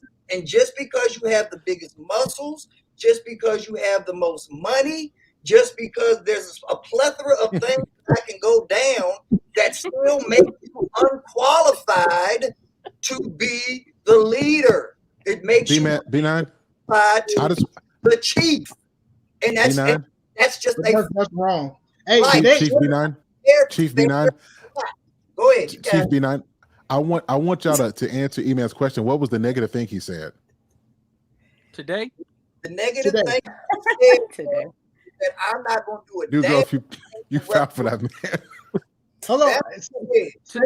I don't think he said he just has his viewpoint. I don't think it's negative. It's just like you said, Sir Hill, it's opposing to the consistency of the panel. But it's not a negative. I think a lot of things are thrown in there from that no, we because they said with, that I may not have agreed with something. I'm trying to hear what that thing is. Right. Okay. He know. said that we can't do it earlier. No, I didn't. Can't do what? I asked a question. I never stated my opinion. Okay. Well, I stand corrected. He asked a question, but in his whoa! Look at Nathan's face. Look at Nathan's face. Nathan, you got something you want to say? Tell him what I said negative, Nate. The reason why I started my pushback against what you said, because it's something you've done before, and I wanted to clarify some things, because this is one of the biggest problems in our community when people start talking about solutions. You did it before when we talked about a grocery store. Let's talk about today. No, it's leading up today because I'm talking about the mentality. So again. Okay, talk about he called the black community lazy earlier. Let's talk about that. He said that we're not gonna do it. We can't do it because of who we are. It's not possible to do the solutions that we were discussing. When we talked about the grocery store, they're not going to do it because it costs this amount of money. When we talked about building solutions in the community, you said it cannot be done. We're not going to do it. We're not going to spend our money and do it. You kept making the correlation between, because it wasn't a lot of money in it, Black people are not going to do it. So I'm asking you, where did you get that mentality from where you think that we're incapable of making sacrifice? I said we need to die on the sword. What did I mean by that? Are we willing to make the sacrifice to see our community grow? We talked about the bus boycott, that they had to actually struggle and walk for a whole year to make that happen. I said, can we do that now? You made the example. Who are we going to boycott? What businesses? You're saying that we're not capable of doing it. You don't see us. That's what you said. No, listen, just listen to what you just said. I asked you, you brought up the boycott, and I said, Nate, what are we going to boycott? And you said, that's not the point. And I said, and I was telling you that you're not even giving us direction. What are we boycotting? What are we doing? What are we dying on the sword for? I was challenging what you were saying, and you were still not giving solutions. You just talking about, you writing a good book, Nate. You writing this book and not giving any solutions. No, I have solutions. The solution was, are we willing to make the sacrifice? It's the sacrifice that needs to be done. The sacrifice, meaning when I say fall on the sword, what you mentioned before, and I agree 100%, 3 generations, right? 3, what does that mean when someone says you have to be willing to delay gratification? We're having a discussion on what does the Black community to do to grow our community, right? Die on the sword means what sacrifice are you willing to make on things that, meaning if there's a business in our community like a beauty supply store, right? Like a supermarket, if we build those things on our own and we have our own, are we willing to pull our dollars away from that business to support a Black business in our community to keep the money circulating in our community? That's the sacrifice. You said it's not possible. So hold on. You said we're not going to do it because of the cost. You said we wouldn't open certain businesses. You said we wouldn't open certain businesses because of the cost. You kept talking about we're not willing to make that sacrifice. And I pushed back on that. And that's where it all started. Okay. So I asked you why you had that mentality to think that we're not capable of making that sacrifice. You feel very strongly about that. Okay, let him answer. Let him answer, please. I mean, no, I'm just speaking. I'm just speaking. Y'all wanted me to talk. I waited. Y'all wanted me to talk again because this is what we're calling Cap. His position is disingenuous. So you believe the average Black person is willing to go spend money with other Black people just because they're Black to build the Black community? Yes, we do. Yes, we do. That's what you. So yes, Nate. What I'm saying from a business perspective. Let him finish. Let him rock. From a business perspective, we can't say that it's only because they're Black. I'm saying that they have to be competitive in the market. That's what I'm saying. I'm saying from a business point of view, and I know y'all like, oh, he's being negative, but if I can get on the bus for 25 cents, and if for me to get on the Black bus, it's gonna cost me $1.50. I get that y'all say I'm willing to sacrifice, but average people is gonna take the cheaper option. That's why Walmart makes so much money. That's all I'm saying. Now you can say that's not real in the Black community. It only applies to every other community, but we got to be competitive. So that's. Can I give you an example? And I'm not disagreeing. I'm not disagreeing. Real quick, New Growth. I'm disagreeing, and I'll tell you why I'm disagreeing. Because that's how Walmart's got built. They knew where to meet them at. We have to know where to meet our people at. We cannot just meet them in the boardroom. If we haven't been in these boardrooms for over 400 years, just because you say now it's time to meet up there, don't mean that that's where we meet up at. We have to. The Nation of Islam changed the narrative and said, I'm going to meet you Black men in the prisons. I'm going to meet you in the places other people say that you are worthless, that you are no good. I'm going to change the narrative. It takes vision. And see, the problem with it is that we have to understand from a historic standpoint, Everything that we love today, even our iPhones, somebody said that's crazy. That'll never work. That's stupid. That's not logical. That's you're taking this kite off the. Okay, yeah. I know because I'm kicking your ass, you want to. I understand. I get it. Well, B9 not really kicking it. Look, can I respond to this? Sir Hale, go ahead, Sir Yeah, Hale. and I want to respond too. Yes, Yeah. Sir Hale, then I am Courtney. Go ahead. There's a couple things. I think we're speaking from different generations. And so Eman's going to see it differently in his age group than B9 is in his group. We keep on. I don't see where I still don't understand where we're disagreeing at. Like, I think Eman brings a level of pragmatism to this that it doesn't seem inspirational.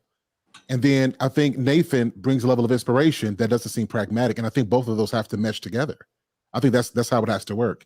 And there's just no other way. We're going to need people like Eman. I'm type A, so I've learned to be inspirational, but I'm pragmatic as well. It's not about can we do it, it's about when do we start. Until we move to that question, like let's start today, let's pull our resources together today. We've been speaking aspirationally since We Shall Overcome. Come on. It's time to do it now. And I think that what we're doing, like part of the reason why we send our kids to school, while we started our businesses, while most of us have a job and we're doing something else to earn extra money, is because we know deep down inside this only works if we're giving it our all and giving it our best. That's what I think we have to start focusing on. So Eman is not wrong. Nathan is not wrong. We're both right. We just got to figure out a way to use both of those rights to help us move our agenda forward. Correct. And the glue to bring those two together is the mentality. Agreed. Yeah, So- I think an issue too that it's because it's not seen. I think Eman would be more willing to believe that Black people are. I don't know if you said it, but they said you said it. That Black folks are not lazy, and that we're not willing to put money into Black businesses, even though it might cost a little more. That Black folks are not doing. We're trying to find an easy way out. I don't think you see it, and I think that's strategic where they don't want you to see it, but it is being done. So I know you guys were talking about Black Wall Street, and what happened was the guy that moved to Tulsa he bought 40 acres of land. And what he did was say, hey, business owner, I want Black businesses only. So bring your business. He wasn't necessarily the nuclear family. He was focused on Black community. I want a Black area because at the end of the day, it's a Mexican area, it's an Asian area, white areas. We don't have ours. So that idea of Black Wall Street is what Nashville is currently doing. So I am seeing the essence of Black Wall Street in my city. If you Google Buchanan Art District, it's in the hood, and we're having a thing where we're doing is called buying the block up. So we're bringing our Black businesses back to our community where we are frequent. We're having people go not only buying, they're flourishing, and creating jobs for Black people in our community. There's a restaurant called Willie B's. There's a lounge called Minerva. There is Slim and Huskies. And if you don't know what Slim and Huskies is, if you in the ATL, Sacramento, We just got California, one down the street from us. those are two Black men that went to my school, Tennessee State University. Respect. And they started one pizza shop in the hood. Because what they said is that you're not going to gentrify our area. So they bought up an area, did Slim and Huskies. It's so good. We have 5 here in Tennessee, 2 in Atlanta, 1 in Sacramento. Where are you at, New Growth? I'm in Atlanta. You in Atlanta. Okay. So there you go. And the first Black business to open in downtown Nashville on 2nd Avenue. We have a thing called Trenches, which is a clothing store. We have Inca Gallery, that is an art gallery in the hood. So now it's not the hood no more. We have a block of Black businesses, and we purposefully did that to make sure we create our own Tulsa. We are doing it. We're not lazy. It's just not a lot, or maybe it is in different cities that you don't know of. No one's ever heard of this. No one's ever heard of this because it's not going to be Absolute and seen much respect. Yeah, awesome. I agree. Courtney, I'm 100% in agreement, but y'all performing in excellency, not just because y'all Black. That's what I was trying to get at. But that's the thing. We're purposely doing it because we are Black. and we want a flourishing Black community. We can't just talk about it. I can't just say, well, wait till I get my husband and then I'll help y'all out. No, let's go ahead and create these businesses, because now I'm creating this business, and that's going to help my nuclear family, because there's some fine ass Black men that's building these businesses too that needs a wife to take care of their kids. Hello. So you can do all this stuff at the same time, but again, we're doing it now. And in Atlanta, they have a place. I don't know if they have, but they started it in the West End. It was called Slutty Vegan. Yes. Oh my God! When I tell you the lines were around the corner, I'm asking my wife, "What's going on?" But they supported it. The food was higher. You was gonna pay more than you paid for McDonald's. Black people will pay for some food. Around the corner, they had They got to the point, because that neighborhood is being gentrified. The white people started to complain. They wanted to move. We came out there and fought. You're not gonna move them. Now they got a bigger place further downtown. So we will pay more for the price. So that's. But yeah, I don't know, man. It has to be seen. It has to be seen. Mm-hmm. So we don't believe it because we haven't seen it. We keep going in, and I hear what you're saying. The victim is, well, back in 1849. Yeah, I get it. But the thing is, we're not seeing it done, so it seems unreachable. It seems unbelievable when I'm saying it don't take that much. So we have a Black-owned. We have a Black-owned also in this area. Black-owned bank, Citizens Bank. Mm-hmm. You don't ever hear that. But we have that here in Nashville, country music city. But we're not rich. We're not rich doing it. And how many people, Courtney, that you know that are African American that are pulling their money out of Bank of America and going to that bank to support it. That bank has been running since 1902. Thank you. So the point that I was making, I just want to be completely transparent. If everything else is equal, say you got a double cheeseburger here, and you got a double cheeseburger here, right? The same as that double cheeseburger, the same as that ingredients, everything is identical. The point that I was making is we can't.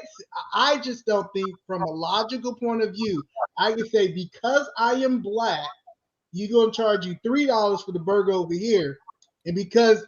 And they go on the white person gonna sell it for $1.50. Right. Now, if it's a better quality of food, if say for example we talking Red Robin's versus McDonald's, it's a better quality of food, so you can charge more money. But we can't just say that people gonna spend more just because Black. But that's not what we're talking about. But we do that every single day. We do that every single day. If that was the case, we'd buy McDonald's every single day because it's 89 cents for a cheeseburger. We go to different.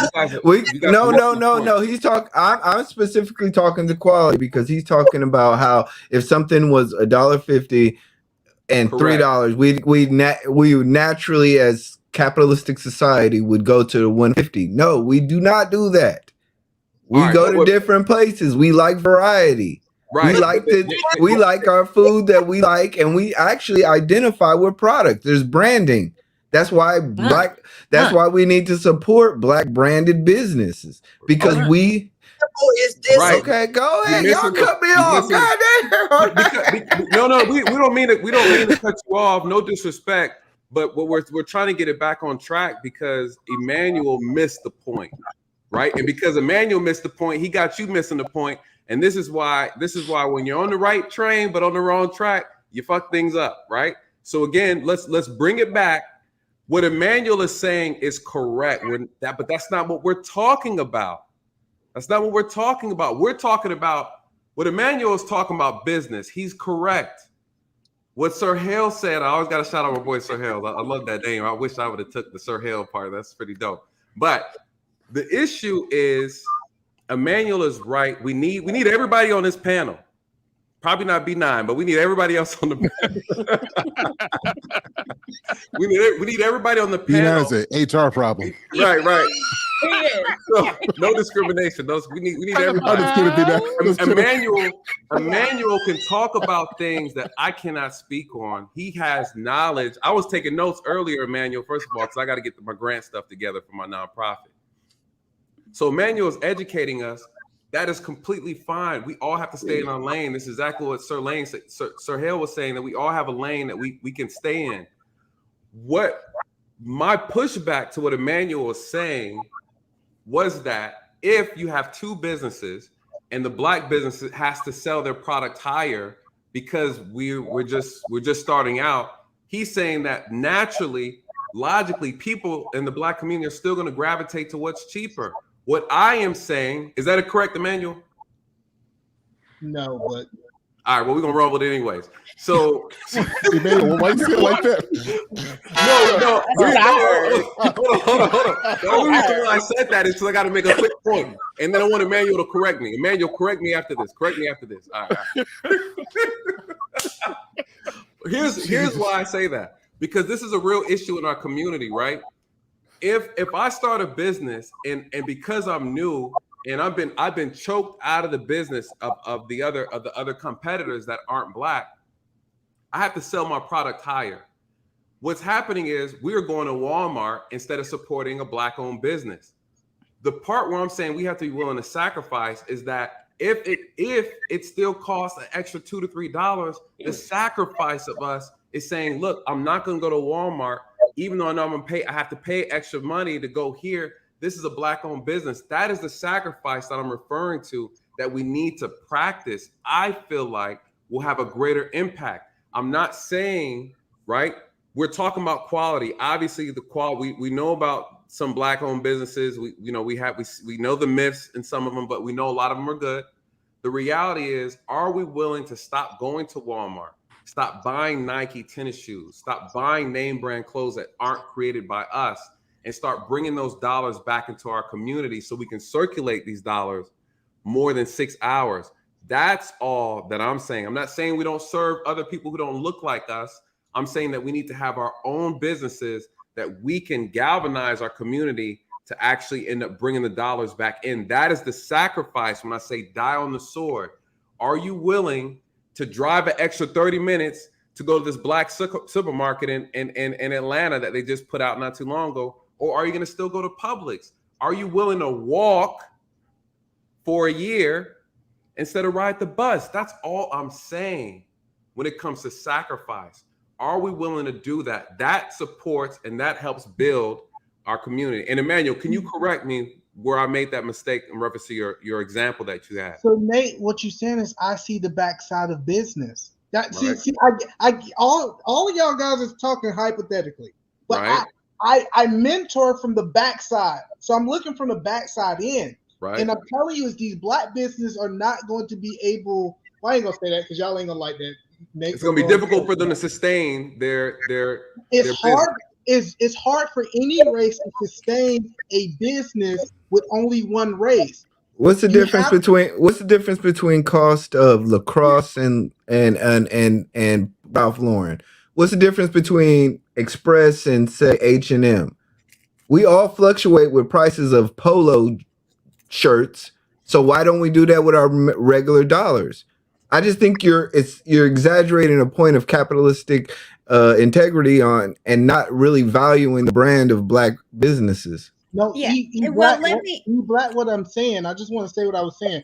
What I'm saying is that for any business to be successful, they can't survive on the 13%. They got to survive on the 87%. So you got to draw those other businesses in too.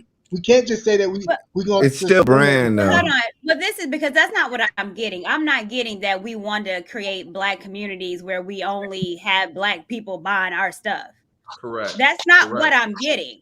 Correct. We want everybody to patronize. Exactly. But we're creating a black community with black businesses, black people working, black people owning for everybody to come because they're already in our communities and we're already buying from them. They're getting rich off us. Correct. How come we can't get rich off them? Hey, I thought that was so simple. We're doing it though. That's when price and quality come into place. That's why I'm talking about price and quality. Because no, Old Navy would be there would be no other store for clothing but Old Navy if that was the case. What was his point? What were you about to say, man? Why are we associating black businesses as low quality? No, see, but Courtney, I made a very important point earlier. I said everything was the same. See, when I made the double cheese. Hold on, no, when I talked about the double cheeseburger, I said the pickles was the same. I said the cheese was the same. I said it was the exact same burger. See, Right. if it's And a I'm high, saying, are we willing? And I'm it's a higher saying, can we quality, sacrifice?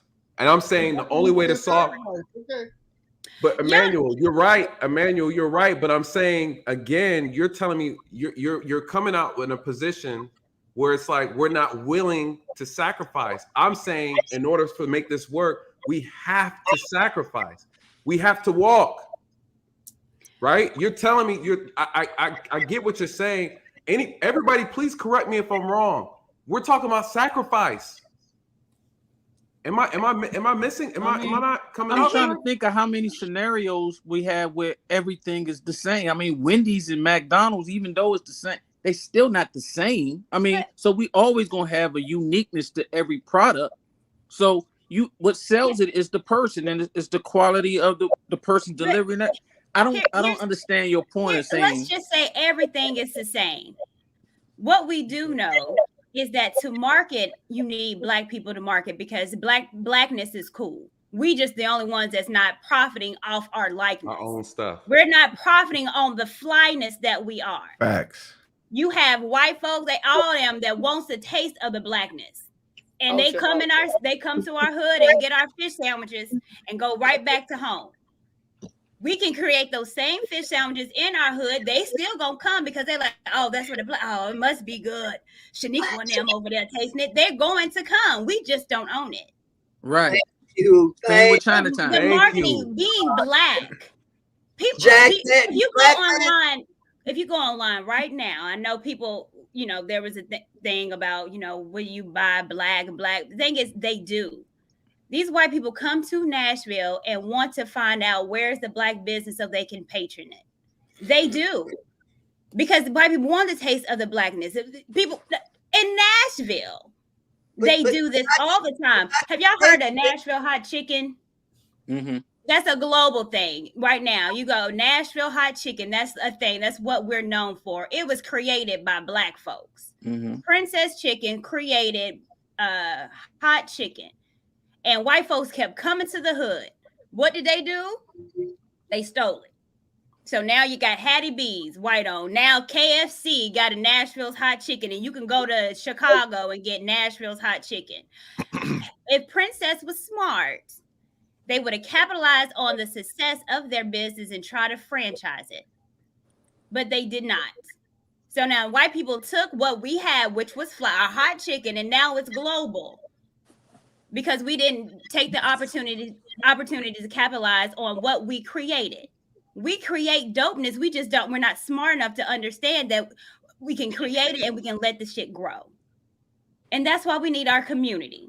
Right. Come to our hood if you want our shit. Let me ask you this question real quick. How does it make, as a panel here, how does it make you feel as a Black person learning these different things about the Aunt Jemima situation, where if you go to the store right now and you try to find it, you won't see her face anymore because the judge said, we're not going to retro back and give you the family anything. However, if the company continues to use her likeness, you would have to pay them 14-15% of what you make yearly, right?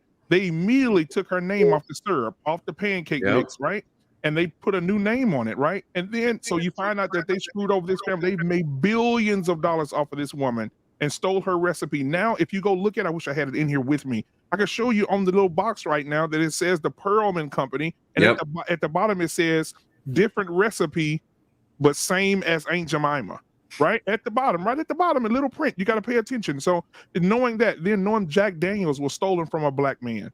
And the white people capitalized on Jack Daniels, and Black people are drinking Jack Daniels. And man, when you go to a party or you go to a get together, they got that Jack, right? And you look at KFC, they stole the recipe from a Black lady. That was her seasoning, the way she battered it. That taste that you get, that came from a Black woman, right? So imagine the generational wealth we would have if everything that we created, we owned. And kept it in our community. What a wide-ass community we would have. The guy that stole McDonald's, was he wrong? Yes. You Yeah, he talking about was. Krog? Yeah, I saw that. Hey, that movie is a fool. Yeah, he wrong for Yeah, sure. he did it wrong. Yeah, he You're wrong. wrong. And, Yeah, and he again, wrong. this is the reality, right? That we have, that we are in this country. The reality is it's not personal, it's business. And the sooner we start to understand that, we'll move different, right? We'll move different, you guys. We lost those brands. Of course, it's theft. Listen, the elites in this country have been stealing things before they got here. Like, we understand the history, right? We understand the history. But what is the reality? The reality is it's all about competition. Are we competing properly? Are we working together to compete? Right? Everybody else is in competition except for we're competing with one another. So what do you think is the most important thing in our community now? Is it our children?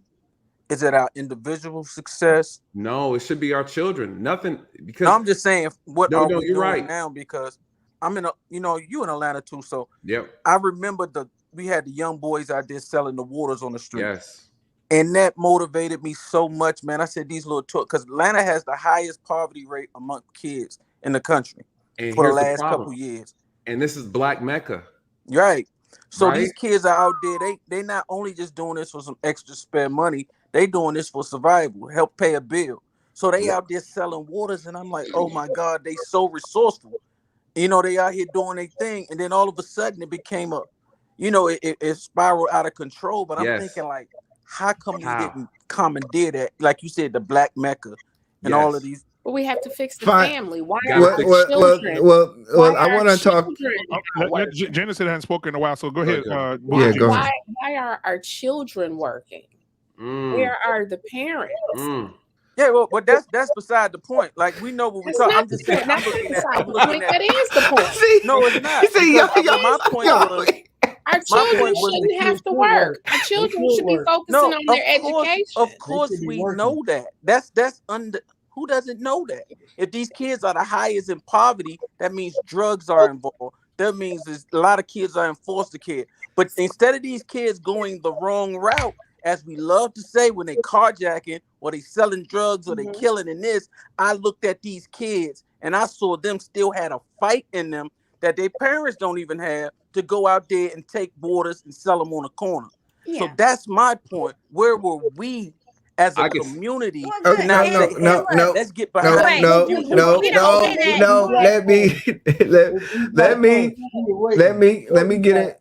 Let me get in this, because we had a conversation a couple of weeks ago talking about Booker T. Washington and W.E.B. Du Bois, when we talking about how the Tuskegee program, you have to build skilled workers. I was part of a situation in San Francisco, California, where they had a slug program. Willie Brown, everybody knows about downtown Willie Brown. He invested it. So when you were 16, you had a job. You can go down and build and get in the mud, get you a carpentry program at 16.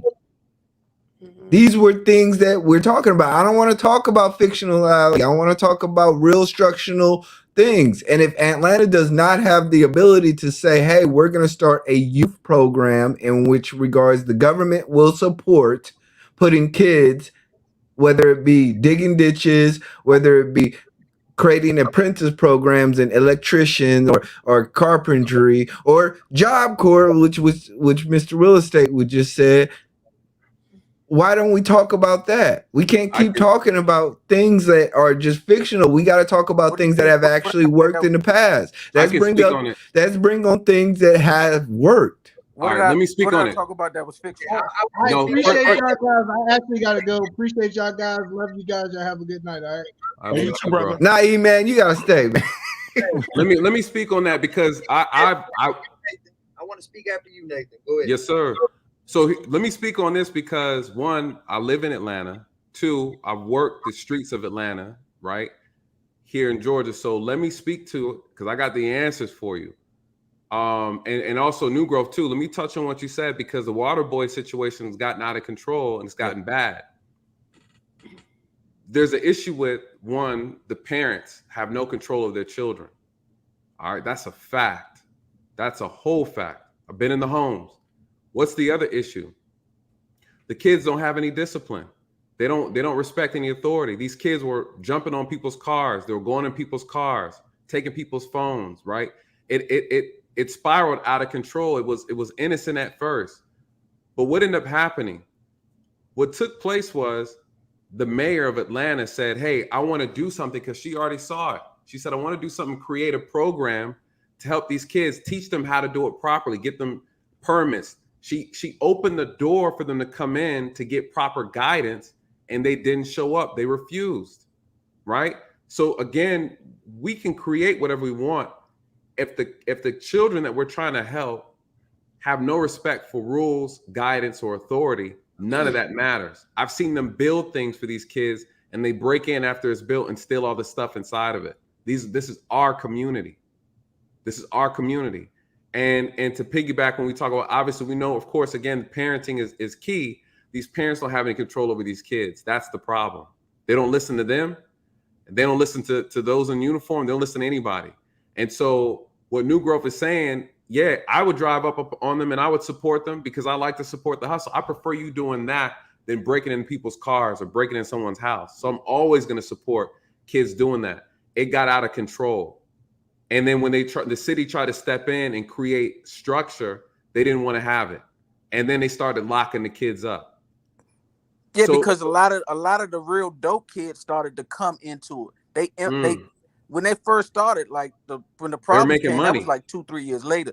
The first kids was out there with just regular kids, you know. Then they saw the money they was making, and the street kids started robbing them, and so it was a whole thing. My point was the entrepreneurial spirit in these young kids with no assistance. Yes. No, but we have to understand that it's still in us. That's all I'm saying. I didn't say it didn't go awry or it need more guidance.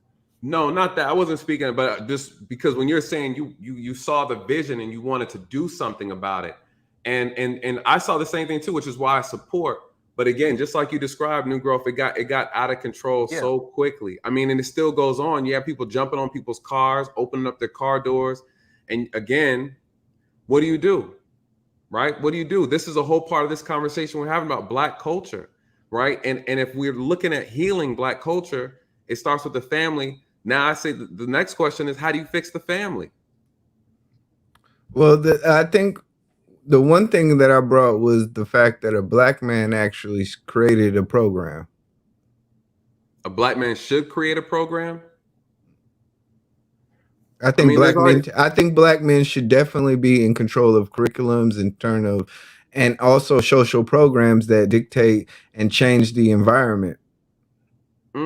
I would say there needs to be a balance. I think it's in our community specifically, when you look at teachers, about 70 to 80% of them are all female, right? So I think regardless, there just needs to be more of a balance of genders in all aspects of our community.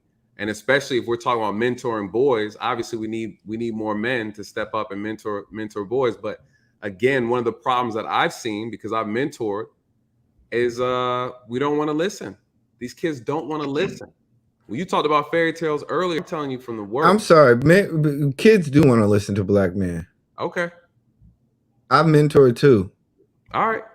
I'm sorry, but kids want to actually talk and tell their story. And they want to they actually want to hear a Black man in front of them and talk and saying, "Hey, I like you. I love you." Okay. They want to feel that energy. So I disagree with that notion that Black kids don't want to see Black men actually do that. I actually think that Black men actually do have a more profound effect on mostly anything. I'll be honest with you. Like I said, even with the program, like we knew that, Willie Brown's doing this was a Black man who overcame all. And we followed his lead. So let me speak to that real quick. So to piggyback onto that, I don't know if anybody on the panel has ever heard of Dads on Duty. Anybody ever heard of that? Yeah. Okay, so let me explain. Or something? Yeah, so let me tell you what they did. So a lot of dads got together. A lot of them retired military, but they're dads to the students in Shreveport, Louisiana. Yep. And this is what they did. They got together, had a plan, come up with a plan. They went to the worst high school in that area. And they walked through the doors and told the principal, "Lay back, we'll take care of it." In 4 months, The violence has gone down. Fights have gone down. The grades have gone up. They walk the halls all day long, keeping kids in class, keeping them from skipping school, keeping them from out there trying to have sex in the back of the school. Like they're everywhere. They're like roaches. It's a whole bunch of daddies. They're just everywhere. They're outside. They're inside. They're by the bathrooms. They're by the classrooms. They're walking in classroom telling kids, wake up.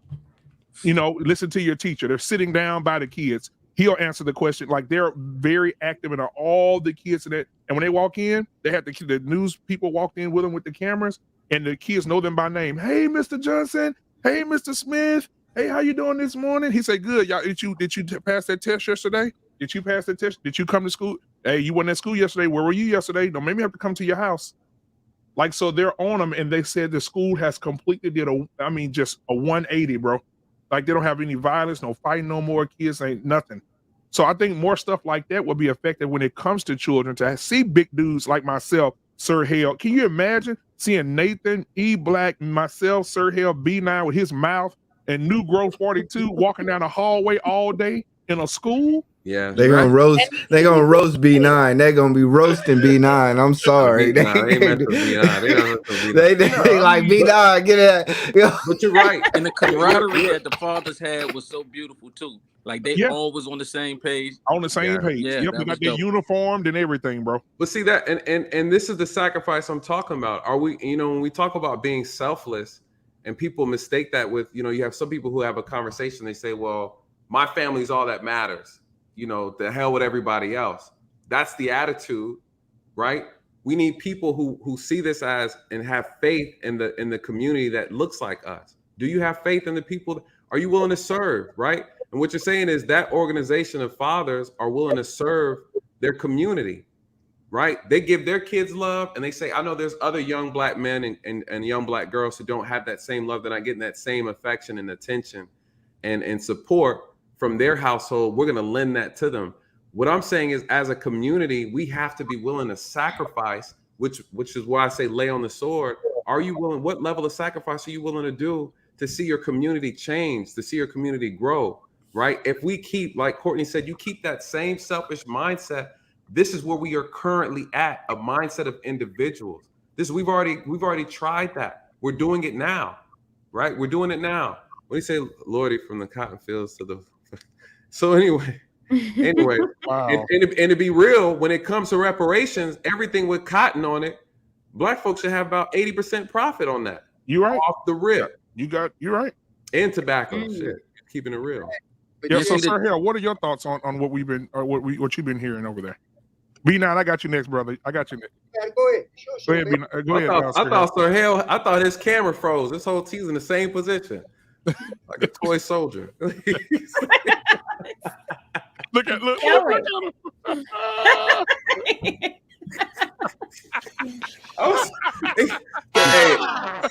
I would just, hey, Sir Hale, you a whole action figure, brother. We roasted.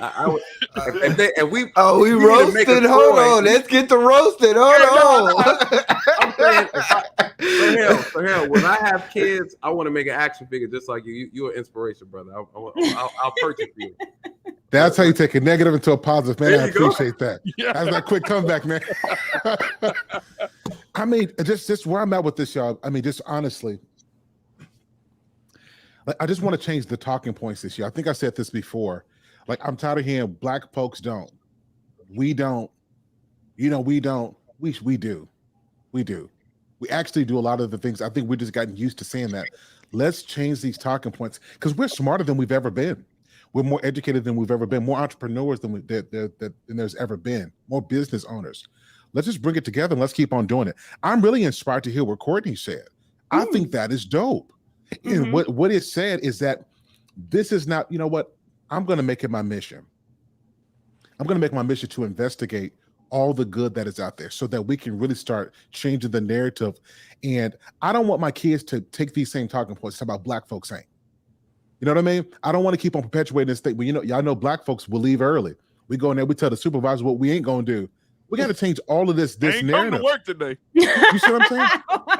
Not doing it. Yeah. You see what I'm saying? We got to change this.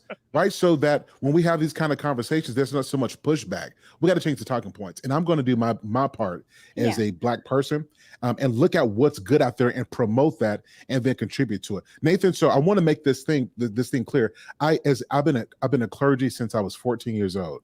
Serving the community is all I know. Like it's all I know. Sometimes it's a job that is thankless. It is tiresome. You don't really get a lot for it. It's free. You burn a lot of gas time. You miss a lot of events with your kids and family. So I know about giving. My thing with this is that I've seen the reverse of this, is where we're so focused on the outside and we don't take care of the inside. And then what we're trying to fix on the outside happens on our inside. So I guess we got to do a better job of having some balance and doing a better job of taking care of. But everything you're saying is spot on point. And I appreciate all of the different thoughts that we have. This is what I love about our community. We all got different thoughts, different opinions about stuff, and that's what's going to make us better. So that's my thought about that. Let me go back into my mode. Yeah. Tomorrow, I'm doing something on HBCUs and the importance of it. But I am inviting one of the owners of Slim and Huskies on the panel. I think it's just super, super important that we hear from a man that is doing it, that went to the neighborhood, bought a business pizza place, and who thinks about Black folks pizza. But it's amazing how he's able to grow it from, different states now. It's Inca Gallery. So now we have an art museum in the hood. So, we're doing it. We just need platforms like this and others to show it. Like, I'm so tired of we can't, we ain't, we are. It just doesn't get heard of. It's always negativity is always pushed. It's always what we did. Oh, she did this. Oh, baby mama. Oh, Pookie Ray Ray. It's more than us than that. And it's more. I like that. That's a good slogan. That's a good slogan, Courtney. What's the slogan? Do I need to put it on the t-shirt? Yeah, we can't, we aren't, we are. I like that. Ray Ray. No, what Courtney is leaving out about Slim and Husky is that pizza is good as hell. They got vegan options. They the bomb. It ain't nothing that's half-ass. It ain't nothing that's three Black men, Tennessee State University. But again, this is, and they could have had the idea, well, this is just me, but it's not. And so they're putting it in the community instead of I'm going to have my own business, where they could have gone to whatever. But then you see the white people coming. So I've never seen, now mind you, it's down the street from some projects, but these white people from Brentwood, one of the richest cities in the U.S., Williamson County, are coming in there. Now you see like Justin Timberlake up there in the hood getting pizza. So you gonna buy it, you gonna come here to get it. Like you patronize our area, so we just need to see it. So okay, let me ask you this: the whole thing in Houston, you heard Emmanuel? Yeah, Sir Caps a lot. Talking about the future. Sir Caps a lot. Turn back up. And let me say this too, because it's not only businesses. We do have a Black community, like a Black real estate area, where it's just Black people that have homes. They've been living there since the 1920s, but they refuse to give up their property. Right. And these are doctors, lawyers. They come from money, but they stayed in their Black community and they haven't left. So we have that. We just don't see it. No, I think you're pointing to your point too. Mm-hmm.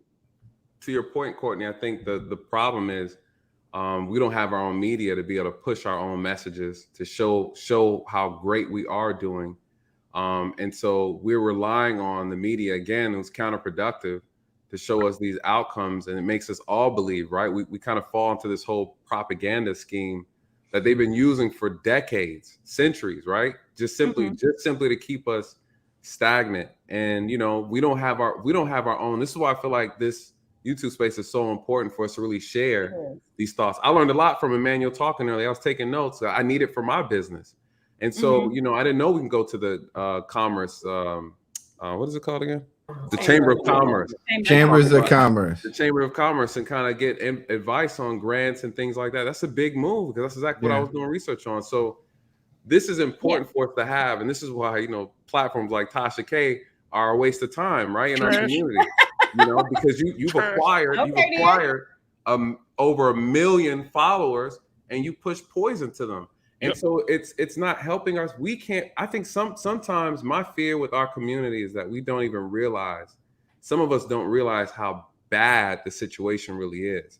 I think if we all really understood how bad it really was, I think we would move with a different purpose. I think some of us are more comfortable than others. I think some of us see the real chess moves that are happening behind the scenes, and which is why we're so passionate about it. We all have different views on this subject, but at the end of the day, we all care about our community. We all care about our people, right? Yeah. And so what do you guys think about the turkey? Okay, so the turkey leg hut in Houston, right? Black owned business, everybody go there. Like Kevin Hart's been there, Shaq's been there. I mean, just celebrity after celebrity. Gina King's been there. They got pictures of these celebrities all over the wall. Man, there's a few spots in Houston that's black owned. Yeah, man, and so the turkey legs, you go and they cut them up, man. They put all kind of stuff inside them turkey legs, man. I mean, it's ridiculous. I heard about it. So now they've implemented. Now people stand outside in those lines, bro. I went there, so I'm gonna get there a couple of hours early. You know, get in, get out. Man, I got the line wrapped around the corner. So what they've done, they've implemented this. I want to get you guys' mindsets on this. They've implemented a dress code for the people standing outside. And they said you can't come up here with bonnets on. You can't come up here in sleeping clothes. You got to be dressed decent. And a lot of people have pushed back and say, man, we out here standing in line 2 or 3 hours. We should be comfortable. We buying these $13 turkey legs. So what do you guys, how do you guys feel about that? Like, do you feel like they should have implemented the dress code, or do you feel like they should just leave it alone and get their bread? I disagree. I don't care how. Were they coming in? Yeah, they was coming in. He said he just tired of it. You know, he said he passed by one day as he was coming into the business, and they had on bonnets and sleeping clothes and slippers. I don't know what type of business it is. Like when you go inside, what is the look? What is the atmosphere? Oh, it's outside. It's outside. Oh yeah, you gotta stand outside at the window and get your food. Yeah. His issue was not a dine-in restaurant. No. Nah. He tripping. It's a horrible policy. Yeah, the issue is he doesn't like the aesthetic. Outside. It's outside. Yeah.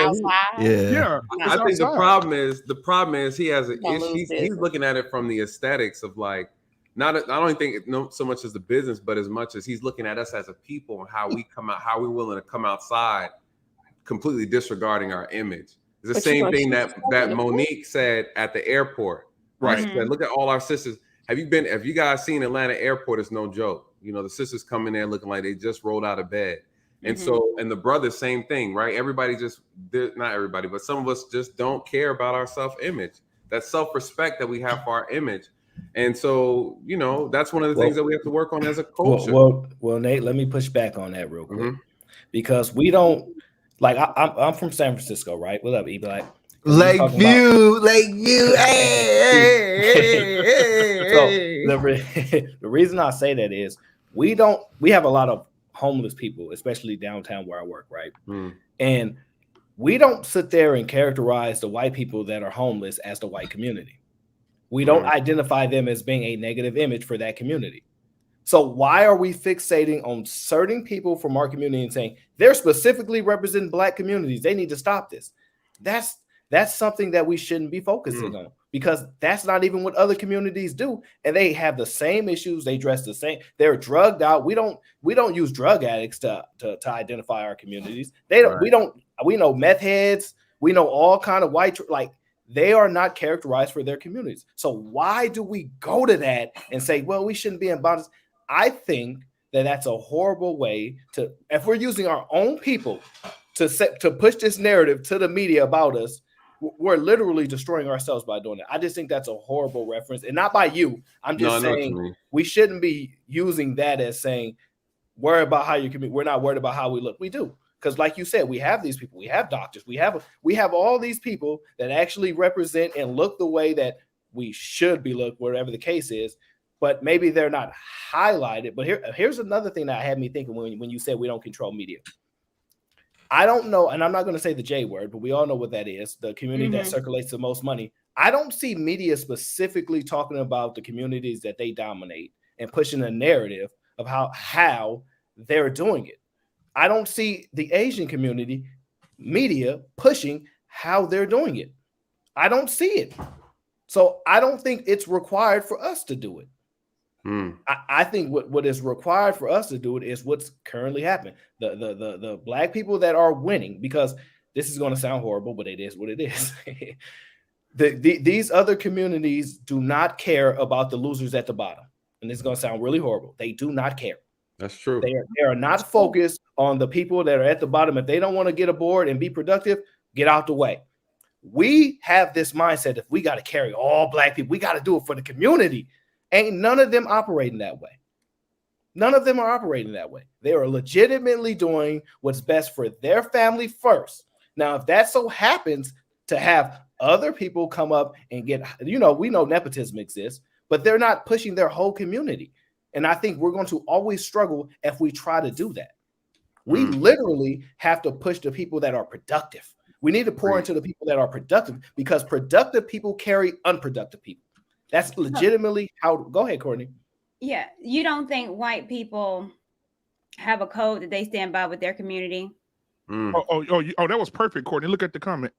Rebuilding the white community, repairing the white code. They are right now. Okay, Tyrone. Tyrone Jackson. I'm not sure what that means. Now, when you said it's not designed for us or to cater to our success. We have to save ourselves, because if we wait for them to do it, it's not going to happen. Yeah. They don't want that. That goes against the agenda. Correct. I was gonna say that. Right. We're B9 at this is he got the best. He's probably the best. But, yeah. So if you answer my question, you don't think that white people have a code and community based, right? You don't think Asian Americans are community based, not family? Well, Hillary kind of proved that white people don't really have a necessary code, because they hated Hillary. They will talk bad. They will talk bad about Hillary. They will call her B word. That's not what we're talking about. I understand, but what I'm saying is that they do separate themselves. Whereas, other than all right, I'm being too all right. I apologize. I think there's levels to it. I think it depends on where you are in the hierarchy. Let's just take a middle class. Yes, there is a code. Let's just take a middle class area, white area, and you see some brown people moving in. What you think they're gonna do? That's like Long Island, please. It depends on. I think it depends on where you are geographically, because what you speak of isn't necessarily my reality. In the circles that I move in, typically I'm one of the few of color, and there's information being shared. There's access to things. We just are underrepresented in those areas.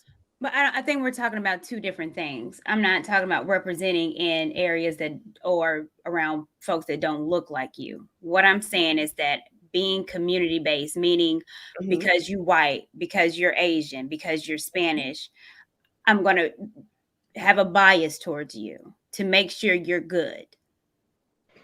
We need to elaborate. That happens in other communities.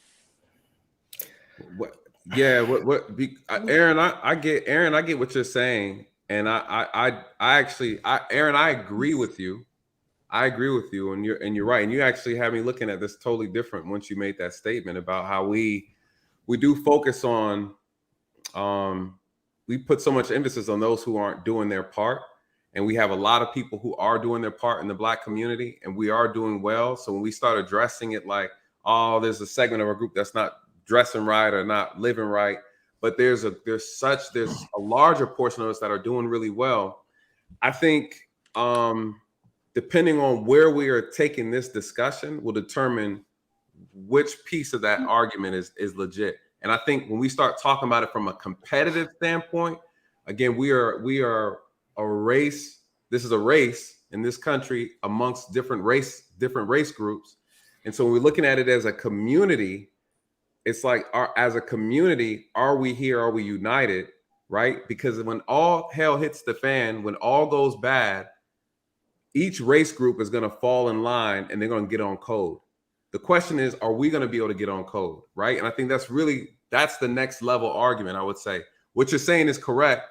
And what Courtney's saying is, at the end of the day, this is like, it's like we don't look at each other like a family. We don't look at each other like one people, and other groups do. And so even though they might have they have their class, their little hierarchy within their own group, if all hell breaks loose, they are very cohesive. The question is, how cohesive are we, right? What do you think about that? From that perspective, because I think it's those are two different conversations. Because from your conversation, what we're talking about earlier is from an optics standpoint, and we're like, listen, Black people are doing good, right? There's a class structure within the Black community, as we're well aware. We have those who are up, middle, and lower, and then just at the bottom, right? And then, of course, all different racial groups have the same problem. But how do they address their issues versus how do we address our issues? Again, the problem is Black people have a very unique relationship to this country that no other ethnic group has. So we can't operate under the same understanding that other people do, right? That's how I've always looked at it. Is that wrong? Is that a wrong perspective? You know what I mean? Like, we're just different, right? We don't have, again, you're talking about a group of people, ADOS, who came here, stripped of culture, chattel slavery, right? The Jim Crow. I mean, there's a lot of trauma, a lot of oppression purposely done, intentionally done. So when we talk about our image as a group of people, we can't really kind of compare ourselves with other race groups. You feel what I'm saying? I hear what you're saying, and I don't want to gloss over Courtney's point because that's Courtney, and I love Courtney. Hey, I love you too. We all do. Hey. And get in line, first of all, Aaron. I do think I'm about to be like Ray J. No, I do think people have a code, right? But I don't think it's the code in the aspect of how we view it. I think they have a way to segregate themselves from non-productive people. They have requirement issues to enter the door. You can go, you look like us, you part of us, but if you don't operate this way, once we go to this room, your clearance get canceled. Correct. And see, we keep trying to say everybody come through this door because I got clearance, and they don't do that. True. Because we can't afford. The problem is in our community, because of our circumstances, our specific circumstance in this country, we can't afford to exclude anybody or we'll fail. Why? Because we have people who are actively working to tear us apart, right? This is the thing. The thing is, we have people who are making it their sole job to keep us divided, to keep us killing ourselves, to keep us in mental bondage, right? There's a reason for that. So when we say we can't focus on the bottom feeders, that's what they would want us to do. They don't want us to save us all, because they know if we do that, we become too strong of a force, and we end up taking power out of their hands, and we start building up our community. They want us to forget the piece, the group. He said, "Yes, we can." First of all, take a moment to clap for Emmanuel saying that we can do it as a community. Okay. We're gonna, Emmanuel, I'm gonna mail you back your black card. We have to get it pre-stamped by New Growth. New Growth gonna have to restamp it though, and then we're gonna send it back to you. So here's the point with your point that I want to acknowledge. Right. See, the difficult part is this. We have to play within the same rules that they play within. So it doesn't matter if our experiences are different and we have a unique experience. The rules of the game of life, and I like to use this example, right? I don't know what year you were born, but I'll just throw out a random number just for the point of, let's say you were born in 81, right? All right. And they said, hey, when you were born, they didn't ask you, hey, what do you think about these rules? They didn't ask you where you wanted to be born. They didn't ask you which tribe. You don't get to pick. You don't get to decide none of this. The game is the game. And we have this thing where we're like, well, we go through this special. No, we have to play the game the way the game is set up. We cannot change the rules. It doesn't work that way. And so what you'll see is the company, the corporations, and the thing we lack is political power, right? Because that is the unique thing. Whenever somebody want to build something in the Black community or things like that, right? And if we're talking like on a bigger level, they go. Who do they go to? Politics. The church. They go to the church, they pour money in the church, and they say, hey, get your people behind this. That's right. And they do it behind the scenes. Yeah. And because it's not like they just come in bull garden, they strategize. They utilize us in order to get us in line. Correct. So it's all political power and strategy. Like, it's fine. We can build black businesses. So let's say we did build black business. What happens after we circulate that dollar? We still have to utilize our money to share with somebody else to build on what they have. We have to strategize. I agree with strategy, the strategy of it all. Maren, I don't know if I totally agree with you, because the community here that we have in the States that is flourishing amongst everybody is Asian Americans.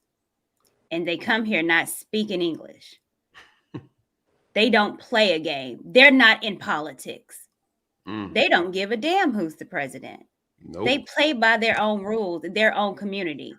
Yep. Mexicans that come over here, they got money because they keep it within themselves. They don't speak like English. They don't play the only rules that we're playing for is these white people because we want to assimilate and be like them so damn bad. So, Court, I can speak to that in depthly because me being in San Francisco, right, I have a lot of Asian friends, right? And this is predominantly where the most successful Asians exist in the country is in San Francisco, right? So I can actually speak to that. This is what they do. You're right. They don't play by the set rules per se, because you're right. They don't give a damn. But what they do is this. You're right. They don't give a damn. What they do is this. They're very family aligned. And what does that mean? That means that the grandma is in the house. Yep. The grandpa takes the kids to school when the other, like they literally, what they do is they'll use their Chinese restaurant per se, and they'll use that money to put their kids to school, put the down payment on the house, and then continue to circulate that process. And they all live amongst each other. They all literally, their parents is 5-10 minutes away. And then when these kids are working, they're taking the kids to school. Like they're literally, they're in circulated. So they don't have to worry about us like how we have to worry about catching the bus to get home and going through certain neighborhoods. They get picked up. So the strategy is different. And I don't know if we're willing to, I can tell you what I think. Black people don't want to. They mama in the house. Once they make it to a certain point, no, mom, I don't want to listen to you. It's different with them. This is true. So if we did align, real quick, if we did align that way, Courtney, that might actually work. But has that always been that way? Aaron, that's not different from New York City. The same thing applied here. I'm out here for almost 20, 30 years. They do the same exact tactic. It's no different. Here's the problem. We do have our own black media. The problem is people keep overlooking. For example, one of my Unfiltered, aka Black Dot Network. If you've been watching for the past 3 years, that is our own black-owned media that been growing and that been hiring people to report the news to go to every community within the United States. That is one. That's the only black man that I also know that been promoting black excellence and be promoting black businesses for free. How many black women do you know that promote black businesses that growing and striving for free without even charging them? Let's be honest. But Black David, we're getting past Courtney's point. Nobody in the media is pushing any Asian culture. Nobody's pushing the Chinese culture, bro. I know that. I'm not new to that. I'm an IT guy. I watch and observe. But if we think about Chinese, they don't promote it. They promote within themselves. They do have their own media, but just that you're not going to hear about it. Yeah, they're talking about it. If you go to Chinatown, downtown Manhattan, they have their own network. Yeah, they have their own employment system put in play. There's a documentary. There's a documentary talk about. They're gonna get you. I know. There's a documentary talk about how they have a huge network to go all across the country that run the Chinese restaurant from east to west. While we're looking for a job, they know where to get, where to have an opening. They'll send the people right over there. Yep. Okay, it's well built up from the ground up. They don't play. And they're more united. Yep. Not that the Chinese culture, the Japanese culture since high school. Once they know about them, they're not going to promote their thing out in the open. Everything is underground. They have a little underground meeting. They discuss what needs to be done, who need to do this, who need to do that, who need to work in this area, who need to work in that area. And when coming into the country that need jobs, they make sure you send them to this area, make them to that area. They have their own network built up from the ground up. Black folk, we don't have, because you know why? We all about individuality. You see someone more succeeding somewhere, we try to say, oh, he ain't good, he ain't black, and I'm trying to tear them down. That's the problem. Here's a sacrifice, Nate. Real quick, I'm gonna let you jump on, bro. Here's a sacrifice. When we have a black-owned restaurant, your kids don't get paid. They gotta work in it. See, I know, like legitimately black people that have parents that are trying to open food trucks, trying to get in the restaurant business, but their kids are not looking to work for free. They are not looking to build upon it because they're thinking like, I mean, I'm putting this work in. Why I'm not getting paid? These other their kids don't get paid. They are not getting paid. They are literally building for the family. Yep. And they don't have a choice either. We look at it that way. They don't have a choice. They don't have a choice. They don't have a choice. And you know what? They value their parents so much, they willing to do whatever their parents say. Exactly. Because family means everything. I might have to agree with.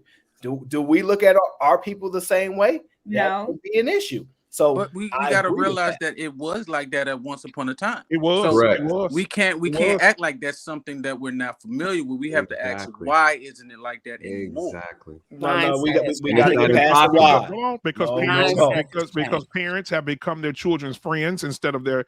Come on now. So now you have mamas and daughters clubbing together, sleeping with the same men together, traveling to Vegas together. Instead of the mama saying, get your ass off this couch and go to college. Get your ass off this couch and get you a job. Get your ass off the couch and help this family grow. See, because back in the day, we had control of our children. Now the children have control of us. You see what I'm saying? These kids, there's nothing like an old-fashioned ass whooping. I mean, these kids don't get none of that no more. They talk to their parents in the kind of way. They fighting their parents. They come lay up in the house. They graduate college and just lay up, don't do nothing, have no goals. And the parents, oh, they're 18 now. Oh, they're adults. No, they're not adults. If you're still in my house at 18 years old, you're not an adult because adults have their own bills. They have their own car payment. They have their own insurance. They pay their own things. They have the roof over their head. So, you know, I'm real passionate about that because you do see a lot of lazy kids. And if I started a business and you got all these, come work for free, we're going to build generational wealth. I need to get paid. I need to get the bag. And you 15 years old because your mama taught you that. How about the parents paying for the kids' wedding? Oh, shit, that's done. I don't even want to talk about that.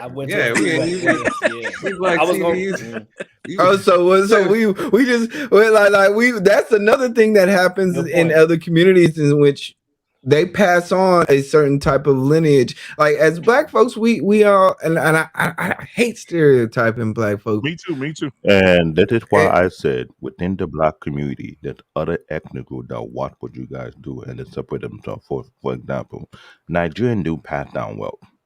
It has been a long ongoing thing for decades and for almost for centuries. They build their own hidden network within themselves. And the reason why I don't hang out between Nigerian people because some go too far into scamming, into ripping off people. I'm just saying because I've been getting emails since AOL, man. No, I got some emails from. They told me I didn't want $100,000. Is that Prince Black David? I got an email from you. Yeah. No, let me explain that to you. The scam that you're talking about is mostly based from within the country of Nigeria. Right. The reason why that is happening, you cannot trace them out here. That's number one. Number two, it's been going on for the past maybe 10 years or more. That most of the email scam, if it's not from Nigeria, it's from another African country or in Europe. That's why it happened that way. But besides that, the wealthy people taking their stuff back. They create their network and they've been doing that for the past 15 years, 20 years. So that's been going on. Yeah, there are a lot of big Nigerian businesses that you don't know about, especially shipping companies that are owned by Nigerians. Yeah, they clowning in this chat, y'all. There's some truth. There's some gems. Let's circulate. So, for a guy who studied his own culture, his own people, see the negative and the positive about what's going on. This has been going on for a while. But let's circulate back to E-Black's.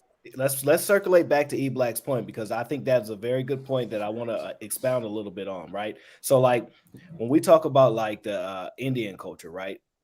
they don't play when it comes. You ain't getting your inheritance unless you operate the way we tell you to operate. You often I can actually speak to this on a deeper level because I know that they will legitimately tell these kids will say, yeah, my parents they're gonna cut me off if I don't do such and such and such and such. And because they actually are enticing them, even though it's even though they shouldn't have to do it, and it's for the better of them. Yeah, they And you hear them actually say do that this. like a running joke. Like if you And mess it's up, real. And you it's marry just that. If you real. marry that black guy, we're cutting you off the family. Like I didn't know it was Yes, a it's financial No, real. behind that. Aaron, It, I was it you talking is know the what? truth To add because real. to add to what did you a said, few murder Aaron, happen. I The worked woman, with a Indian woman, Yeah. and she was with a black dude. I mean, bad Indian girl. And she was working with, and she was with this. Oh, she was bad, and she was talking to this black dude. Well, her family, she got pregnant. And so they didn't know she was dating him. So she was at work crying, and she was driving to work. She was like this nice Camaro and long, pretty hair, just beautiful girl. And she came to work, hair all over her head. She come in an Uber. I'm like, man, what the hell happened to her? My parents, I sat down and told them that I was pregnant by a black guy, and they took my car. They cleaned up my account, everything. I'm broke. I don't have nothing. I mean, they just stripped her, bro. Nothing. And it was immediate. They don't play, They don't play especially games, with bro. the women. they really kill Especially with the people for that. women. I mean, The can you guys get the might have a cell little phone more now? flexibility, Hold but on. they don't play with the women at all. The Hold on. guys might have a little more flexibility. Go ahead, Dave. Like Dave, I'm sorry. What you say, Tony, on a one show the coast now, they show how that Indian wealthy family killed a black woman who was dating one of their son, and she got pregnant for him. And it hit the news media about maybe 10 years ago or so. Indian people don't play around. They have their own network. For example, I work for a huge black infrastructure companies. One of the big two I've worked with so far. These family, their mindset, they don't play games. They protect their own. So me doing IT for 20, imagine working for an IT company. They cover for their own, but don't cover for anybody else. I'll tell you this, guy, when they come out here, they lowball the job market so they can bring their own people out here. They have institutions that they train to either go into medical, into IT, or into banking, and they push that thing extremely, extremely hard to the point you see them out here, they in huge numbers in high end jobs. Yep. They promote that. You want to hear something For else? example, I worked for Estelada one time. You know what I found out what the main game was? To come out here to recruit people out here in their country to work. Then to go behind the back to sabotage them and make opening for their own people to come here and get their job through their business visa.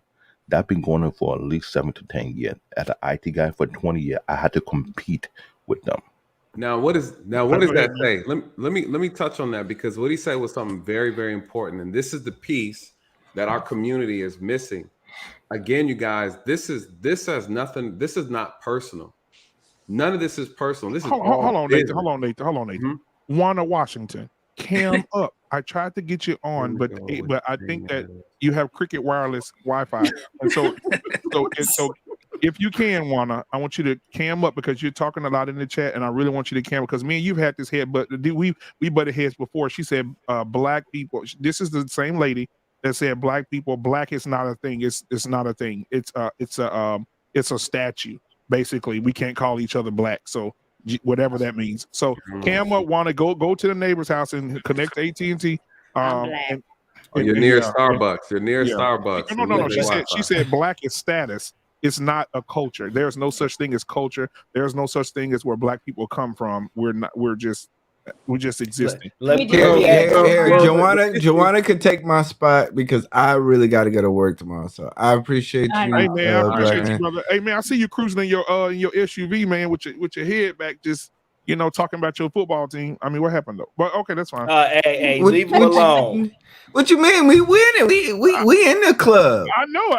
That's what I'm saying. What happened? Okay, I just want to make sure we still in the club. Yeah, unlike somebody on this, unlike somebody team on this side. Who was her team? Who was tenant? Oh, the Titans. Oh, I'm so I don't know how y'all lost. I don't know how we messed that up. Hey, Cincinnati. But no, he brought up a great point, and I'm going to circulate back. I'm going to circulate back to that marriage point, bro. You brought up a really good point. All right. Well, thank you. All right, y'all. Y'all be safe, man. All right. But real quick though, here's an interesting thing that I think most people never really thought of, right? So I know of like certain Asian gangs, right, all around the country, right? Have you ever heard of an Indian gang? Nope. They exist though. They exist. They do. But see, listen, where are they at? Oh, you talking about in this country? Yeah. Oh no, because I haven't heard of this country. Because I cannot find them at all. And I know like we have Chinese gangs, Filipino gangs, like there's Asian gangs around, but like you can't find an Indian gang. You cannot find an Indian gang. Why not? Why are they the most successful? Why? Because when you deal with them, they don't ever have to look at somebody else that's trying to take their life. And so it's easier to continue to build with people when the worst that could happen is you dislike each other. Right. You got a point on that because, like I said, working let's IT talk. for 20 years, you see them. They help each other to get these jobs in massive numbers. Yep. I'm not And they're lying. getting Because they don't have a crab in the bucket mentality. But Here's a joke. They're getting paid six figures. They got hardly no furniture in the house. I've been in their home. Here's this joke. I worked for MTA for 2 years. I met two, three Indian guys. And they're cheap. Indian guys who came here got to the money. HB1 visa Yeah, to they work do. for MTA. Now, they don't live in the country. They still live in India, but they live in an apartment. I met two guys making $76 to $80 an hour. You know what I'm saying? $76 to $80 an hour, and they're on an HB1 visa, making that type of money. But anyone from my skin color or within our community don't make that kind of money on a high-end job in the beginning. Because you know why? They folk come here to not only to dominate, to open doors so they can sabotage us and get a job to their people. That's the main game plan. Well, They yeah, don't it's have no gang, competition. We but said they that earlier. have a gang. It's in the corporate level. Right. And this is the whole point. This is the whole point that I'm trying to explain to that we have to understand is that everybody else is playing this game properly except for us. Exactly. This is the whole. So when we talk about leaving people behind and not pulling people up, we're losing. You know, we're not understanding that we're not doing good together, and therefore our strength is in numbers. And someone mentioned in the chat earlier, they said something about we can't save everybody. Stop trying to save everybody. It's not about trying to save everybody. That was It's about changing the conditions. That was Emmanuel. Right. That's right. That's right. Sir caps a lot. So it's not about shout out to Emmanuel. He was capping hard, New Growth. Stop playing. So the issue is, it's not about, we can't look at it as trying to save everybody. What it is it's the ones who are doing well. Aaron said there's a group of us that are doing well. Unfortunately, we are a brother's keeper, right? Yep. And everybody is working together and they're defeating us because we have an individualistic mentality. What we have to do is take our best and our brightest. No, we don't have to drag people up from the bottom. All we have to do is working on changing the conditions of our communities and then allow it to start to trickle down and start making the effect naturally, right? But so we got to do the work. So here's the thing, Nate. Nate, because when you say this, the first thing that comes to my mind is this, right? Because I'm fine with carrying people from the bottom end, you know, I get all that. But here's the thing. When we talk about people that come from other countries and the HB1 visas, and I know exactly what he's talking about, wherever they live, right? If they bring that money and they circulate it in their area, right? Like let's just say they live in the hood, right? And they're just to the side.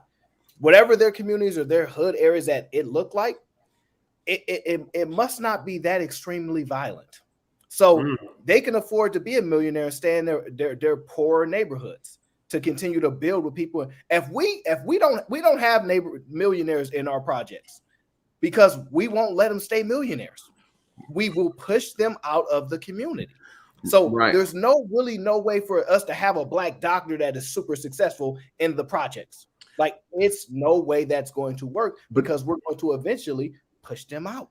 Well, regardless of what we think might happen, what I'm saying is we have to work on changing the conditions of our community if we want to see change, right? So if we're the best and the brightest, say right now this panel is all we got left, right? What is our task? Our task is what is the best way to help make change, to influence, manipulate change? Regardless of what the outcome is, it has to be done. Something has to be done, right? And we're talking about changing the mentality of a group of people so that eventually we can come together and start working together so we can compete properly. Again, all these other races, these ethnic groups, whatever you want to call them, the reality is they are playing and competing as a team. We are not playing and competing as a team, which is why we are not doing well. So again, the big problem is Black culture. Everything we talked about in the last 30 minutes was all about culture. They are winning because they follow culture. What is Black culture, right? We don't take care of our own. They get old. We throw them in a home sometimes, right? Some of us take care of our family members and some of us don't, right? What do? I have a friend, he's from Pakistan. He said his sister can't leave the house until she gets married, right? This is the structure and the understanding of this culture. And so again, what is our culture, right? I date women now. I'm like, hey, should I meet your dad if I'm going to propose? They're like, nah, we don't do that. That's not a big deal, right? Like, again, we have gone away. And what New Growth said is right. We have done this before. This isn't nothing new. And when we have these conversations, we act like as a people that this is impossible.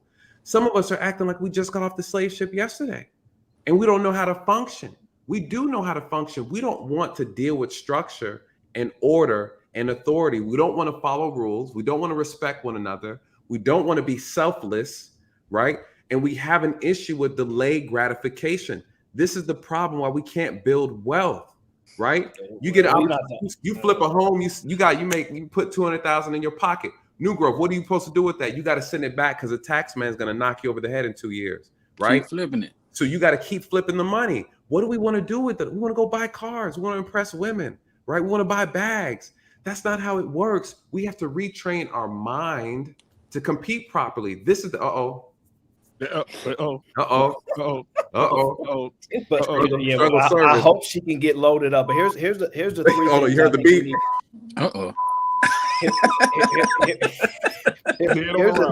Here's the three things, Nate, that I think we need to do, Nate. All right. So the three things I think we need to do is, one, we need to become more highly skilled, because when we talk about these people that come over from HB1B, the reason they are highly skilled in programming, they're highly skilled in tech in order to get this highly paying job. Okay, wait. Pause.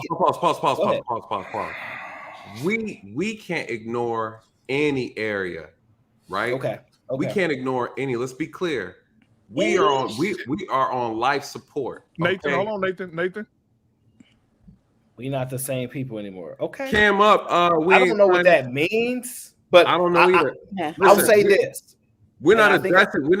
Hold on, Aaron. With all due respect, Aaron, we're not addressing. We ain't signing nothing until he comes up and Cam's up.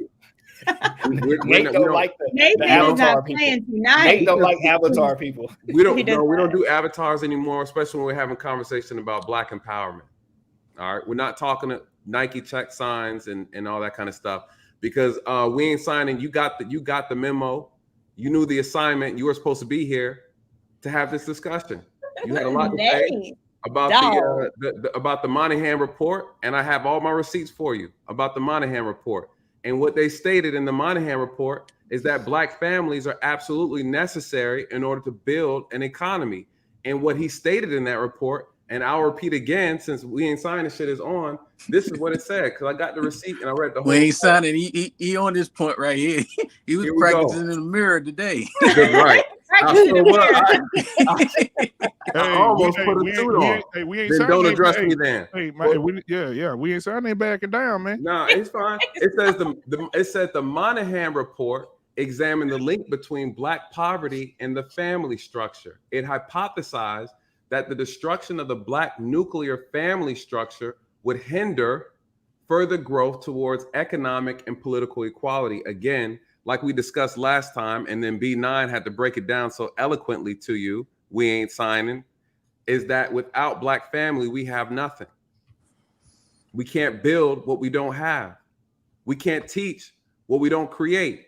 So at the end of the day, if a family, if the core nuclear family isn't present and it's not together, we can't pass down culture. We can't correct culture. We can't educate properly. We can't discipline properly. And this is the things that are plaguing our community. Until we can unite properly, if we can't build a family together, how are we going to build an economy together?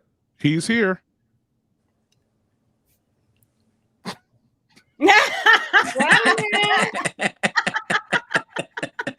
We ain't signing. What's up, baby?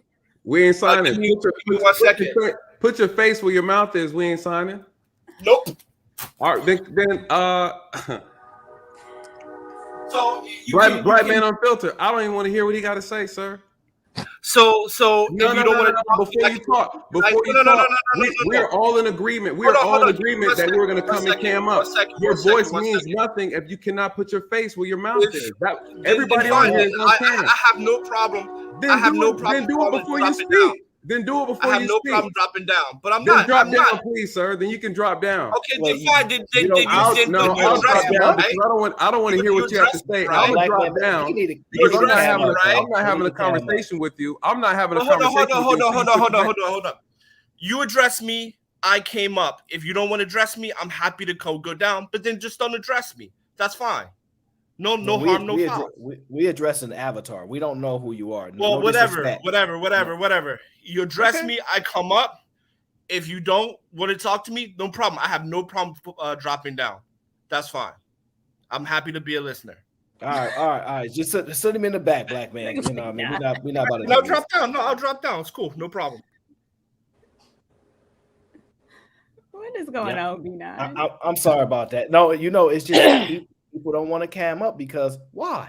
Because what you say, you can't really stand on because somebody might recognize you. And look who came back. All right, have all the trolls and bots left the building. Stop muting my mic. Who muted your mic? You because look, it sounds like a cat having sex in your background. I don't know what the hell you got going on over there. But anyway, we ain't signing. He said he'll drop down. I didn't get a chance to even say nothing to him. He just that's fine. He can drop down. I'm not going to listen to his foolishness. Listen, if you want to come have this conversation, respect the platform. Respect everybody else is putting their face on the line. You want to talk about how your job is so important, as if any of us on here don't have jobs or don't have anything to sacrifice, right? So if what you have to say is so important, but you can't risk your face unless you're Eric Snowden and you work for the CIA and you got some top secret level information on the black community that you can't share and show your face, shut your damn mouth. Shut your mouth, because you have a lot to say and your mouth gets a little disrespectful. So all I'm saying is if you want to come up here and have a conversation, respect the panel. Everyone up here is putting their face on the line to speak and say what they need to say. And if you can't do that, then you need to keep your mouth closed. And adding on to that, I've been quiet a long time, y'all. I've been trying to ask black questions, and E-Black gone now. But focusing on what we're talking about now, Nathan is 110% right, because if your job is that important, then you've already put in order what your tiers are. Hold on, B9. We might have to get this person in before their internet die again. All right, you got it. Go ahead, Juan. Yeah, go ahead, Juan. Hey guys, can you hear me? Yeah, we can hear you. Okay.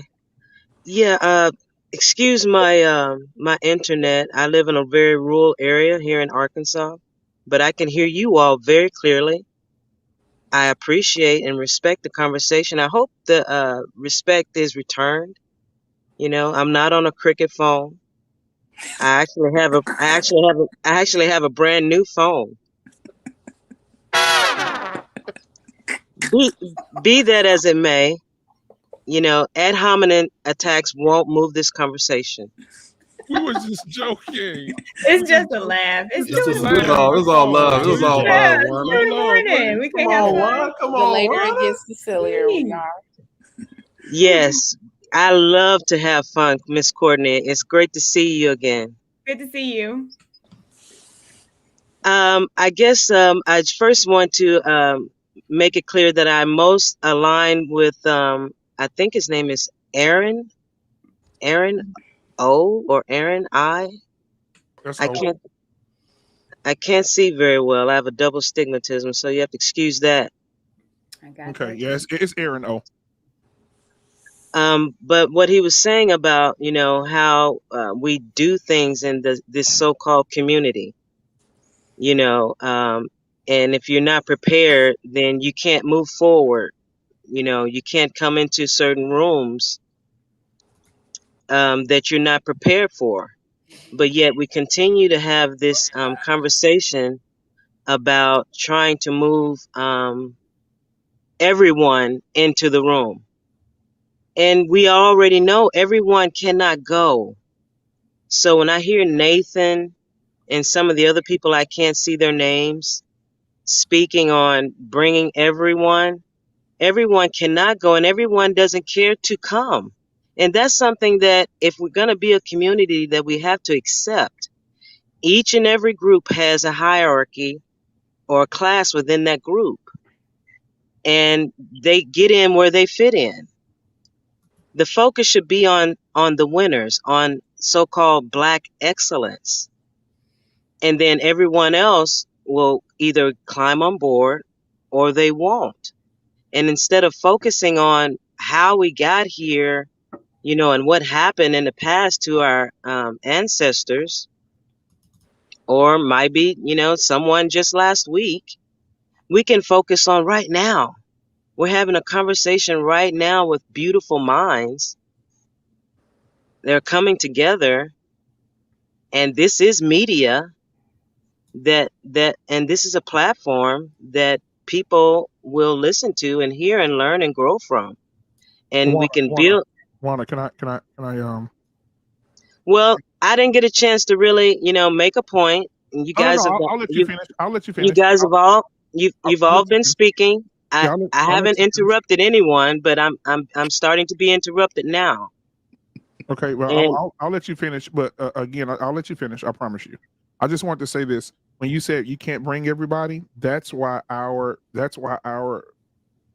culture is at the bottom of the totem pole. Because, like we just spoke about, I have Hispanic neighbors right in my neighborhood, right beside me. Built a house right beside my house, and they have a whole family living there. They have the great grandmother, the grandfather, the mom, the dad. They don't have to pay for child care because the great grandmother's taking care of the kids during the day. That's money that they save. They don't have to worry about struggling to pay the mortgage because there's multiple people in the house working and paying the mortgage and paying off a house in half the time that they would. And if you look at the Indian culture, they do it. If you look at the Asian culture, they do it. If you look at all these different cultures, they live together. They bind together. They build businesses together. They work.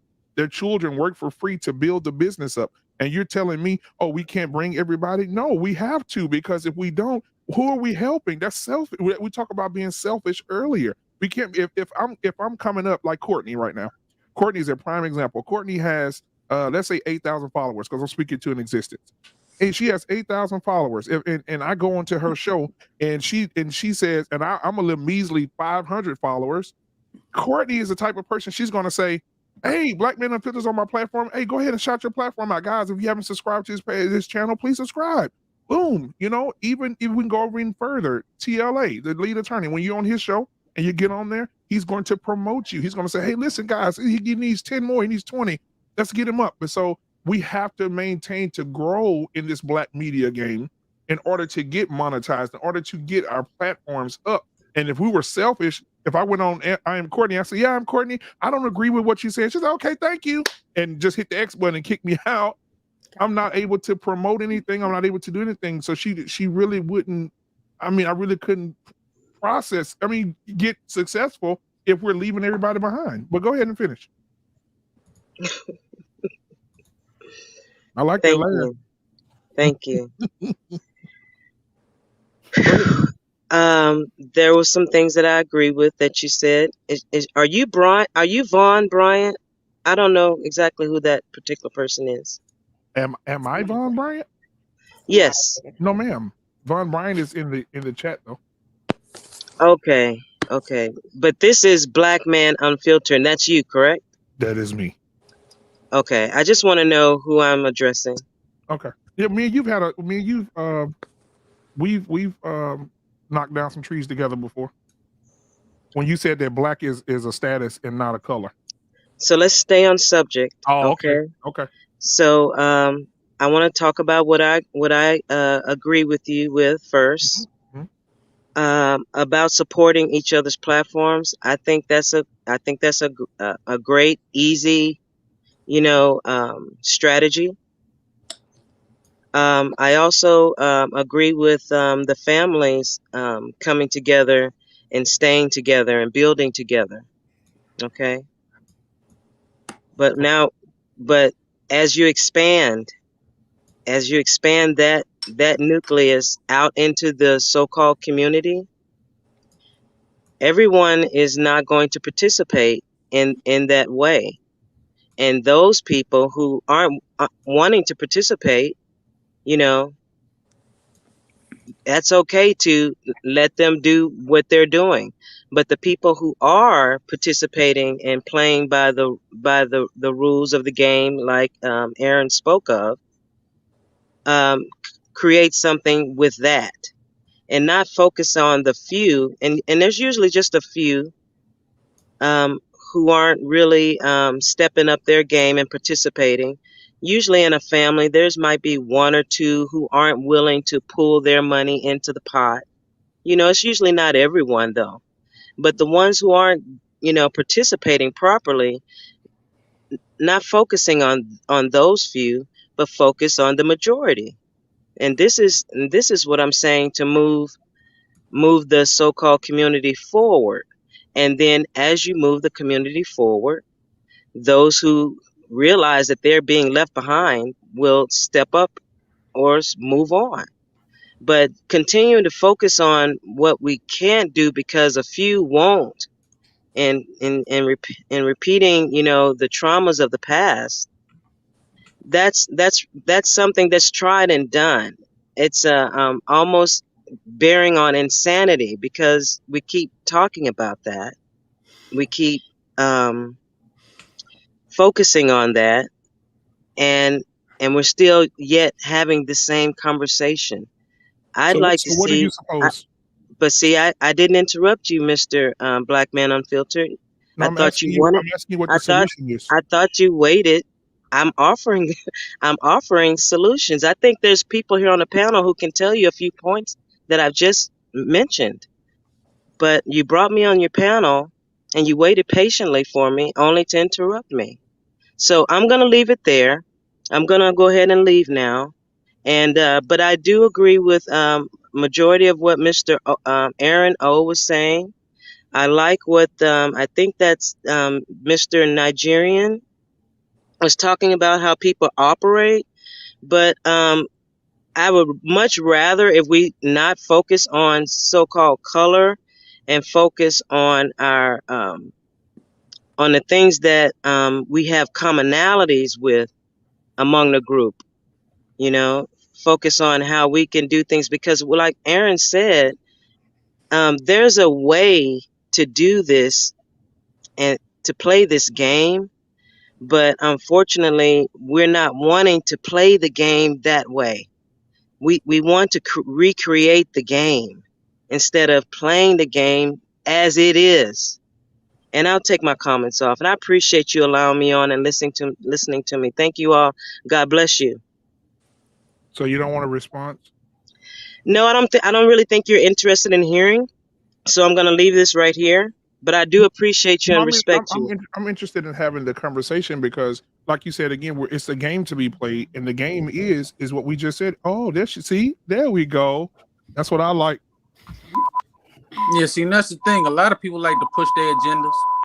Dead on arrival. They like to push their agendas, man, and just want to see it from there. They don't even want to be able to stand behind what they say. What they believe. Yeah, that's what I'm saying. Yeah, they like, don't if want you're to going to stand come on the behind it. platform, if you're going to come on the platform, stand 10 toes down on what you believe, because I know what you believe, because I've been on a platform with her where she said, I had a show, you guys, if you want to go back and watch, I had a show where we had our white counterparts come on that was using the N-word. We called them red-handed, and I brought them over to my platform and said, let's have a conversation.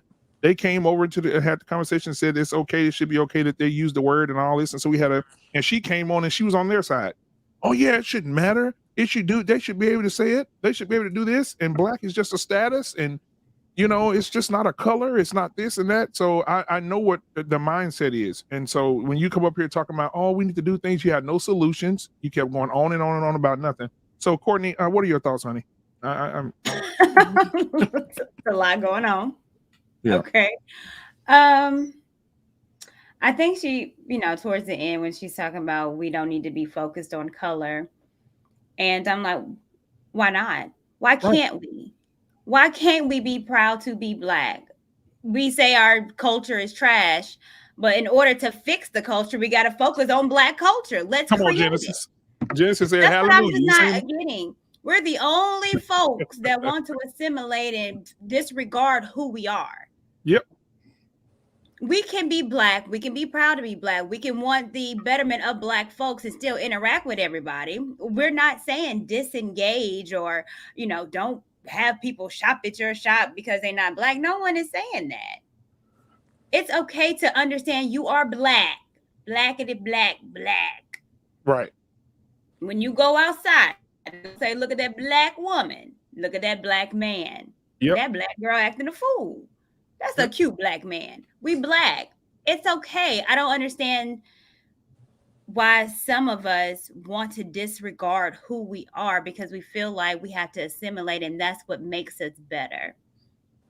And the thing about it is that every group that they talk about, the Asians, the Hispanics, all of them followed our blueprint.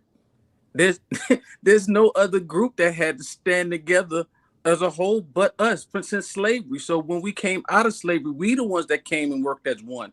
We the ones who bought acres and learned how to teach ourselves and started Black colleges and all of these things. So all of these people that you're naming now that are doing it and naming with such admiration for, that's our blueprint. We've done it. Not saying that we're doing it now and we don't need to step back up, but don't say it like it's so far-fetched that we haven't done it. That's the point of having history as a reference. So when she say, let's not talk about history or the past, no, you have to have the past to understand who you are. Period. Yep. And so guys, so what I'll do is, as we yeah, no problem. Hold on. I'm sorry. Can we address the chat? Okay, what happened? What happened? Because there's a lot going on in the chat. So I want to be kind of clear too. When you gave the call for your platform and your show, you specified 4 people to cam up. Now we understand, Patrice OG doesn't, but this particular one was for the camming up. So that's where Nathan's energy is coming. He's passionate about it. But again, I don't want us to. Yeah, and that's what conversations. We can have disagreements, go back and forth. It's all right. Men are going to be men. Let me explain. And like a few weeks ago, because this was playing weeks ago. So I had sent out an email to everybody, and I ain't signing. He sent me an email back and said, "Hey man, I'm not going to be able to make that make that request or whatever." He said, "So I'm going to respectfully decline coming on." He said, "I'm not going to do it." And I was like, "Oh man, but your perspective is good." He's like, "Nah, I decline." I said, "Okay, that's cool." I said, "Maybe, in the future, whatever." So we moved on from that. So, I don't want anybody to feel like, hey, we just I think the chat feels a certain way. And then because Black is not a people, white people don't care if we call them white. Did you know that? They don't care. That's Ms. Warner Washington. That's what I was saying. That's a fact. Yeah, I don't. You're right, Courtney. They don't care. Right. They say they're white all the time. They're like, I'm white. Putting so much emphasis on these silly stuff. Exactly. We call ourselves Black because that's how we all universally understand ourselves. Right. And guess what? The changing of the terminology. Everybody's want to change the terms and this and that. We call ourselves Black because this is what our community, this is what we look like. Right. That's how we all understand us, from the South to the East Coast to West Side. Right. And I love all my Black people. I like the dark ones, the black ones, the purple ones, the jet black ones that's with a tint of blue. I like all of you. Every color, beige, peach. It don't matter. We all colors, right? We're unique. We're unique people. But at the same time, when you cammed up, when I saw you, I didn't say that's a white woman. I said, oh, she Black. Yeah. So right. And so what am I supposed to say? That's a spirit. I mean, I don't know what I'm supposed to say. That's a being. Some people prefer African American. Yeah, I don't think that's. I didn't hear anywhere where she specified. I had this conversation with her before. We had a debate, me and her. Yeah, previously. New Growth, you were there for that. Yeah. And so I had a debate with her, and she said Africa is not our home. We need to stop claiming that, and because Black people have no origin. And Black is not and we shouldn't use Black as a color or whatever she just said. See, the problem is there's 2 things that's an issue. One, like Courtney said, we've all accepted to acknowledge that this is what we're gonna call ourselves, right? When you really break it down, we're melanated people. That's really what we should be calling ourselves. If we really want to say that. Sun people, melanated people, right? Brown is the proper color. I don't see no black skinned people on this screen. right? And just to be completely honest, when we talk about these colors, these are all social constructs anyway. And so if we look at what happens when you define the word white, you define the word black, we don't really want to be calling or speaking that stuff over ourselves in the first place. You know, I don't like it because I know the meaning of the word black. I get it. But, you know, again, it's like when people say to you, hey, good morning. It's like, nah, say grand rising, right? And I'm like, well, why can't you say good morning? Because the word morning means death. I'm like, all right, chill out. Yeah, right? and you know what? I know that LaPeep does that. I get it. Sent me a message and he's like, Grand Rising King. I was like, wow, yeah. You know, I mean, I get the spiritual stuff. I get it. You know, to each their she didn't own. say Africa wasn't our home. Okay, what did you say, Juana? Go ahead. Cognitive dissonance is a thing. You know, mental health is a thing in our community, and we have to be able to address it. Look how she came in. You know, look how she came in. You know, like I always say, we're a product of our environment, how we were raised. So like even with me and your thing earlier, which is all love, you know, we were just two men bumping chests. Hey, y'all, this is my side, and you gonna respect me, and we can both walk away like lions. But I was raised in DC. It was very mixed, a lot of races, like Haitian. It's the highest Ethiopian population, Jamaicans, and we all grew up together. But you know, I was young, and there was my boys, but I noticed I couldn't date the Ethiopian girls. So for some reason, I couldn't date them. And you know, the Haitian, I couldn't come over to Haitian kids' houses, right? Right. But as I grew up, I learned, hey, don't hang out with the American boy, or you know, you can be cool with them, but we don't date outside of our culture. Cool, that's all cool. But as I grew up, that came into place. So now, as I sit as a grown man, when I hear certain things, it triggers, you know, and I'm learning to control that. But when I hear certain things, it triggers it because it brings back that same mentality. So that's why I have a big thing with things like that. People say I don't like non-ADOS people. No, that's not true. But I feel like it has to be a form of respect putting up there. But no growth. I mean, plenty why that is happening. Since the early 80s, when the black immigrants were coming in here to this country, they weren't treated like a part of the black community. They were treated like they're not part of it. I remember in some past country ago when I said when African come over here, they come and say we're a black African booty scratch and say all kind of things. Then when no attack happened, especially in New York City, when they're attacking black immigrants to the point where they got murdered, they got beat up and stuff like that, that's when the news went out to all African ethnic groups, either Ethiopian, either Ghana, even from Zambia, either Nigeria, they all say the same thing. They were from African American people because you don't trust them. That's been going on since the early 80s. Let me tell you this. I grew up in the 80s. Look, everybody say the African booty scratching thing. Yes, but I grew up in the community and they picked on me too. They picked on anybody. That's what kids do. They make jokes about people. I know, but the parents do not take it lightly. Walk around as grown adults because somebody said an African booty Yeah, scratcher. but you're Not right. because they said that you weren't intelligent or we couldn't hang out. It's just this joke that everybody started to use as a cliche. And you're 30 right. years later, like that's the you only need to thing that understand defined our something. As relationship. kids, it was a joke. But the parent of those kids were not taking it as a joke. They take it as a disrespect. You need to understand, some of these old school parents don't play that type of games. My mom was telling me since I was 17, not to date African Americans, not to date African Caribbeans, or within my culture, or European white women. And I fought against that for more than a decade. But not just only my mom was doing it, many other parents I knew in my Nigerian community were doing the same exact thing. It was no different among the Ghanaian, it was no different from the Ethiopian, among multiple African communities that come out here. They have that same mindset due to their old school parents. I was the one that went against them. My wife is Trinidadian. So imagine, because I'm a Nigerian, married to Trinidad with a taboo. It's because of what they experience. When you have old school people who came in the early 80s, they came to better life. And they see people attacking their kids in all kind of way. They take it very, very sick compared to what we take it as. But you just That's said the that mindset. you broke the rules by dating a Trinidadian. Did the Trinidadians do the same thing to your community? No, my family accepted me. Okay, but what was was it because they called you African booty scratchers, or you called them No, Trinidadian my booty scratchers? no. So The what was the Trinidadian rift did, there no, then? the Trinidadian didn't do nothing to me. You just said it was a rift that you had to fight because you married outside of the Nigerian culture. Let me explain to you. In my culture, they sit at the table to marry outside our race, aka Nigerians. Okay. That among the old school parents, keyword I say old school parents. Okay. The next generation of parents are now becoming more acceptable, but before that was put on all the kids. Right. And I respect that. What I did, I questioned them. I was one of the only people who questioned their motive. Why is that? Give me a reason why to believe you. 9 out of 10, I won't get no answer. They say do as I say, not as I do. So guess what? I get chewed out. I need to ask a dumb question because wait before you do that, you guys, I gotta run.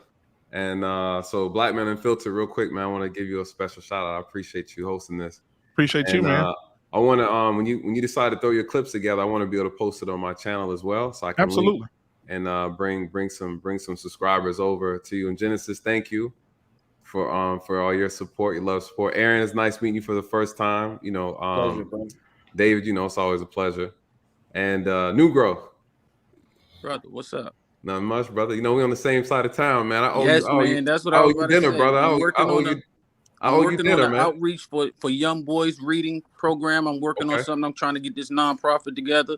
So as I go on, I'm definitely gonna keep you in mind. Even if it was just going to read for kids on a certain day at school, get all the Black brothers together, you know, to do something for the kids. I'm down. So, I'm all about bringing into mentoring in our community. So I have a lot of experience in that area. So just email me and let me know when you're ready. If you have any questions about the nonprofit part, you know, I already have mine established, man. I'm an open book.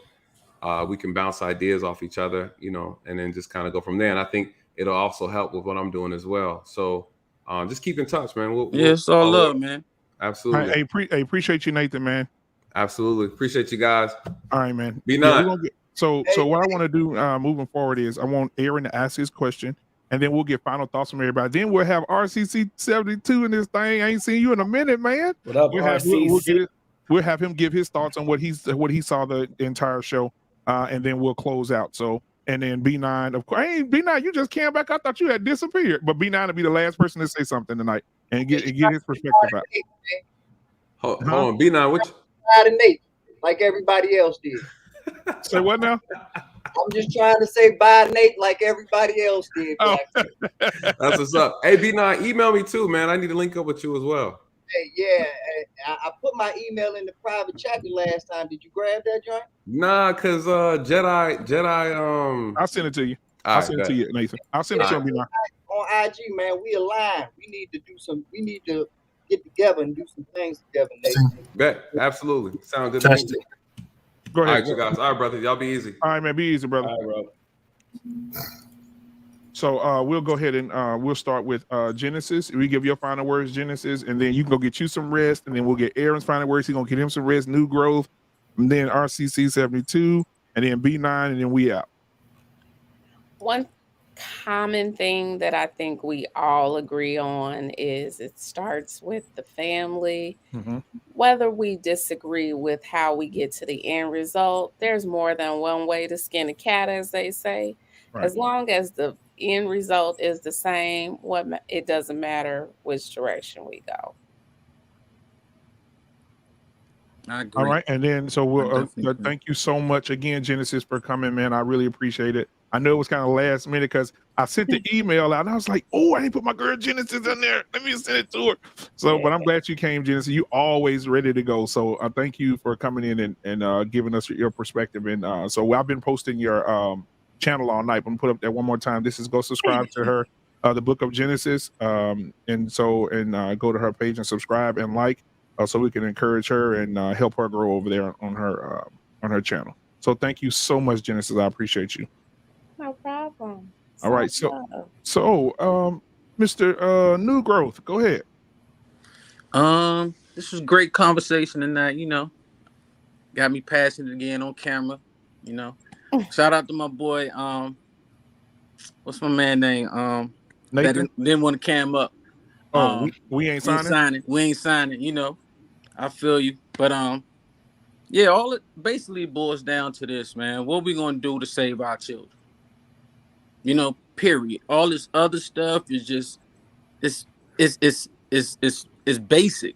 You know, like, oh, okay, well, even with the nationality, I don't even care about the reparations. They can keep that. What are we gonna do to save our babies? I need that money. I need that money. I mean, you can have mine. If you can say that our babies are gonna be good for generations, you can have mine. I want our babies to be great. I want our babies that don't have to experience what we experience. So if we can get there, I'm with it. And let's get back to a foundation. We're gonna have to get a foundation that's gonna be the leadership.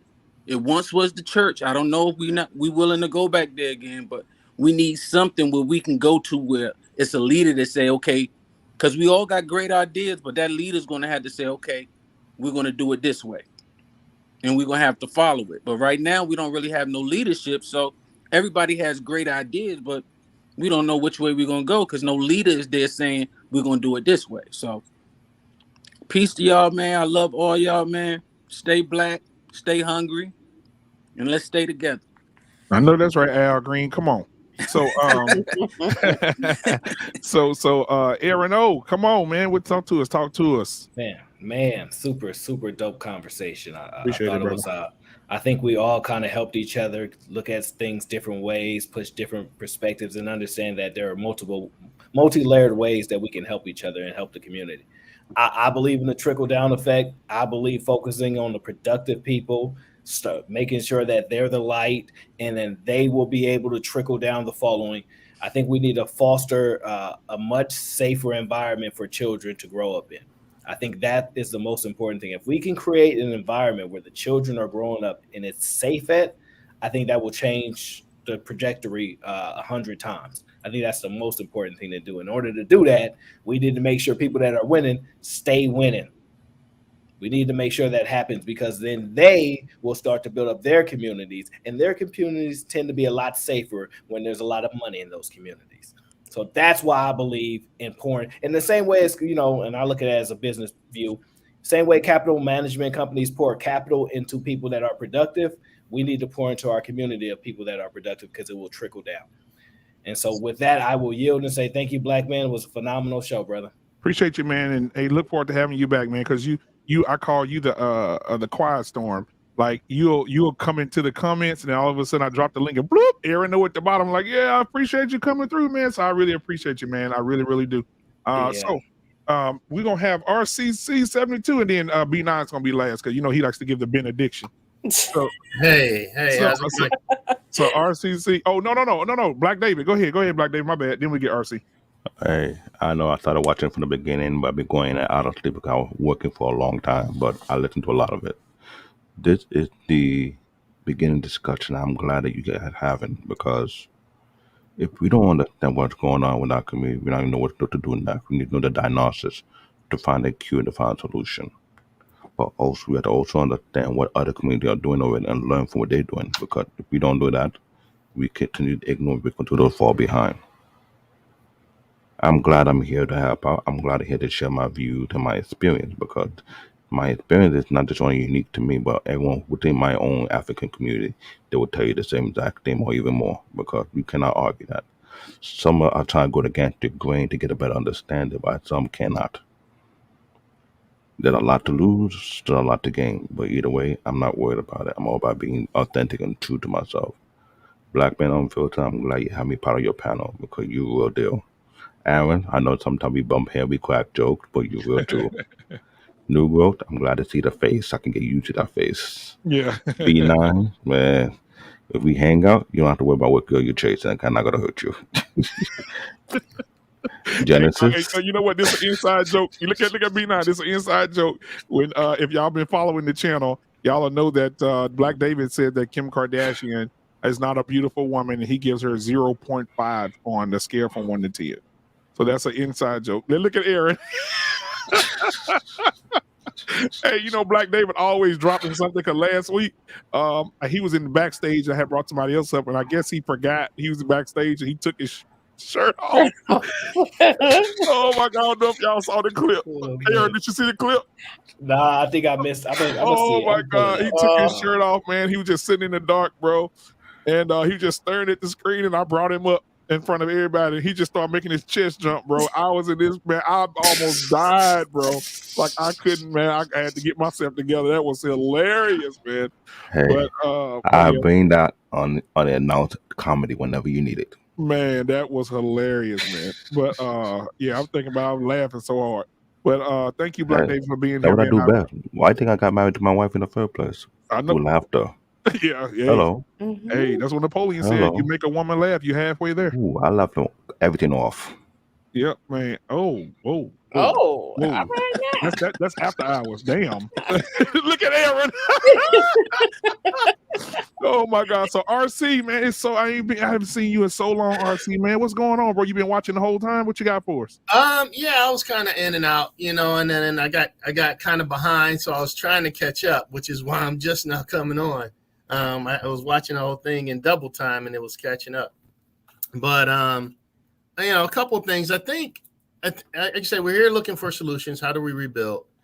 And generally, when I try to solve a problem, first you have to understand what happened, right? Mm-hmm. Then you got to ask yourself what should have happened, right? And then you got to bridge that gap somehow, right? So basically, what happened is here in America, families were broken up, right? And I think everybody recognizes that families are broken up, right? Okay, now you got to ask yourself, how were they broken up, and how do we get that back together? Well, they were broken up according to the Monahan report, right? Women were given basically custody and money. So women being kind of, current head of households are going to have to champion ensuring that dads, right, are significantly involved in these kids' lives, right? Because, that's where the kids are really going to get their structure. Right. And, given the fact that women have custody of the kids, they're gonna have to champion to ensure, right, that these kids' dads are active in their lifestyle, in their lives. There's no real other way around it. You can't just, right. They're not coming together, right? The relationship is done, right? But dad needs to be there, right? And mom, who has custody, is gonna have to make sure that dad's there. Exactly. That's really, the basic solution. And in regards to the whole black thing, right? I think the ADOS is probably the only ones that actually call themselves black, right? Black David, you from Nigeria. You don't really call yourself black, you really call yourself Nigerian. JB calls himself Haitian. But there's a reason for that. I'm an American. Say what you will about it, but when they were here, that is the one thing they tried to take away from us. My passport is American. I'm an American of African descent. But I was born here. I was raised here. This is what I know. The color thing I get, but no other race of people calls themselves a color. And the only reason white people call themselves a color is to distance themselves from everybody else and to unionize and to come together. They don't, but I guarantee you they know their heritage. They know if they're Irish, right? They know if they're, British, right? They know their heritage. But the only reason they really call themselves whites is to separate themselves from us. And so now it's a white versus black thing. It's us against, and no other race of people call themselves a color. Right? I don't know. I think Nathan Daly, he was from somewhere else. Was it Jamaica or something? We can cover that topic another time. Yeah, it is another topic. But you know what, RC? Like on Fridays, bro, I have the barbershop for men to come on Fridays at the same time, 8:30 Central Standard Time, bro. I might shoot for that. I get it. We say we're black. We were told we were black because we didn't want to be called the N-word, right? Mm-hmm. We didn't want to be called colored, right? They were giving us all kinds of names. Absolutely. They gave us these names. They was like, okay, how about this one? Oh, well, how about African American? Wait a minute here. Why can't I be an American? Right? I have a blue passport. Why don't I get the benefit? I want the U.S. Navy SEALs to come and get me out of whatever country I'm in if something happens to me. Right. You know, I want the full weight of the U.S. Army military forces to come and get me because I'm an American. Nah, they only come to get you if you're valuable. I'm sorry. Yeah, My passport is American. Yeah, they only come to get you if you We value.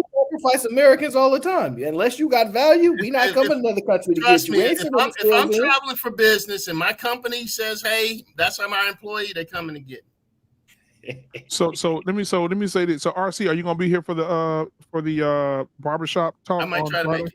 I might try to make it. You said Friday? Friday, 8:30 Central Standard Time, brother. That's gonna be tough. I got a big job. I'm starting Friday, so okay. Well, if you can slide in for a couple of minutes and get out, that's fine. It might be late because I might not get into the office until late. Okay, that's cool, man. Yeah, I might not get into the office until 8 or 9 or 10. Okay, but cool, I might try to chime in. But listen, man, every Tuesday we do this, right? At 8:30 Central Time every Tuesday, every Friday, and then the ladies, of course, on Saturday. So yeah, I think Sir Hale was over at King Talk. I was watching that, which is how I got behind on yours. Yeah. And then I was watching it, trying to catch up, and just got caught up. Okay, man. Well, I appreciate you coming in, bro. I hadn't seen you in a while, man. Yeah. I don't come on often, but when I hear things that it's like, everybody is talking. They're talking about the solution, but the real solution is dad being in the kids' lives, right? Everybody's saying, "Oh, if you take a couple men and they walk around the school," I'm like, "Where is Pookie and Ray Ray?" I'm like, why aren't they taking care of their kids? Yes, sir. Yeah. Okay, yeah, B9, go ahead, B9. B9 gonna close us out for the night. Come on, Pastor benediction. Oh no, I was just messing with RC. I'm right here, RC. No, I'm just saying we need to. Dad is the leader, right? Dad is the leader of that kid. There's no one leader. Dad is the leader, and right. And we need to give the women are going to have to champion giving dad more power to provide structure for the kids. I mean, there's no real other solution. I mean, 80% women-led households, and women are going to have to champion this. Men are going to have to, when mom says, "Hey, you got to get the kids," guys going to say, "Sorry, Shaniqua, it ain't happening tonight." They got the kids, and that's got to be the priority. No, I'm joking with you, but I actually agree with you for real, RC. I mean, yeah, I agree with you totally. Yeah, it is. And like I say, what happened, right? What should have happened, right? And how do you bridge that gap? Right. The only part I disagree with is the how part.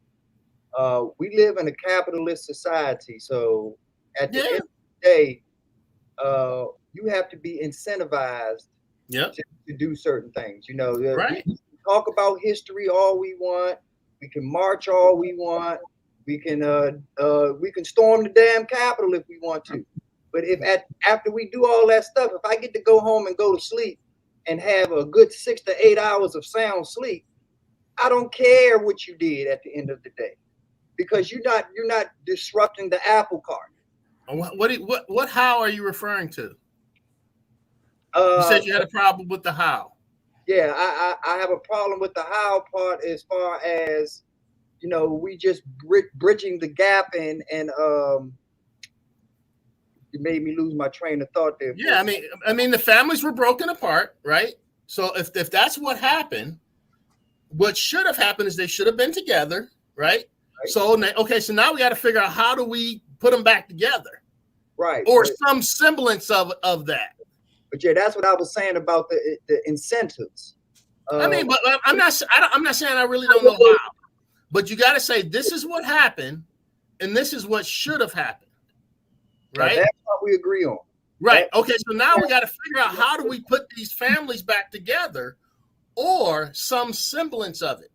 Right. But you said, but the reason that you went through that process is because we're supposed to use the step 1 and step 2, incorporate that into step 3, which is the solution.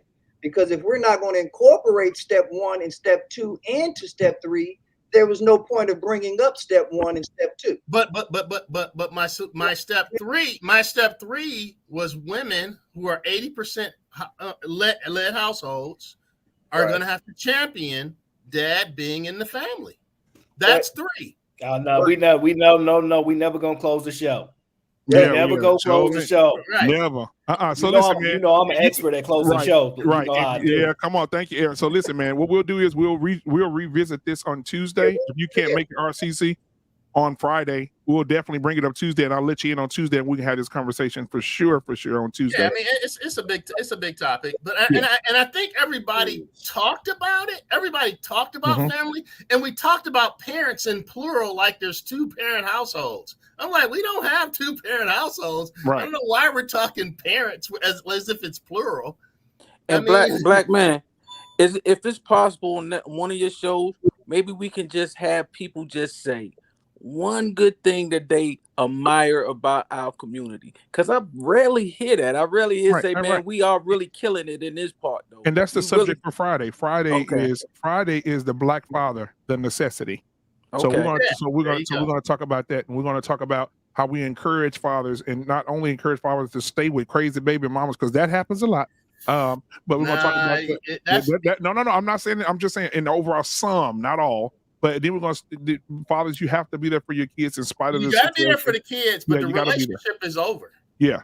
The relationship is over. Absolutely. But and the mother, right, is going to have to be the champion. Yeah. We're going to have to. Close us out, black man. Close us out, bro. Yeah. Back on topic for tonight's thing, and like you said, we'll talk about the other stuff later. But for tonight, we have to stop letting everything that we care about, everything that we've invented, everything that we've done, it has to stop being taken away from us. We have to stop taking up our roots and replanting them every 20, 30 years. That's why we can't agree from a gender standpoint and from an age standpoint on what Black culture is, because it's floating in the wind so much. It has not had a chance to really dig its roots in. To a lot of people, it's jazz. To a lot of people, it's hip hop. To a lot of people, to a lot of ignorant people, they don't know that peanut butter is Black culture. They don't know that steel radio tires is Black culture. Like Black Man Unfiltered said, they don't know that Jack Daniels liquor formula is really Black culture. So we really can break it down from all of these angles. There's a lot to learn. And once you really learn what's going on based off of what RC was saying, first we got to understand what's going on first. That's the history part of it. Now we have to figure out how we got off track, where we took the wrong fork in the road. And we took that wrong fork in the road by worrying about civil rights. That's where we took the wrong fork in the road, ladies and gentlemen. We as a Black community, we didn't take that fork. We were forced down that road. Yeah, See, y'all gonna keep us on here for another 30 minutes.